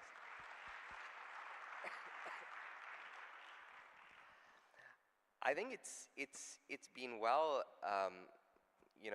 well put out by the panelists on touching on a variety of key themes. I think we've touched on the whole and quite strongly on the element of the justness of the transition and the relative nature of it, and how do we as South Africans and Africans in particular respond to that. We've touched on the issue of the gas to power, and I think I'm going to, just continue on that point for a second, that invariably, inevitably, we are entering into a period whereby the coal-fired power stations, which have provided the base load power to South Africa for the past however many years, is going to be entering into a period of decommissioning. And so, by and large, where our economy was sustained by coal, our economy as we transition into the future will no longer be sustained by coal. And I think that pretty much is a given, right? What replaces it, there are question marks around that, the role of oil, gas, renewables, battery storage, green hydrogen, and so on and so forth. But I think we can be pretty certain that the role that coal will play will devolve and reduce over time. I mean, the coal industry has supported many jobs over this period. I mean, to this day, you have towns in Mpumalanga that really are completely supported by the coal industry. And this question I'm going to pose to you, Ms. Rogers, what do you think is going to be the effect, specifically on the job perspective, as we make this transition away from coal into alternative fuels, of which gas may be one, but where there will be a diverse mix of fuels? And how can we manage it in a way that mitigates job losses while ensures that we create an environment where we can actually create jobs and sustain our economy going forward?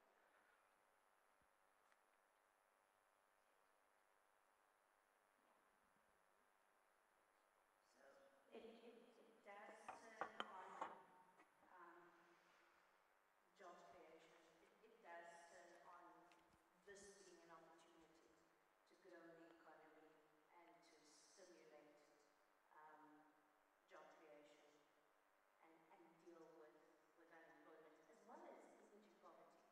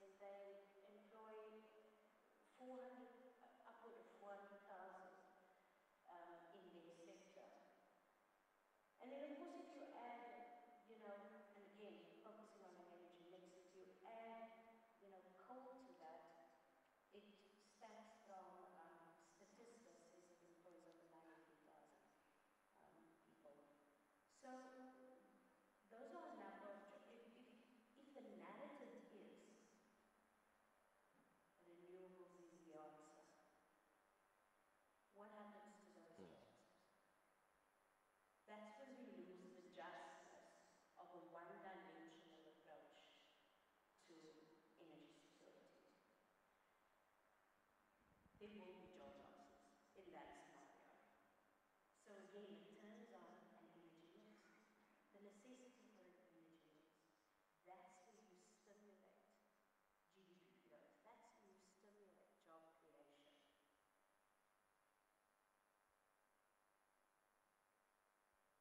And we must also remember that, the argument to that would be, okay, these skills, we can, we can train people to work in the renewable energy sector. We can, train people in the blue, green, grey, hydrogen economy and, focus on a cleaner source of energy and just leave these fossil fuels. Most of these skills are not translatable. And a lot of the skills in the mineral sector and in the downstream retail space, even in the midstream and refinery space, there are a lot of unskilled workers. We haven't moved capacity building to recapacitating, the workers within that oil and gas value chain. So we lose the justness of an argument for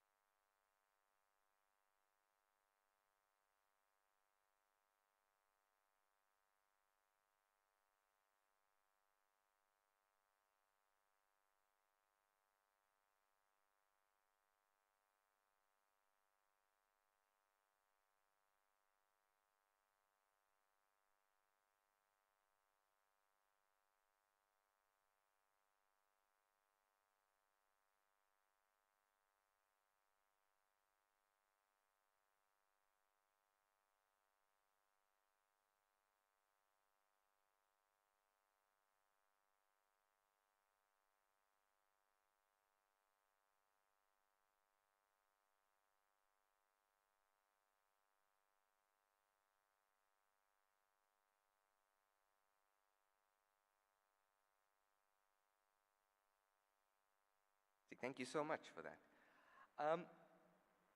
Dr. Zepo, you touched on a variety of different, regional interventions, right? So we spoke about the Orange Basin and how that can facilitate power onto the grid in the Northern Cape to ease some of the grid constraints that we potentially have. You spoke about the Matola, FSRU and how that can facilitate gas importation into South Africa.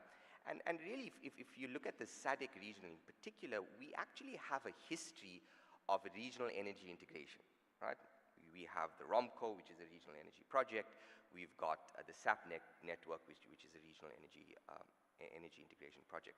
How would you see, or what are the key infrastructure investments you see that needs to be done as a matter of urgency, in haste, really, to ensure that we can manage part of this transition in a, let's call it, in the most optimal manner?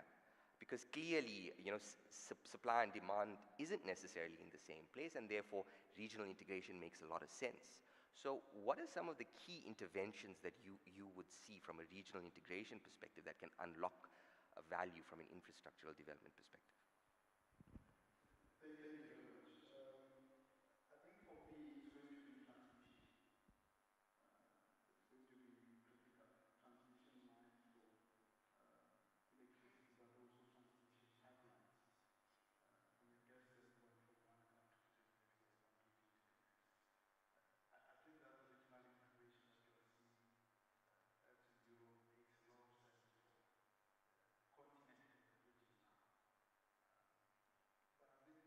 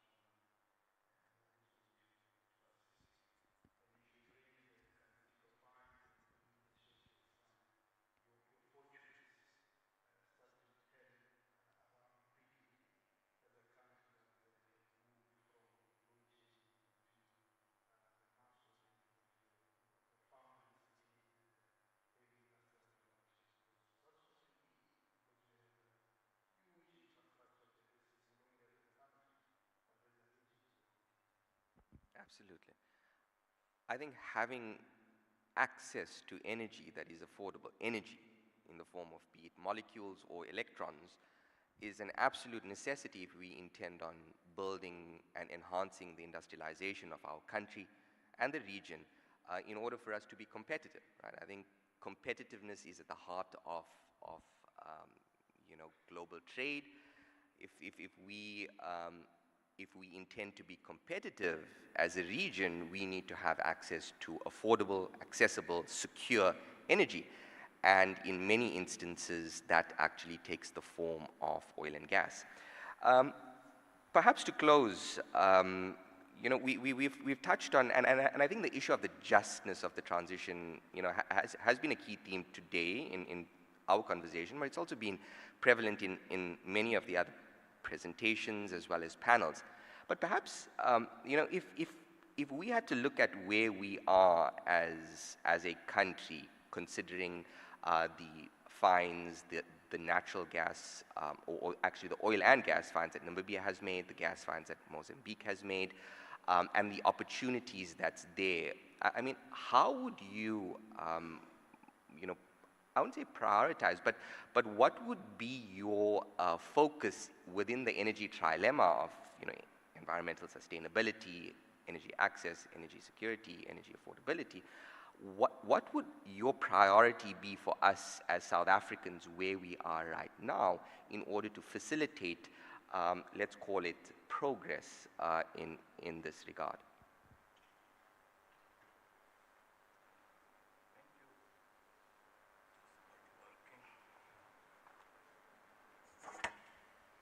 Thank you. This is really a very brilliant question, and actually it needs a lot of time, but my timer is telling I only have 1.11 minutes.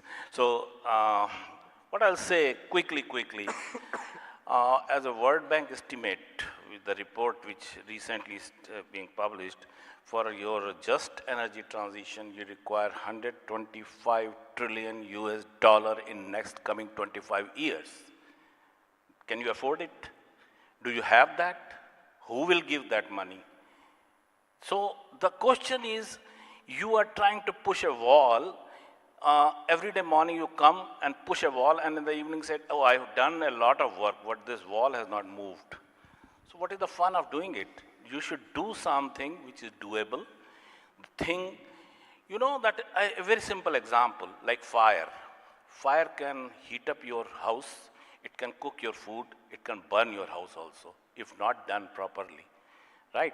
So if you use the energy properly, if you do these things, your exploration properly, it is going to give you a happy days.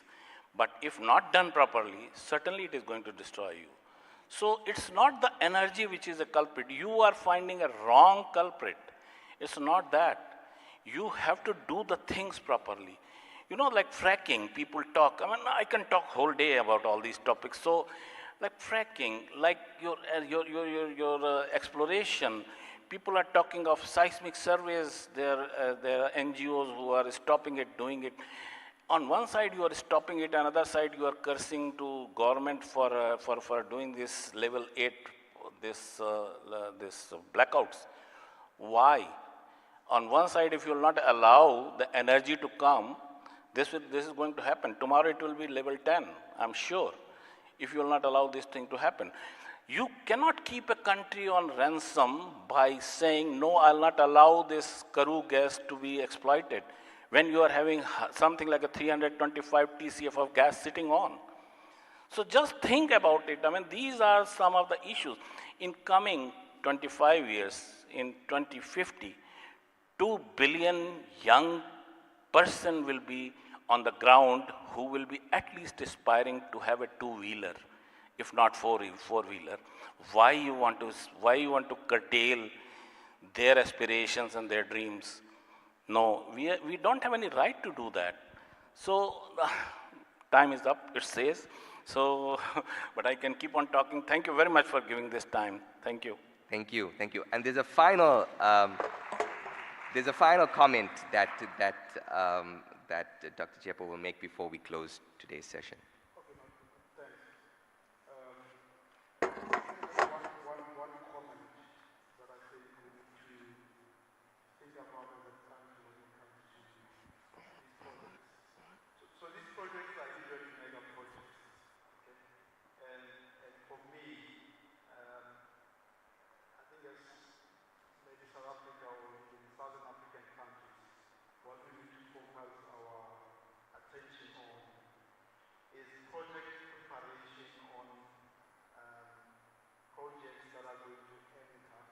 the very exploration projects that we want.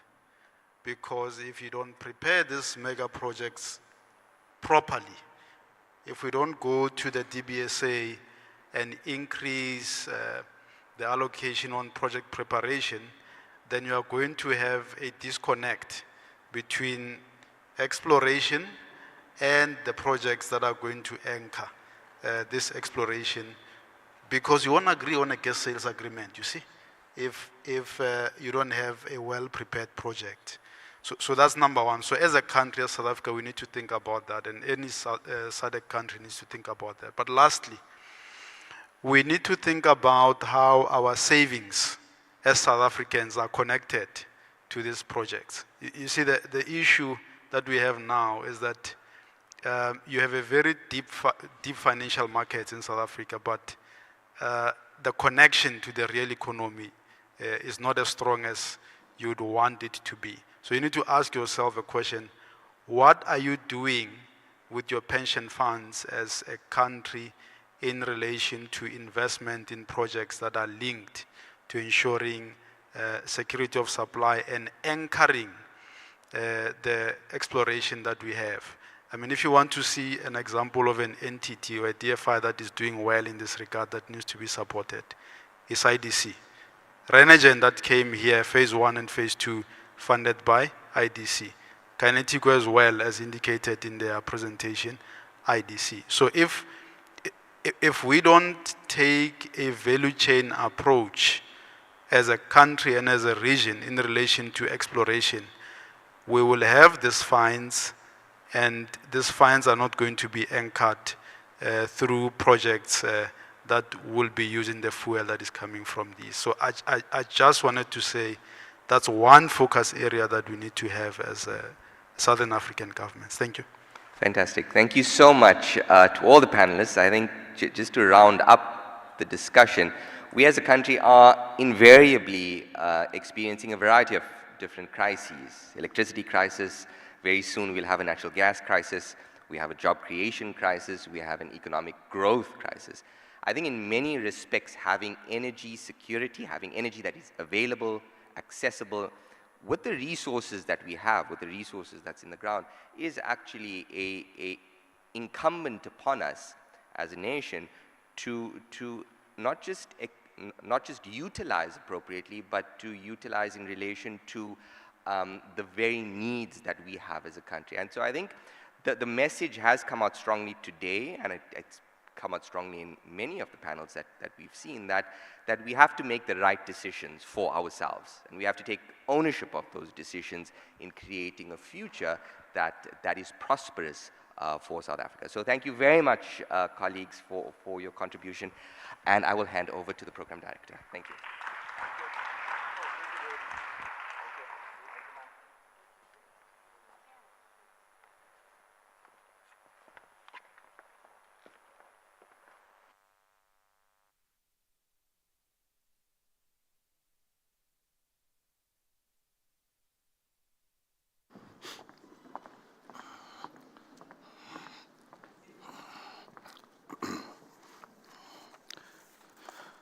Well, thank you very much for that, colleagues, and wonderful insights there.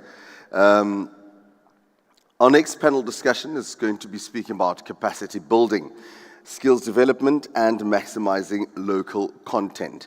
But before we have that, Dr. Mimi Mokoele is going to give us a couple of words for about 10 minutes before the skills developmental panel discussion. So, Dr. Mimi Mokoele, please join us here in the front. She's a petroleum geoscientist from the Petroleum Agency, SA. Where is she? Dr. Mims. Oh, hi. Don't scare me. Are you not going to shake my hand? Here you go. Thank you.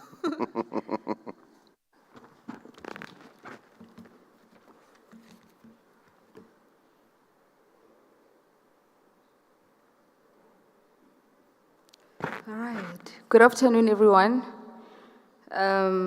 My name is Mimi, as I've already been introduced, and I don't have a presentation on a slide mode because I was busy running around doing other things. So what I have here is some kind of a motivational talk. So the title of this talk is, Why Are You Here? So this is mainly directed at the young people that are here. I know who's here. I know everyone who's in this room by name, maybe not by face. But the reason I entitled this, Why Are You Here, is because it takes a lot of time, to get ready for an event like this. And, they say time is money, so I would think 2 days is extremely expensive, So we have over 30 students, postgraduate students in this room from 11 universities. So those universities are both local and international. And from that list of universities, the difference between our previous conference and this one is that we have a lot of inland universities, which is a big jump. Usually we have like coastal universities, and that is mainly UCT and UWC. So we've seen a lot of numbers now from University of Free State, Wits, UJ, Mangosuthu, UKZN. So it's been, I don't know where the jump came from, but I'm excited about it. So those numbers that I'm counting are excluding all the online participants, which are like more than 304 from yesterday, and I haven't checked the numbers for today. So basically this conference could have, I think it was dominated by young people and executives. So if I just like filter everyone and I say youth this side, executives this side, this will be full, this will be full. There's no in between. So that's just, it's not only students, by young people I mean even me, the young adults. So now the reason why I'm asking why people are here or why young people are here is because I want to understand, is it because advocacy is working? Is it because the message is getting out there that there's this industry? I studied in an inland university, UP. I didn't know anything about oil and gas. I mean, where would I know about that? When you go to the field, you go to the mine. I mean, there's no one who's going to take you on a field trip to Cape Town from UP to get on a boat, to go on a rig. You don't even know what a rig is. So I think these numbers are indicative of the work that the upstream oil and gas sector is doing, at least in South Africa. Unfortunately, I can't speak for the rest of the SADC region because I don't have that data. But for South Africa, I can say that there is an improvement. The industry is doing a lot of work, and the word is getting out as to what we're doing and the importance of what we're doing. So by background, I'm a petroleum geoscientist, but I've realized that the oil and gas sector is much, much more than geology. For us, we evaluate the blocks and we, de-risk the different blocks, and we say, okay, this is the prospectivity. We go to the AAPG in America, we present on a cool stage and promote the block, and we get an application from Total, we celebrate. That's a geologist, right? Then they go drill, they find oil, or they find gas, whatever they find. It ends there for a geologist. You've won. You move on to the next block.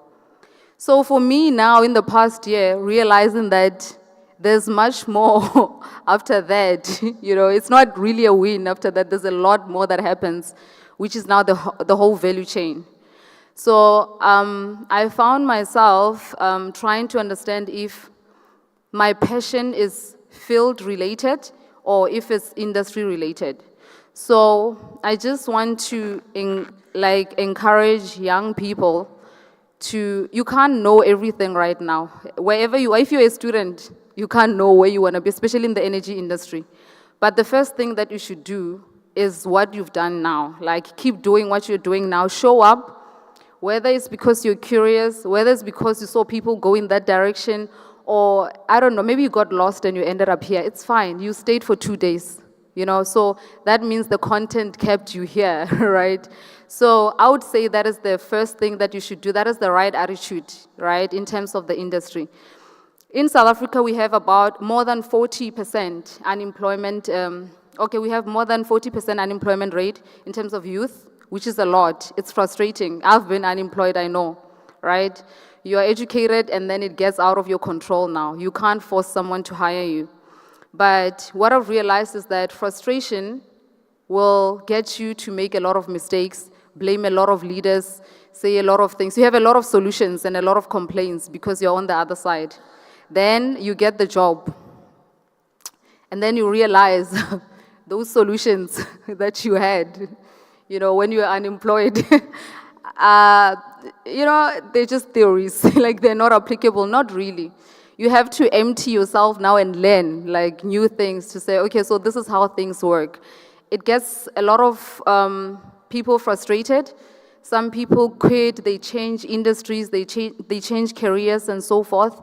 But what I can tell you is that show up, right? Have the right attitude. Show up. When they say pick up this chair and put it there, don't say I'm a doctor. You were not born a doctor. It's a title. Pick up that chair and put it there. When they say come and press this button because, we don't know how to press it, don't argue. Press the button and do what is required of you. In the long run, like me right now, I understand why I had to do so many things that were not related to geology. Because there is a value chain. Where does my oil go after I find it? Yeah, I found it, but where does it go?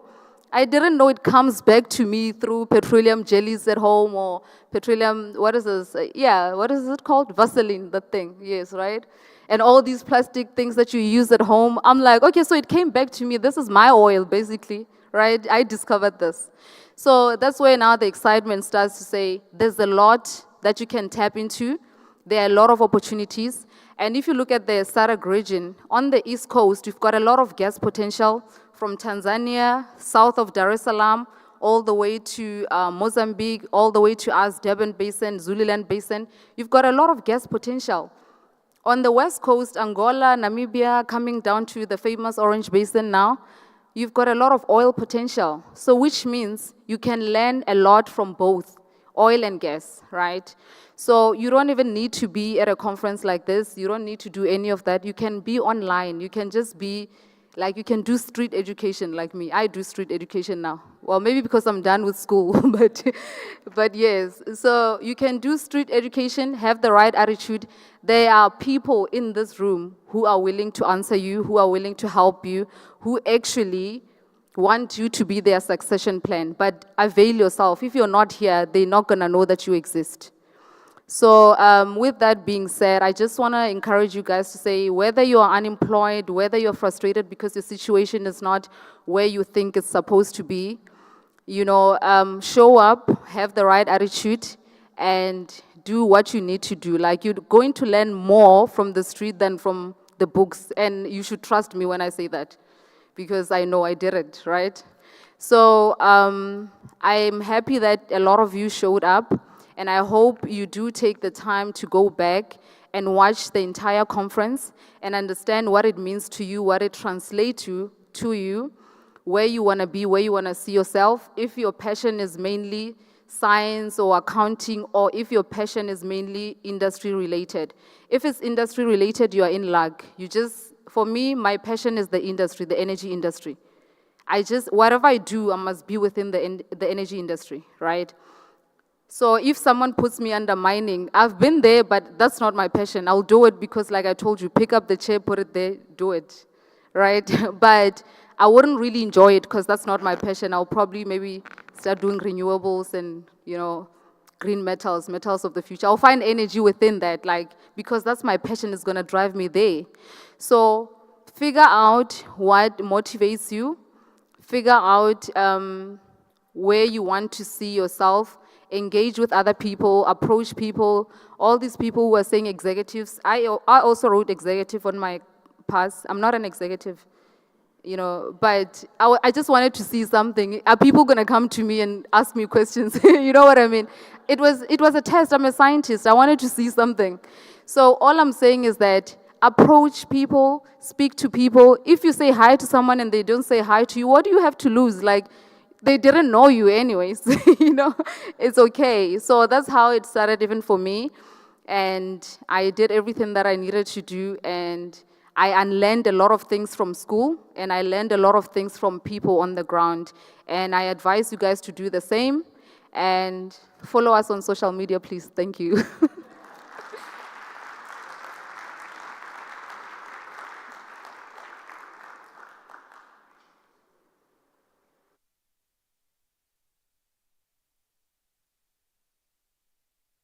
I don't know why you're running away, because you must come right back so that you can call your next set of panelists to come through. You're going to be moderating and being with us as a part of this session. So I'd like to call Ms. Tandiwe Msomi. Where is she?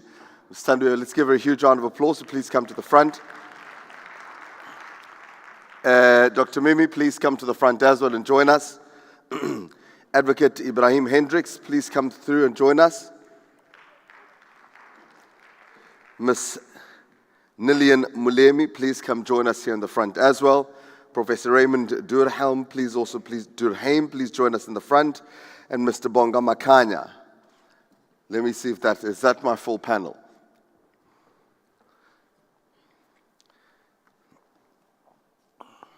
And as you heard, Dr. Mimukwele is from the Petroleum Geoscientists at PASA. Advocate Ibrahim Hendricks is the Secretary at Upstream Training Trust. Ms. Nilian Mulemi is the Chief Executive Officer at Petroleum Training, as well as the Education Fund.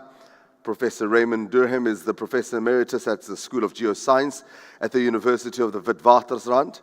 And Mr. Bongo Makanya is the Executive Chairman at South African Youth Economic Council. Let's please give our panelists a huge round of applause once again.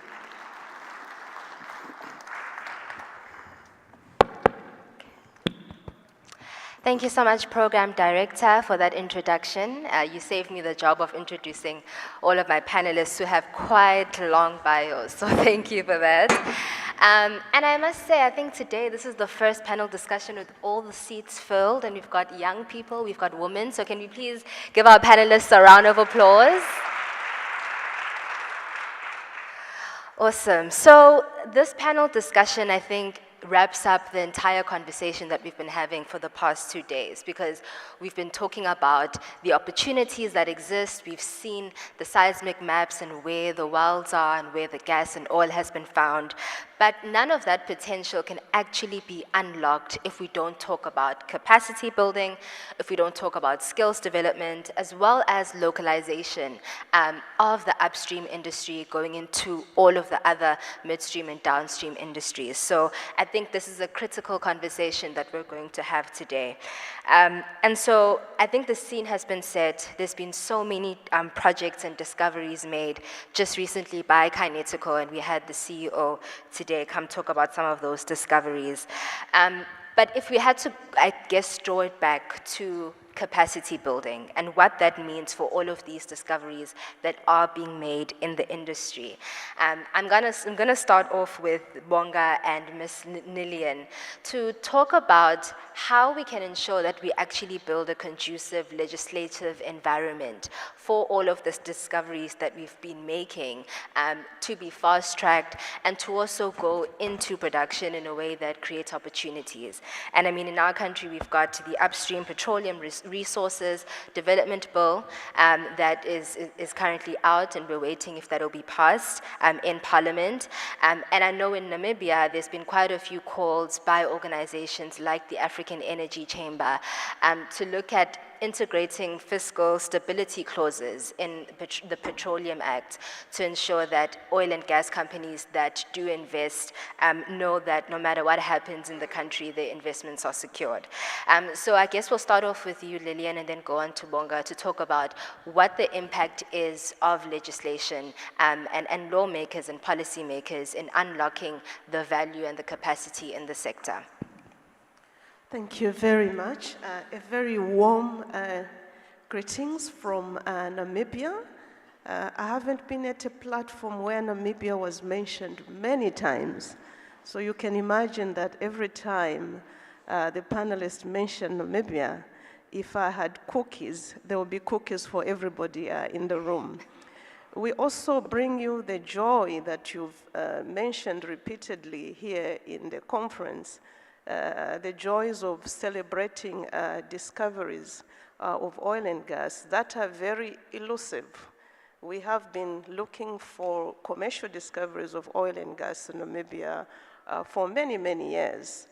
Yes, we had the Kudu gas discoveries, which are more than 50 years underground, but the recent discoveries, which started last year and continued this year, have really made a massive difference to the exploitable value of these resources. Now, let me focus on the question on the table, which is legislature that should support the further development of these resources, of course, with an angle of human capacity. If we leave the development of skills to investors, you are creating a problem for yourselves as the host country. The interest of the investors is really to make sure that their investments give them the capital that they invested and, of course, draw value out of it. That's their primary interest. And if over and above that, you place an obligation on them to do many other things, you must just appreciate that that will not be a priority for them. So skills development is a matter that host countries that have resources should ensure that they prioritize. And if you can, legislate it, because it's going to assist you to assure its enforcement. In Namibia, our existing petroleum legal framework, particularly Section 14, the Act is available online, it provides for each operator granted for rights to explore hydrocarbons in Namibia to negotiate with the government and commit an amount of money to be contributed so that the government can use the funds to build skills. Now, it's all good to have it in law. The test is in the pudding. How do you implement that? That's very important. What the Namibian government has done is we have established a fund called the Petro Fund. It's not hosted within the structures of the government, but it stands alone as a legal entity. It has its own board of trustees, employees, and sets the tone on what needs to be done to build the necessary skills. So there are really two legs that are important. Firstly, if you can legislate it. The second part is make sure that there are good governance structures to manage the resources. And firstly, the word that I've heard, thirdly, the word that I've heard repeatedly today is manage the funds sustainably. Otherwise, you are going to continue walking around with a begging bowl requesting for more money. What we have done as the fund is all the contributions that we receive from operators, we pull them together, invest them, and to the best way possible, we utilize interest income to run our operations. And occasionally, we will balance our budget by making a withdrawal from what has been contributed. This is my comment for now. No, thank you so much for those inputs. And your input, Monga, on the question? Thank you, Chairperson of the session. And I think just would like to first thank the event organizers, Team PASA, Team DMRE, for putting together this third annual oil and gas conference, and for also inviting us onto this panel. I think we might be the youngest representative over the past 2 days, so it's quite encouraging to at least see that there are young people in the room.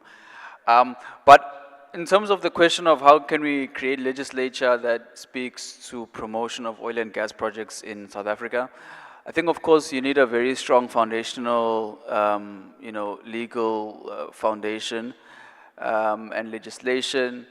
I think this seeks to protect, of course, our local content question, because I think we need a strong foundation to mitigate against foreign companies that come to our shores with the interest, of course, of economic returns and economic prosperity, but end up, the locals in that community end up not benefiting from those productive assets. So I think as a council, we kind of firmly believe that we should have legislation that speaks to protecting local communities wherever these oil and gas discoveries are. It can't be just that Total or Shell come to our shores, discover a big pile of oil and gas, or Renergen, for example, in the Free State, but you look at the communities around them, they are not better off than they were found. So in essence, the net gain becomes almost zero for the people in those areas, and the only people who can benefit is the MD of Total or the MD of Shell, who goes back to Europe and says, we found oil and gas in South Africa, and this is how much money it made for us. But the people, the real economic returns on the ground, you can't really see them. So we must create legislation that makes sure that the state owns through the, we currently, I think it's 20% in the MPRDA, but we need to increase that stake maybe to around 30%, where we have more state ownership so that we can fund development in our country and fund and see some sort of social returns. So any form of oil and gas projects that come to South Africa through the legislation must protect local communities, must protect state ownership of those assets, because those are our minerals as a country and as South Africans, as well as to make sure that they seek to benefit those who never used to benefit from those minerals. Because we come from a dark history where foreign white companies through Anglo-America, De Beers, comes to our shores, take our minerals, process them overseas, make money, and black South Africans are left without land, or left without, sort of the heights of the economic productivity. So even with oil and gas, we want young black people to benefit from those projects. We want local communities to benefit from those projects. They must be at the center. There must not be the by the way question at the end of the report that says that we've skilled a few people and we've hired a few people to work on catering here and there. But at the center of that productivity must be black Africans. And our legislation must seek to promote that at the center of everything that we do. And not necessarily the productivity of it in essence. So I think those are just my 2 cents for now. No, thank you for that. And I think we need to ensure that the mistakes that were made in the mining sector aren't made in the oil and gas sector, which is, only starting to develop. So I think those are important points to take into cognizance. And of course, when we talk about capacity and skills development, we can't talk about these things without mentioning financing and how we actually finance building the capacity that we need in the sector. And just on the topic of financing, early in May this year, Standard Bank announced that it wouldn't be financing the East African crude oil pipeline. And that was a huge setback for the Ugandan government, given the fact that that project would have had massive returns.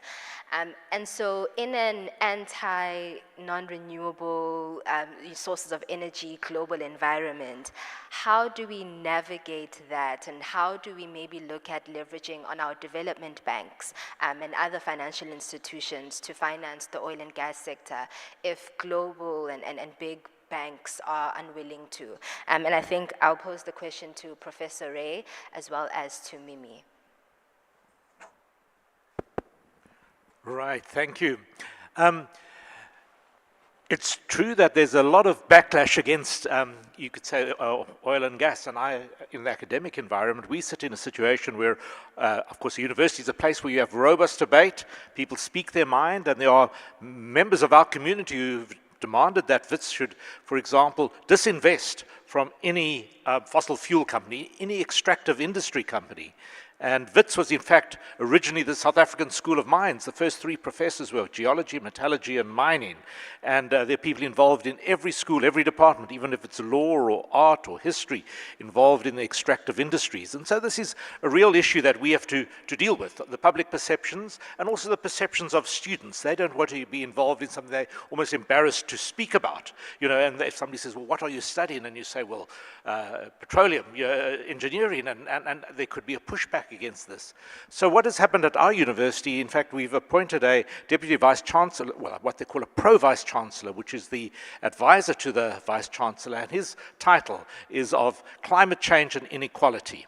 And it's really saying, well, look, these are the challenges that we as a society have to face, is, you know, poverty, unemployment, and climate change, and how are we as an institution going to address these issues, and to pull together people who would perhaps oppose each other, would perhaps have different points of view. Some people said no fossil fuel at any cost, but get us together in the same forum to have, you could say, intelligent debates and to thrash out these issues and come up with a rational solution. So I guess that's how we are handling that in our environment, and it's of course, we want to encourage debate and differences of opinion, but to enable people to see the whole, you know, the problem in all its nuances and all its issues. Thank you so much for those inputs. Mimi?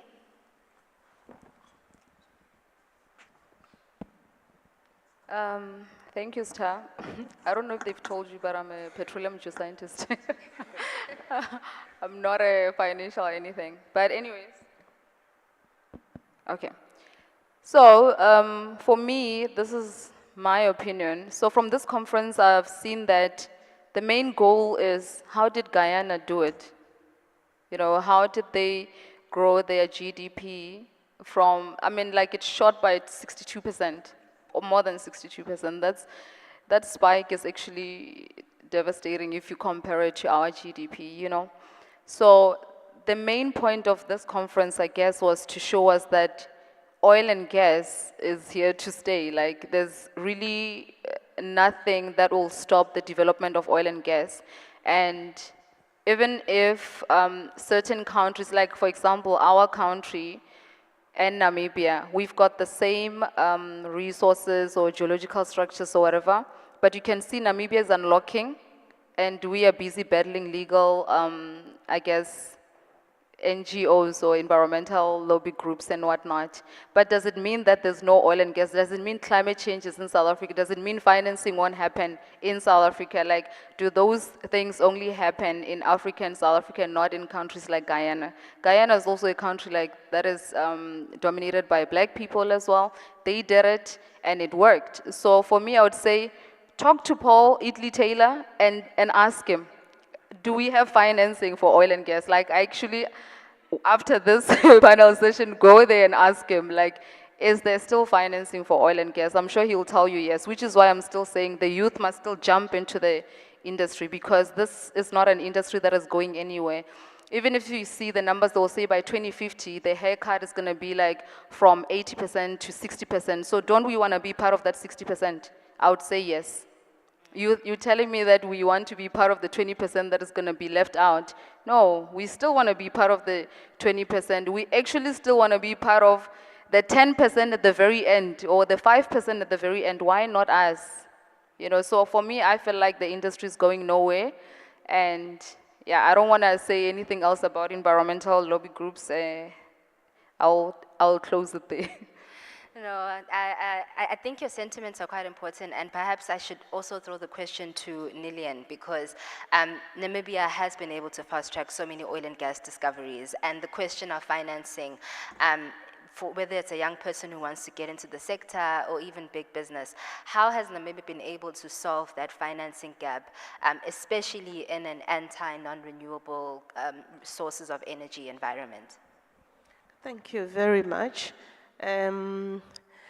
Financing of natural resources is a matter that we should think about in the context of supply and demand.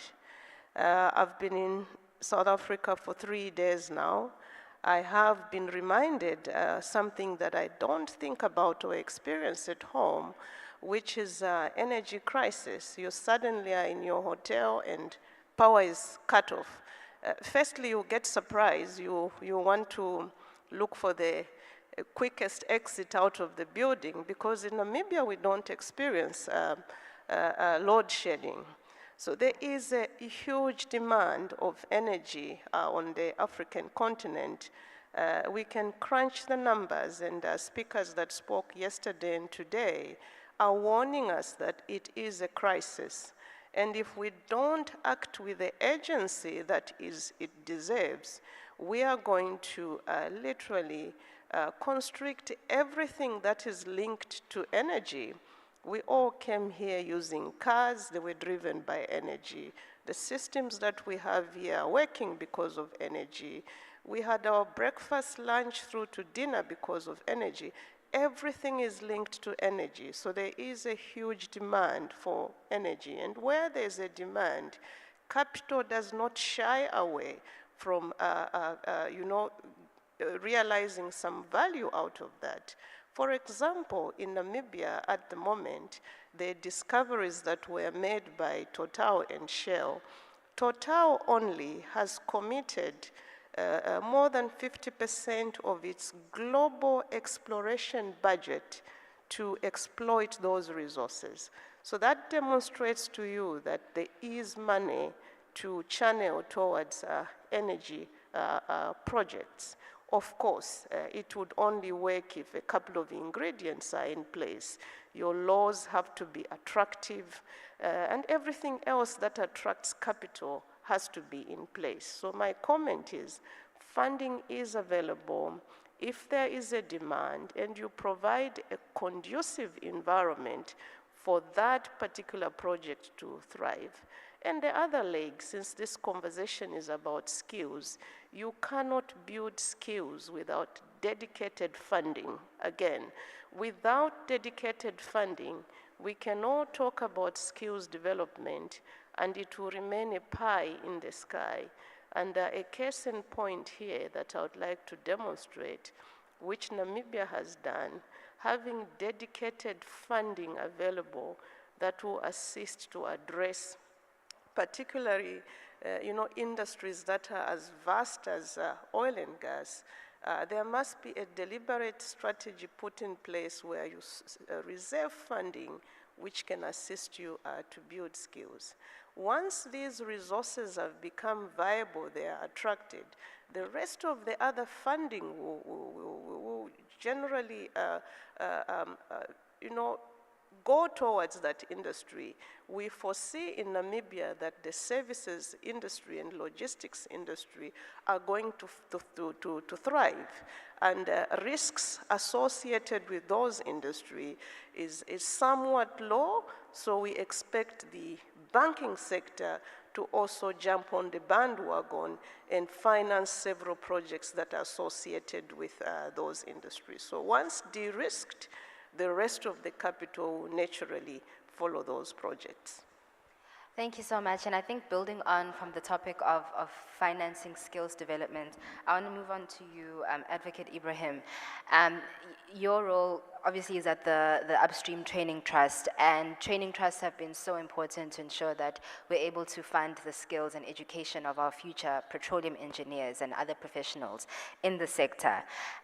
But given the many oil and gas projects in this country alone that have been halted because of court action and the environmentalists versus oil and gas proponents, if you'd put it in that way, and also a relatively inactive midstream sector, which is also crucial for the development of the sector and the value chain as a whole. How do we ensure that we actually fund young people who are studying in the sector for them to actually be able to find a job in this country? And I think someone mentioned that Dr. Pindi was talking about how petroleum engineers end up becoming petrol attendants, which is incredibly devastating. And so with all of the funds that the UTT gets from operators, what is the strategic vision for ensuring that we don't just fund these students for them to end up becoming petrol attendants, but we actually ensure that we develop the whole value chain so that they can be placed in sustainable jobs where they can actually have career growth? Thank you very much. Good afternoon, Board Chairperson, Directors, DDG, delegates, good afternoon. Very, very interesting question. But the real issue here, and it's a recurring theme throughout the last 2 days, is how do you balance people, planet, and prosperity? It's called different names throughout the 2 days. It's called economic growth, environmental protection, but it all boils to these three things. And let me share the UTT experience with you. For 30 years, almost 30 years, UTT has been playing in the people space of things, it is grappling with exactly the concerns that you are raising. UTT's response initially was to offer bursaries and project funding. When we offered project funding, we were looking at disadvantaged students to make sure that we respond to the needs of South Africa. So we were looking at making sure that we encourage them to do science and maths, because we understand that South Africa needs those skills. In addition, and we became, as time went on, we became more strategic, but we also then looked at projects that made sense to the upstream oil and gas, because one of UTT's obsessions is to make sure that there's a talent pipeline for the upstream oil and gas industry. And I'm happy to say the other message I got here, we're at the cusp of becoming a petroleum province. And hopefully that last word will make me sound like a geologist, because it's also something I learned over the last couple of days. But we're at the cusp, so our skills must be ready for this. So it is about strategically responding, and let me share the experience that UTT has underwent the last couple of months. So UTT says, what is the projects that will give me the result? One of those things now, initially we used to call Wits University and say, what do you have that will help us with our industry? But we're at a stage where we want to know is, operators, you tell us what is it that you need to reduce risk. We understand the upstream oil and gas industry is about reducing risk. So we want to partner with universities, academia. So we do, for example, let me give an example. UWC, we currently have a shale gas project. We want them to objectively evaluate the potential of shale gas. With WITS, we're looking at building capacity, leadership capacity in the energy space. But one that we recently brought on board is this issue of education and awareness. And what we realized with the court cases is that there just was a complete misrepresentation in the industry. One of the speakers before I think at yesterday's session, they were talking about seismic blasting. So I think UTT and to some extent Petrofund would have that role to play in the industry to say is, let me educate you, and very importantly, educate from a young age. So UTT is very clear, we're not only going to educate oil and gas professionals, we are going to the schools, the primary schools, we're going to educate the educators as well as the tutors so that the message gets out to the industry. And in that strategic fashion, I think we'll respond to those concerns. And just to rope in, Professor Ray, since you are in the academic space, what role do you think universities have to play in trying to ensure that the people that they are training actually have a place in the upstream sector? Yeah, that's an really important issue, and I suppose what I want to perhaps just talk to is the so-called community of practice in oil and gas, which involves a whole lot of universities and was established about 3 years ago, because it was recognized when looking at our oil and gas industry when, and this is already in 2014, 10 years ago, when Operation Pakisa, the marine economy or the ocean economy leg was launched, they looked at what skills are required to make this industry work, and really they recognized there was a shortage of the upstream skills, the geologists, the geophysicists, the reservoir engineers. When it came to midstream, we have Sasol, we have many smart chemical engineers. But at that stage, it was realized what we didn't need was more people coming out with bachelor's degrees or engineering degrees, but the shortage was in the lack of professors, research professors. At that stage, there was not at any South African university, there was a professor who really specialized in petroleum geoscience. And so you can produce a 4-year graduate, in 4 years. So you can find a smart matriculant, provided they've done the science subject. So it's so important to have that foundation, as you've said. But to take a professor, somebody who's at the level that they've got an international reputation, that they've got a research group, getting people to come and work with them and keyed into industry can take something like 20 years. And so that's what we are really trying to do in this community of practice, is to have those, have I gone dead here? Have those professors who can really work closely with industry and solve relevant problems. So as our industry takes off, and as this last 2 days have been fantastically exciting, it looks as if we're on the, well, not on the edge of the cliff, but at the bottom of a mountain, that this industry is going to soar from now on, that we need to be in the position to solve the problems that we have here, that we don't always go to France or to the US or Australia or Malaysia to solve our problems, but that we have the skills here that we can work on those problems as well. And so 4 years ago when this started, there wasn't a single, let's say, professor, research professor in a South African university. My background's in metals and minerals, not oil and gas. But today we have 5 at Cape Peninsula University of Technology, at WITS, at UWC, and I mean, just let me call out Professor Pawari, who's here. He's just come back from the AAPG meeting in Houston, where he got a Distinguished Service Award. So it's fantastic to see our professors here getting recognition on the world stage. And so, yeah, we need to build that capacity here so that we can attract our students will want to come and study at a South African institution. And in fact, that there will be people from elsewhere in the world that will come and seek us out as a premier place to come and, you know, be skilled. Perhaps I should bring Mimi into the conversation because these two gentlemen have outlined strategies and plans, but you have been a young person who has gone to a South African university and you've studied in the sector, and you mentioned that there was a period where you went through unemployment or found yourself in different roles. So what do you think needs to be done to ensure that the skills development initiatives we have you know, increase the chances of someone getting a job straight out of university or within a shorter period of time, drawing from your experiences and your challenges?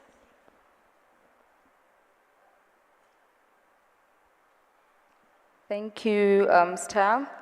I think the first thing that I would suggest is, you know, in the mining industry, when you get a bursary or a scholarship or whatever, it comes with terms and conditions that you must work for that company for the same amount of time that they sort of like funded you in school. So I think for the upstream oil and gas, I mean, in South Africa, if you want to know anything about upstream oil and gas, you have to either go to PetroSA or to PASA. Can you imagine? We've got 59 million people and 2 entities that can really teach you about upstream oil and gas, like the ones that are South African. Or you work for the likes of Total and Shell, but those are not government entities. So PetroSA had those kind of programs where they would send students overseas to go and study these kind of, I guess, careers, discuss careers like drilling engineering, reservoir engineering, like our COO, Bongani, those are the products of that program. And then you also had programs where they collaborate, these universities that are overseas that deal with these petroleum, I guess, careers and petroleum fields, they come to UCT, they come to UWC, and then they teach those skills here, or they teach those courses here in a way. So I feel like collaboration would be the best way to go about it.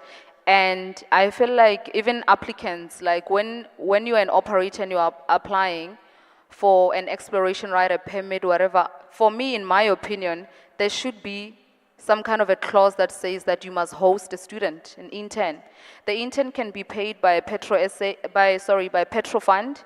The intern can be paid by UTT, sort of like MQA. MQA would pay students to be hosted by mining companies. So that would be the best way to go about it, to say, okay, Total, we're not saying pay the student directly.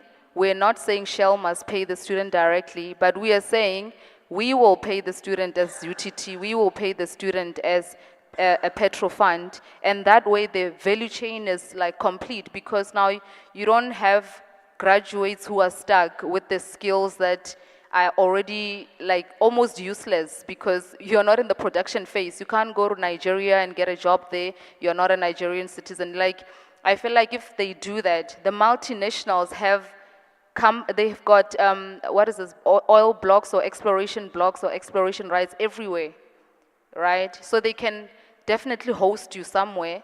You know, you being on a rig, seeing how a rig looks like, you being on a seismic vessel, seeing what a seismic vessel looks like, you'd actually do that for free if you had to develop those skills. If they said, we will host you, but we won't pay you, we'll give you meals and everything, you would do it, because you know that after you get those skills, you are one of the top, I guess, 1% with that kind of, you know, I guess with those kind of skills. So you are employable now. So I think that the legislations should include that, to say there should be a clause when you're applying for both Petrofund, for all the UTTs across the SADC region. Yeah, and I guess that speaks to ensuring that the oil and gas sector actually serves the communities that they actually operate in. So that's quite Yes. important. And I think another element of that, and that's part of this discussion, is the conversation about local content and procuring parts of the value chain from local businesses. Now, already the upstream sector is incredibly risky because you're exploring, you're producing, it's capital intensive, and you're still trying to see if an area has oil or gas. And so given the nature of the upstream sector, and I think I'll pose the question to Nilian as well as Bonga, what do you think needs to be done to ensure that we incentivize operators a lot more to procure locally? Should it be from a legislative point of view? Do we need to be harder on legislation? But also, how do we capacitate local businesses in surrounding communities, especially around the coast where a lot of activities are happening now, to have the resources, the capital, the intel, the technology, to actually be able to be suppliers in the value chain and try and, I guess, trickle down the economic benefits in economic terms?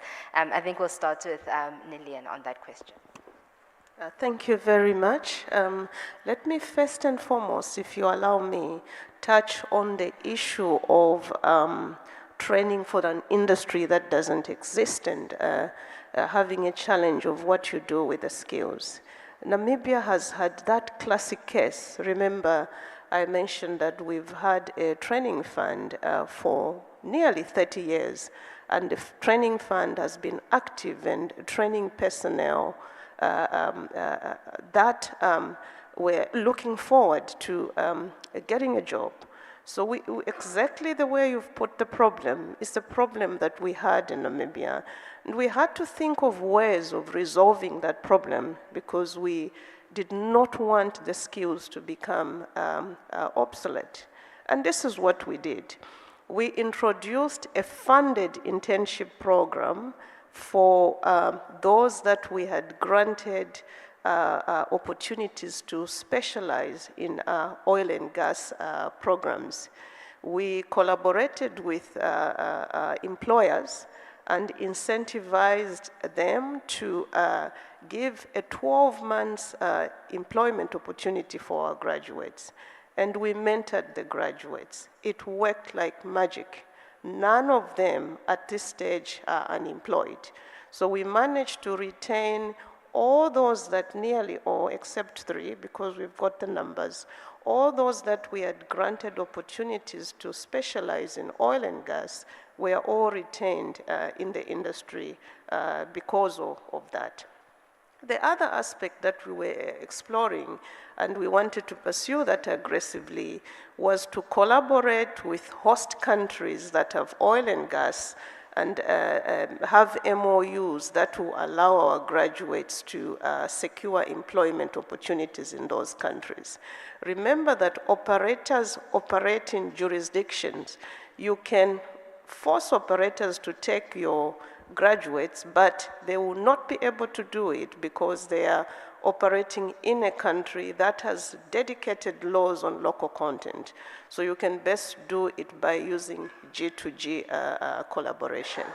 We also introduced funded offshore survival training, safety, so that when there are opportunities for employment, our graduates should be able to clinch some of these because they are ready. So just wanted to share those 3 strategies, which worked very well for us because then we had 95% retention of all our graduates. Now, let me now respond to the question of logistics and participation of SMEs in the industry. It's a very, very important question. Let me start by saying that it's very important, and this we understood very well in Namibia, that you have to appreciate the various stages of the oil and gas industry. We all know, firstly, you explore, and it's very quiet. Make a discovery, and you must visit us, Namibia, and find out the level of interest, both from the locals as well as the rest of the world. It is difficult to get a flight to Namibia these days because everybody is interested in what is going on because of the discoveries we have made. So there's a lot of hype by our local people asking how can they participate. Firstly, what is important is understand the various sectors that support the oil and gas industry. And I believe we have lessons to learn from Guyana. I'm very interested in finding out how Guyana has resolved this problem. It's important to understand the various industries that support the sector, number one. Number two, what skills are readily available in the country that can save the oil and gas industry. Once you understand that, you will now know where you have a gap. Where do we have a gap? That we can use resources outside the country, but at the same time, build the skills. Now, how do you finance the participation of the SMEs in the sector? This is what Namibia is presently discussing.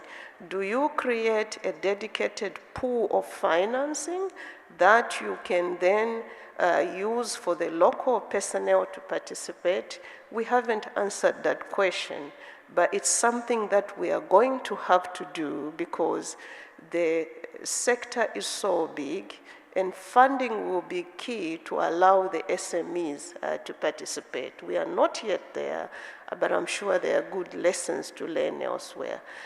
However, I want to insist, just like South Africa, Namibia, we've had vibrant other industries. We fish offshore, we mine diamonds offshore, and we have several precious metals on the ground. So we do have a very good base that we can use to build to support the oil and gas industry.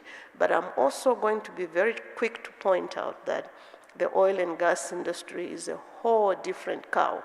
Yes, we have the base. It's very important to then learn how we can quickly transition, and most importantly, just like we have done with the training, where we've had dedicated resources to support the building of skills, we have to do the same to encourage the SMS to participate.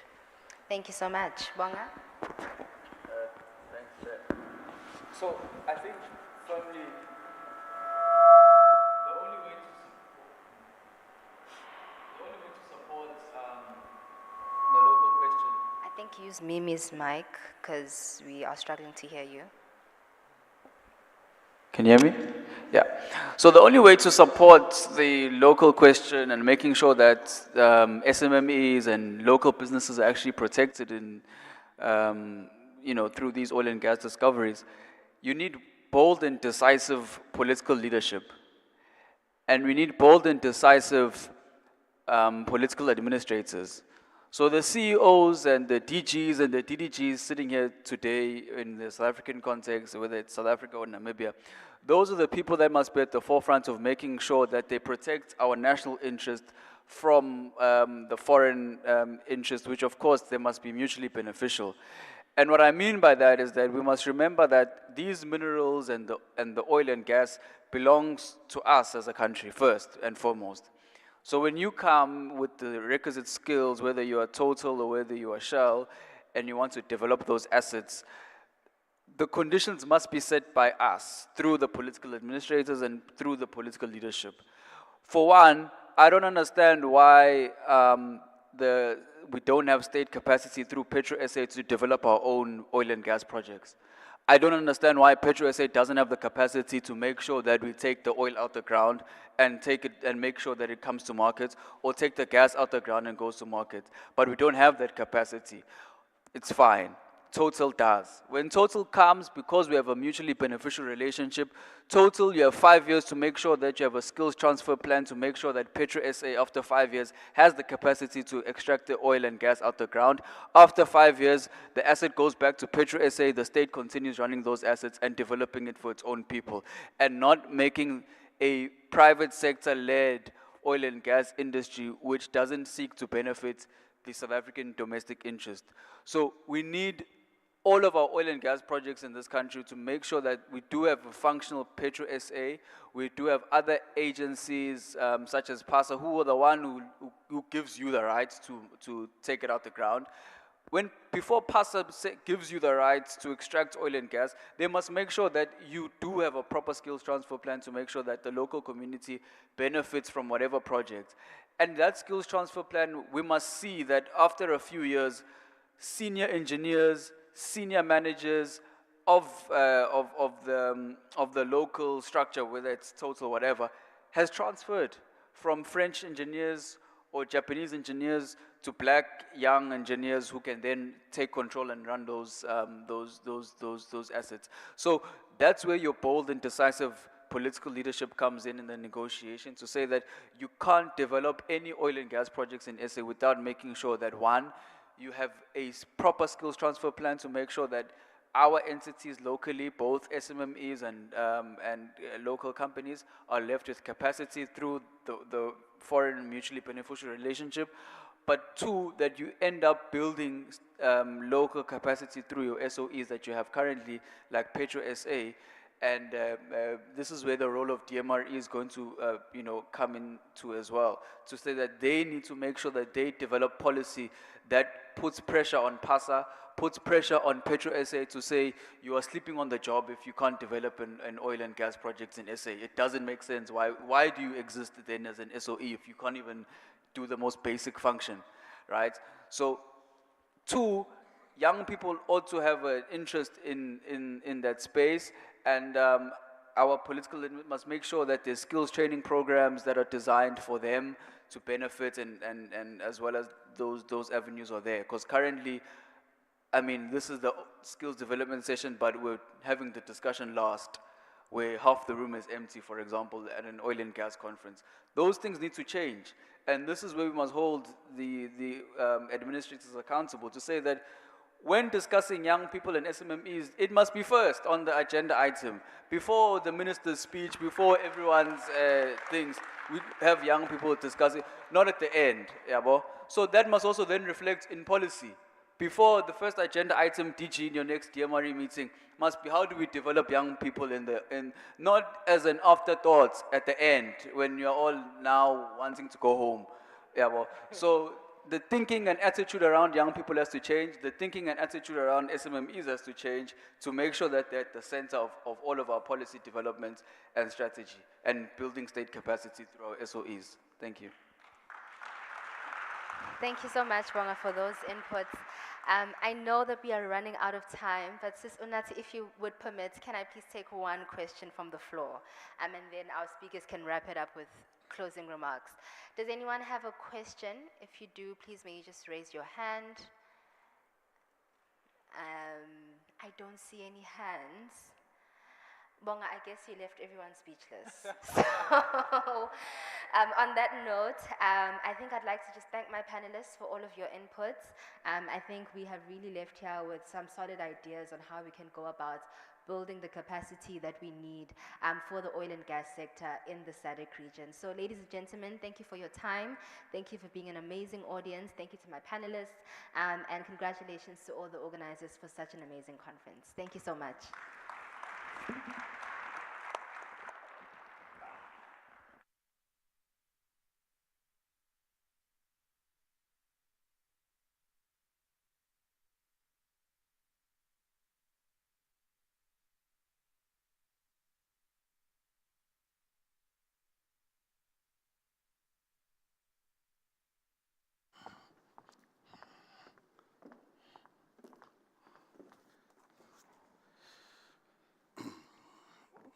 Thank you very much for that, Sandu, as well as all the panelists that came to join us here in the front.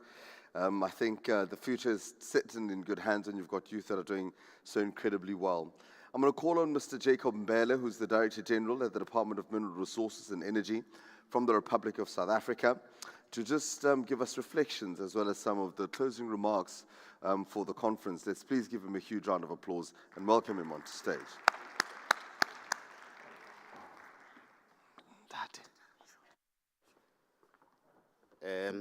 Thank you, Program Director.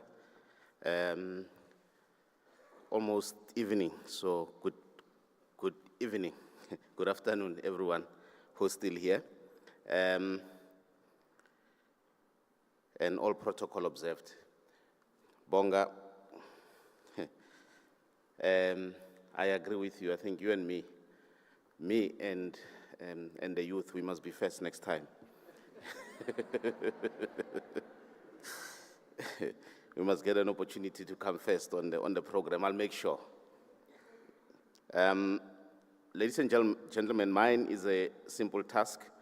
I've been asked to share reflections on the discussions of this conference. I know it's been a long day for many of you, so I am not going to go through a list of what was discussed over the last 2 days. I think Program Director, in the morning, you did a very good job summarizing the discussions from yesterday. So, and I guess today's discussions are still fresh in your minds.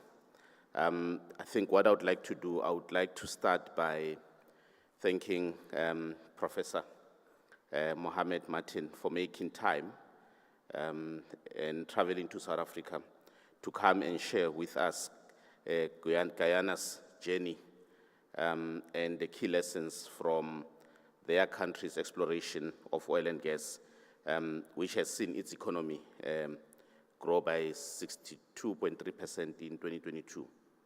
I mean, they have enjoyed success due to their ability to manage the energy trilemma of energy security, energy equity, and environmental sustainability.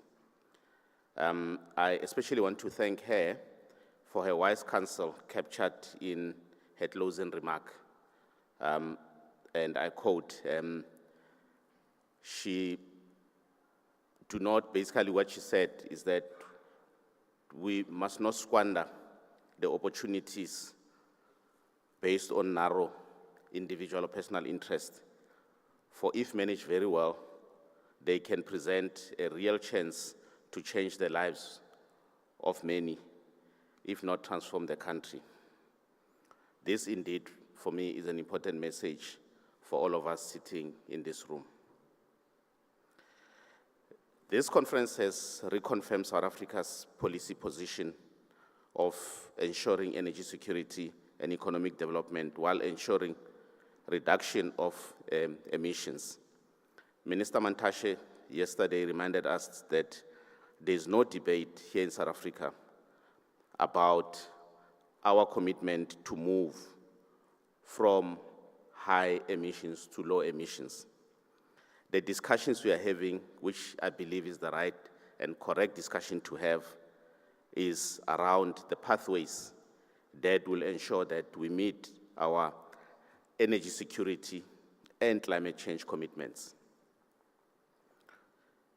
In the last 2 days, we heard during the various speeches and panel discussions that Southern African development countries are making great strides towards utilizing untapped gas resources for economic growth. We heard that Mozambique and Namibia are leading in this area. We heard that efforts to advance energy security are now changing the way nations approach gas development. The shift is set to signify the growing recognition of gas as a stable long-term energy source rather than a transition solution. Regarding South Africa, we've heard from the Minister and the Deputy Minister that South Africa is open for business when it comes to exploration and production. The principals shared that South Africa has initiated several interventions to enhance the development of and growth of our oil and gas industry. These include the development of the Gas Master Plan, as well as the development of the Upstream Petroleum Resource Development Bill, which is currently being processed in Parliament. Ladies and gentlemen, as Deputy Minister Kekana said this morning in her opening remarks, Namibia is running, Mozambique is running, South Africa, we must wake up. From the side of government, We've had the call for the sector war room to ensure that we align our efforts as government and the sector to create an enabling environment for oil and gas industry to thrive. We commit that working with PASA, we will definitely take up this challenge and make sure that we move many of the projects that are struggling to get to the next level. With that said, I would like to conclude by taking this opportunity to thank and congratulate the organizers of this conference for delivering a very successful conference, and thank all of you for staying the course and still be here this time after the long 2 days. I wish you well and travel safe to your various destinations. Thank you.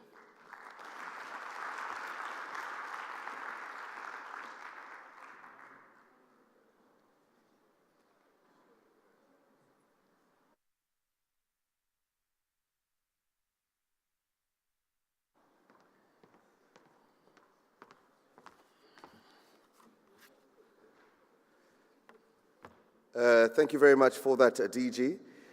I guess that brings us to the end of the conference, and I'd just like to say thank you very much for everyone that has taken part in making these past 2 days an incredible amount of knowledge learning, and as well as sharing to the CEO, to the team at PASA, to everyone that has made today possible, to Shell, the Central Energy Fund, the African Energy Chamber, Denton, Centurion, the Department of Minerals, Resources, as well as Energy, PASA, and the South African Oil and Gas Alliance. We really appreciate your support, and I think today wouldn't have happened without many of you and each and every single person that has been running up and down, to the crew, to the team, the cameramen. I know that we always forget you guys. Owens, where? Okay. The sound guys there at the back and the cameramen, and as well as the staff here.